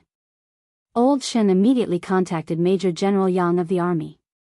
At 9:30, we knew that little girl Ye's training had really finished. You even went to pick her up. I didn't expect that old uncle's dream was actually real. Little girl Yi was really training with the Navy and came back on a ship. He missed her too much, so he had dreams. Chapter 1334. Xia Jinyuan's Adam's apple moved slightly and he pursed his thin lips. Did the military academy send anyone over? Yes, Major General Yang personally contacted the University of Science and Technology of China, and the school was very cooperative. They brought Yi Qian's student ID and military uniform and rushed over by train. They will arrive tomorrow morning at 8. They will arrive in town in the afternoon. Upon hearing this, Xia Jinyuan's eyes darkened. The bus from the city to town will take 7 hours. I'm afraid they won't make it in time. Arrange for a helicopter. I will arrange for a private helicopter. Political Commissar, call the air traffic control and approve the flight route. Okay, this is not difficult. Political Commissar Yen sighed countless times that night. He was also afraid that they would not make it in time. He even considered whether to mobilize the military helicopter again. Principal Chen, who had received the call at the entrance of the town hospital, ran all the way over. He ran up the stairs in a few steps and saw Xia Jinyuan standing under the dim yellow light. Before he could speak, Xia Jinyuan heard the noise and looked up. Uncle Chen. It's good that you're back, it's good that you're back. Principal Chen walked over in a few steps. His eyes were bloodshot. He condensed all his words into one sentence and repeated, "It's good that you're back, it's good that you're back. It's good that you're back, it's good that you're back. Yi Qian can send Uncle Chen off, and Uncle Chen can rest in peace." Xia Jinyuan was not unfamiliar with the experience of life and death. As a Special Forces soldier on the frontline battlefield, he had experienced several farewells in the past few years. However, at this moment, his heart was still in pain. Yi Qian is accompanying Uncle Jen in the ward. She hasn't stopped crying since she received your call. She only slept for 2 hours after I told her that we needed to take turns driving. Xia Jinyuan explained Yi Qian's condition in detail to prevent Principal Chen from worrying. She's fine now. She's not too emotional. It's just that when she entered the ward just now, she couldn't take a step out. She's still afraid that the moment will come. She understood everything, but if the moment really came, the calm Yi Qian would be so sad that she would lose control of her emotions. Xia Jinyuan was afraid that she would hurt herself if she was too sad. With Uncle Jen around, little Yi will listen to Uncle General, she will listen to Uncle Jen. Principal Chen, who had suddenly aged a few years, said in a low and hoarse voice. His usually resolute eyebrows were filled with grief. My uncle always said that his life was worth it. Even if he were to die one day, he would die peacefully. The only thing I'm worried about is little Yi. If I ask you to go over later, say something to make me feel at ease and let me leave without any worries. His words made both Commander Lu and Political Commissar Yan's eyes turn red. This first-rank sergeant major, who had dedicated his whole life to the army, raised an orphan with selfless love, let her receive the best education, and led her to a bright future. Now that she was going to leave, who would be willing to part with her? Xia Jinyuan nodded solemnly. Uncle Chen, don't worry. I will swear on my life that I will take care of Yi Qian for the rest of my life. We will advance and retreat together, and I will never leave her. When Commander Lu and Political Commissar Yan heard this, they finally realized the relationship between the two of them. However, there was not much joy on their faces. Instead, there was a hint of worry. Would Lieutenant General Xia agree to this? My dad already told me that he recognizes Yi Qian as his daughter-in-law. I already called my dad on the way here. I will arrive in town around 6 o'clock tomorrow morning. Uncle is worried about Yi Qian. I will let him leave with a smile on his face. Chapter 1335. Principal Chen patted Xia Jinyuan's shoulder heavily. Good, good, good. You're a man of your word. Uncle Jen believes in you. I believe that you'll take good care of little Yi. Lieutenant General Xia knew and admitted it himself. Only then did Commander Lu and Political Commissar Yan, who had been worried, feel relieved. They all believed in Xia Jinyuan and believed that he would really take care of little Yi for the rest of her life. And Jessen, who had run back to the doctor's office when she saw them coming out, gritted her teeth, stood on her tiptoes, and moved gently with her back against the wall. She wanted to go directly to the ward to talk to Yi Qian. Thinking that she hadn't been discovered, she moved into the ward, patted her chest, and secretly heaved a sigh of relief. Turning around, Jiasun saw Yi Jian holding Uncle Jen's skinny hand tightly. Yi Jian's back was filled with sadness. She quietly looked at the old man who was breathing weakly. Jiasun's heart ached terribly.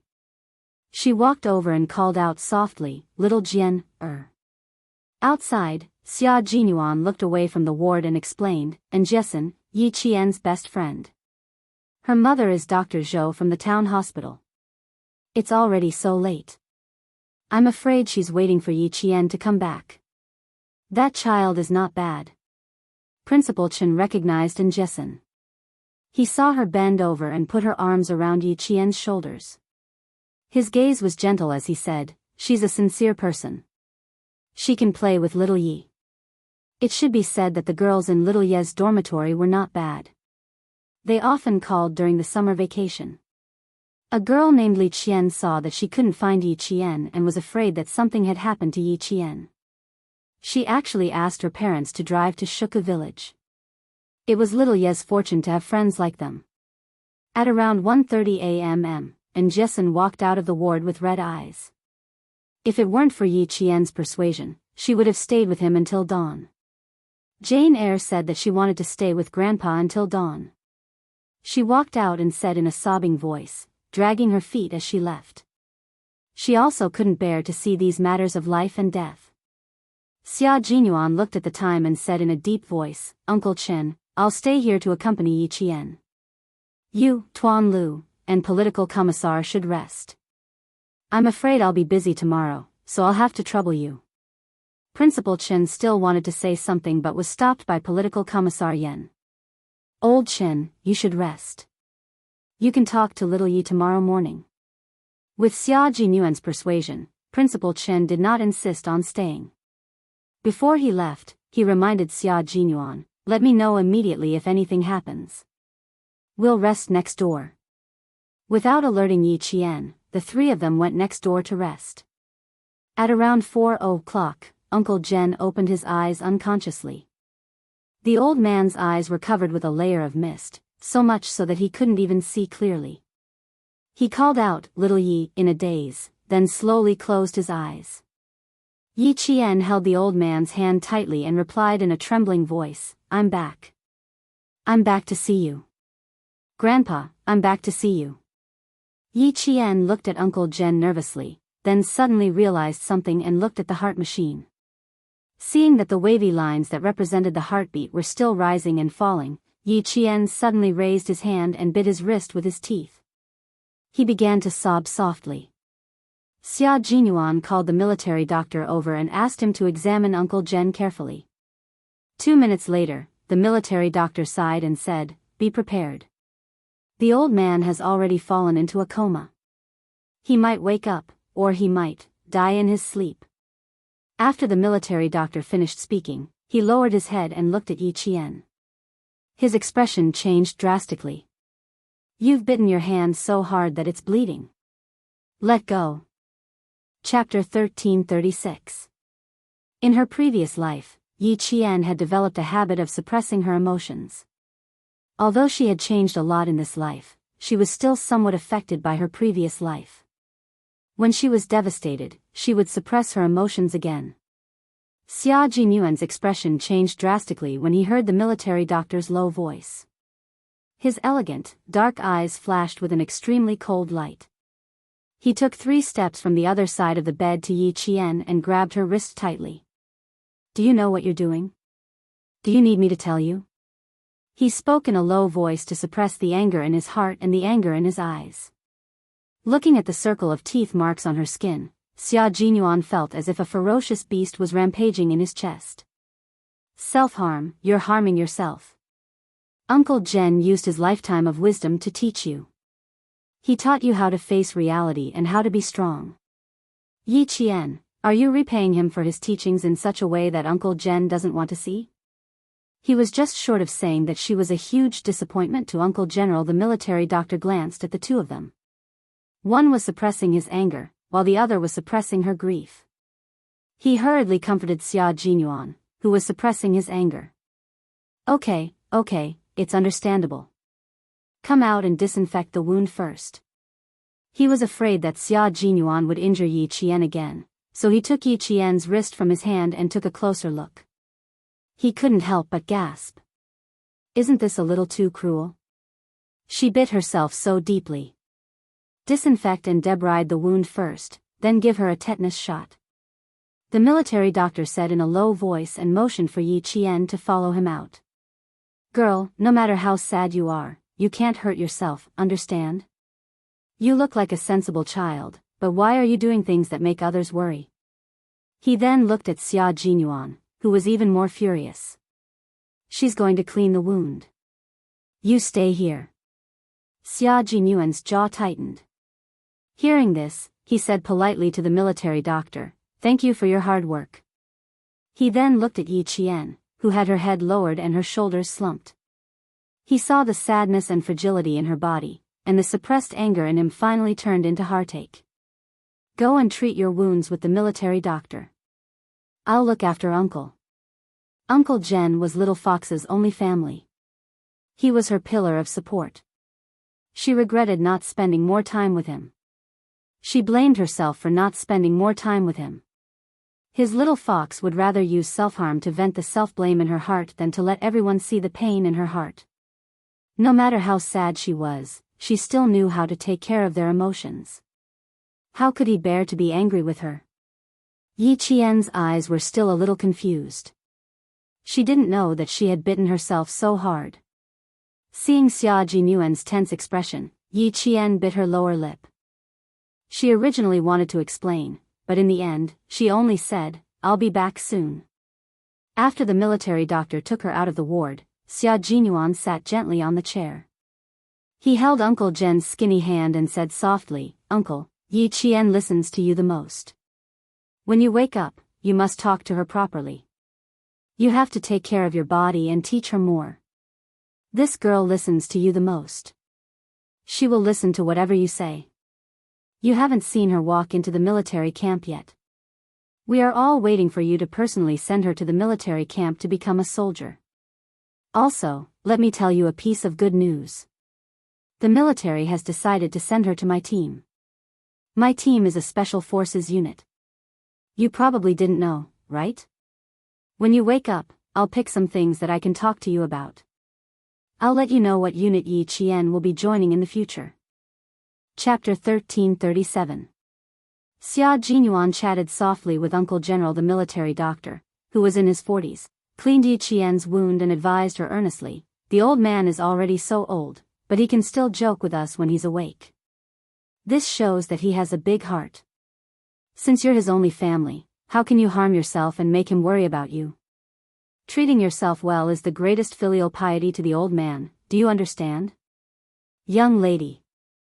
Actually, Yi Qian didn't even know how she bit herself.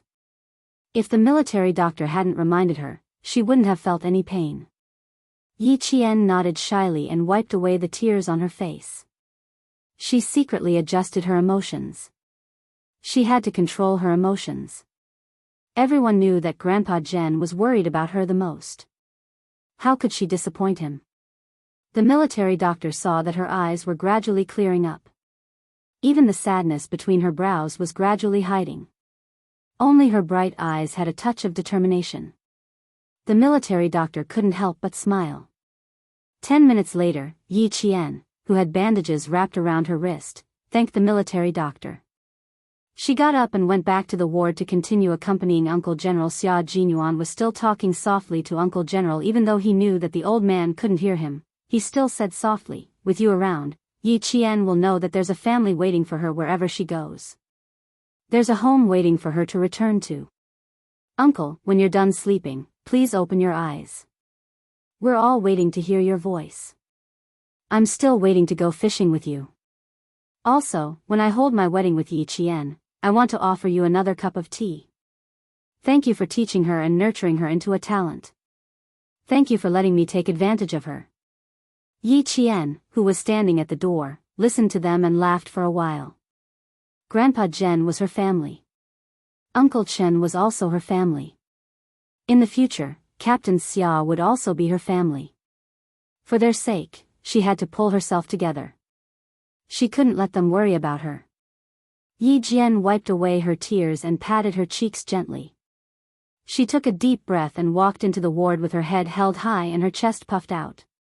When Xia Jinyuan heard the commotion, he turned around and saw that Yi Qian, who had just walked in, no longer looked dispirited.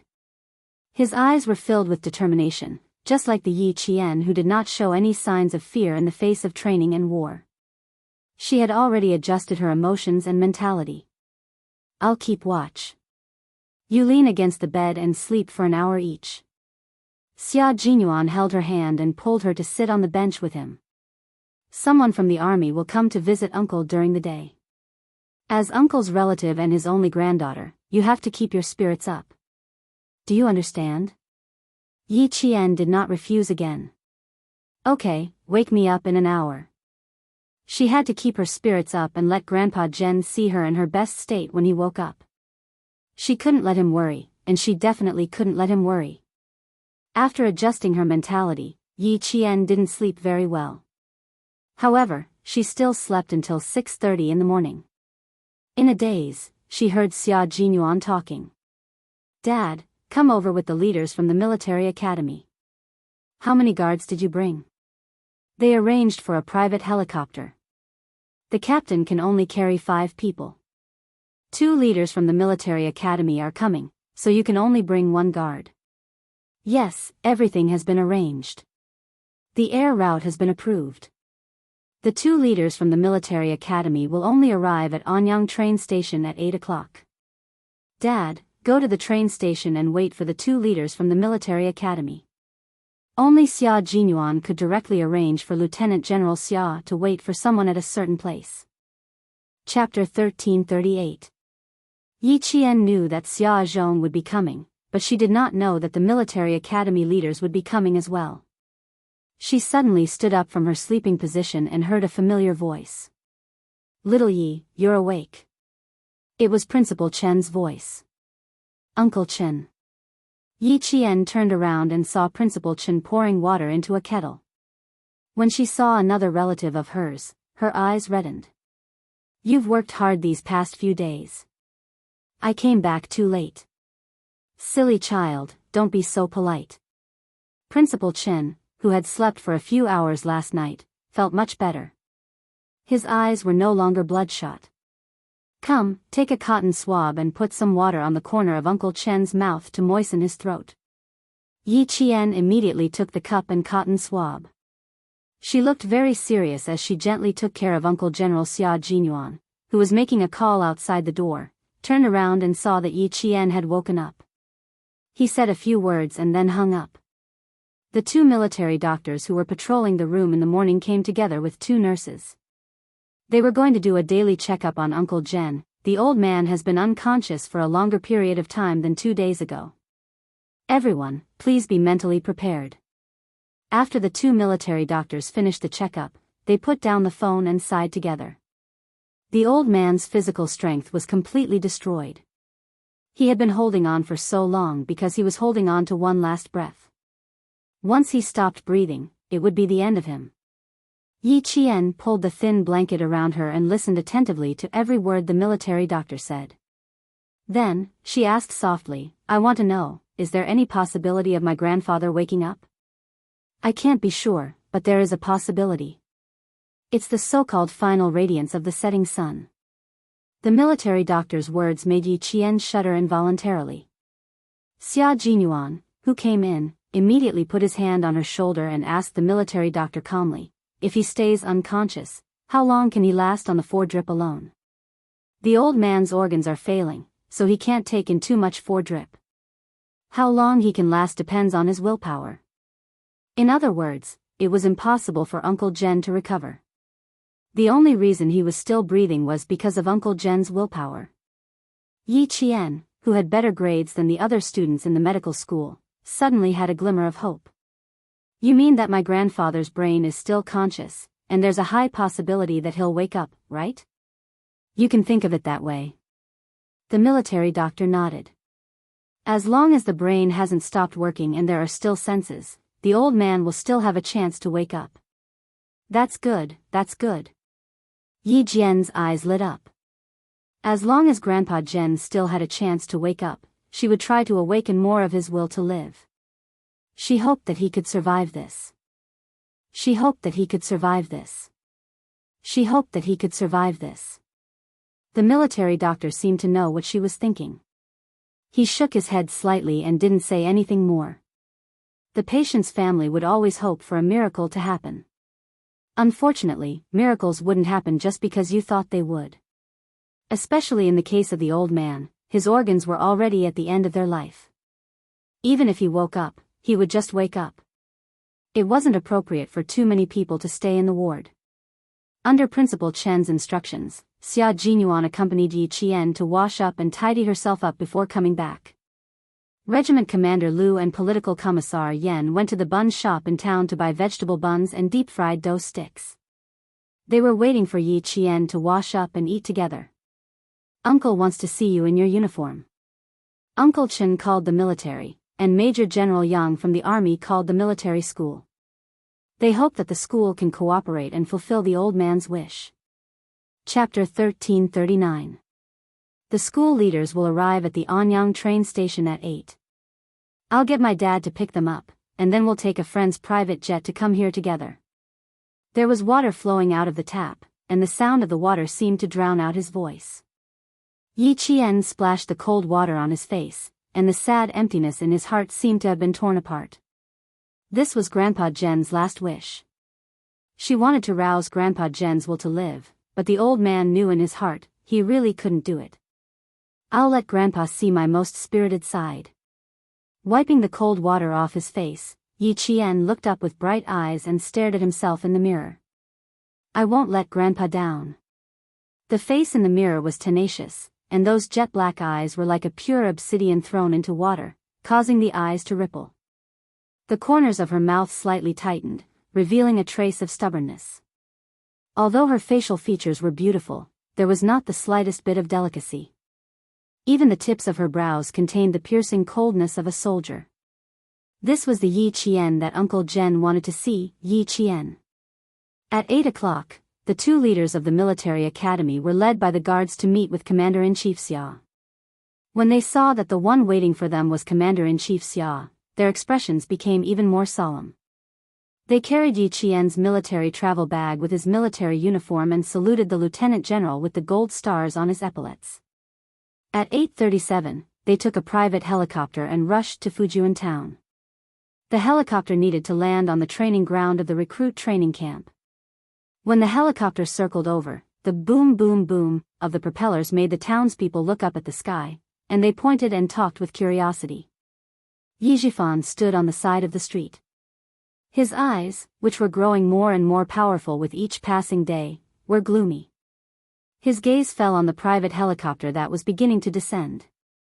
His daughter, who had been staying in Shuku village, called him and said that Uncle Jen was sick, and they even sent out the military's helicopter. At that moment, he realized how capable the old man who dared to scold him was. After leaving the army for so many years, he was still deeply cared for by the army. How could he be just an ordinary veteran? The reason why Yi Qian could go so far and climb so high was because she had the help of such a capable old man. That was why she had the courage to leave the Yi family and face the Yi family. Yi Jifan realized that he might be able to make friends with a high-ranking officer in the army. He immediately arranged his work and rushed back to the Shuku village.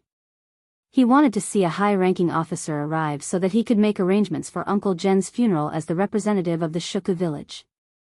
This way, he would have a chance to make friends with the high-ranking officer.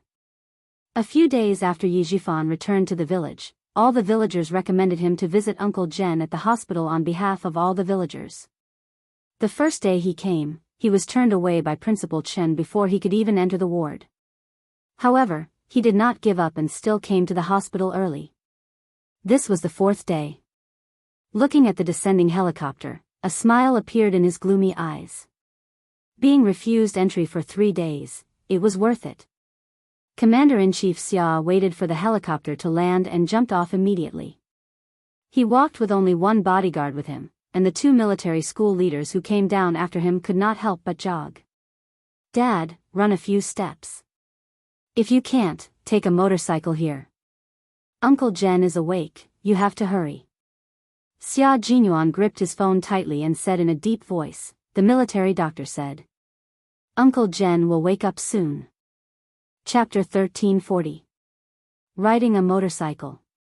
Commander-in-Chief Xia couldn't even remember how many years it had been since he last rode on a motorcycle. As a lieutenant general, he was summoned by his son. After the meeting, he had to arrange his work while walking. He didn't even change out of his military uniform before rushing over.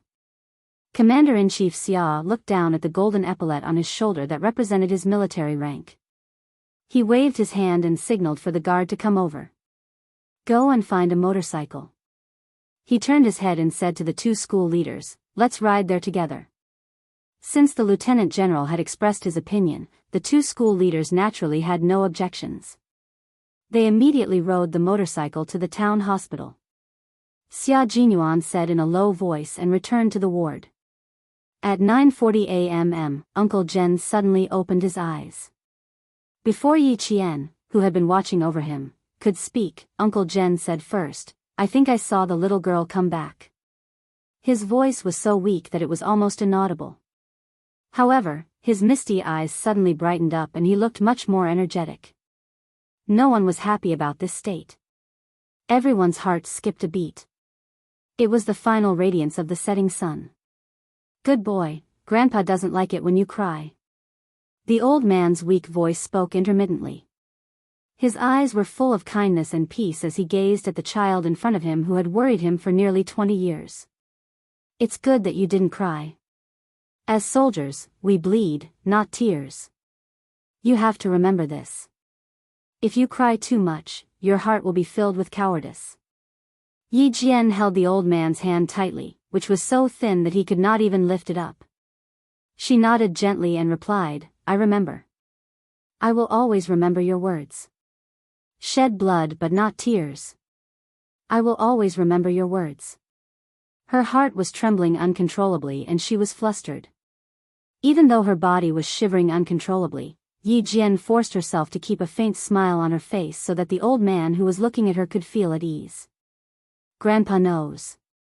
I know you are a good boy. Unfortunately, Grandpa. Grandpa. The old man suddenly coughed. It was not a gentle cough, but a series of heavy coughs. The smile on Yi Qian's face instantly faded. Please rest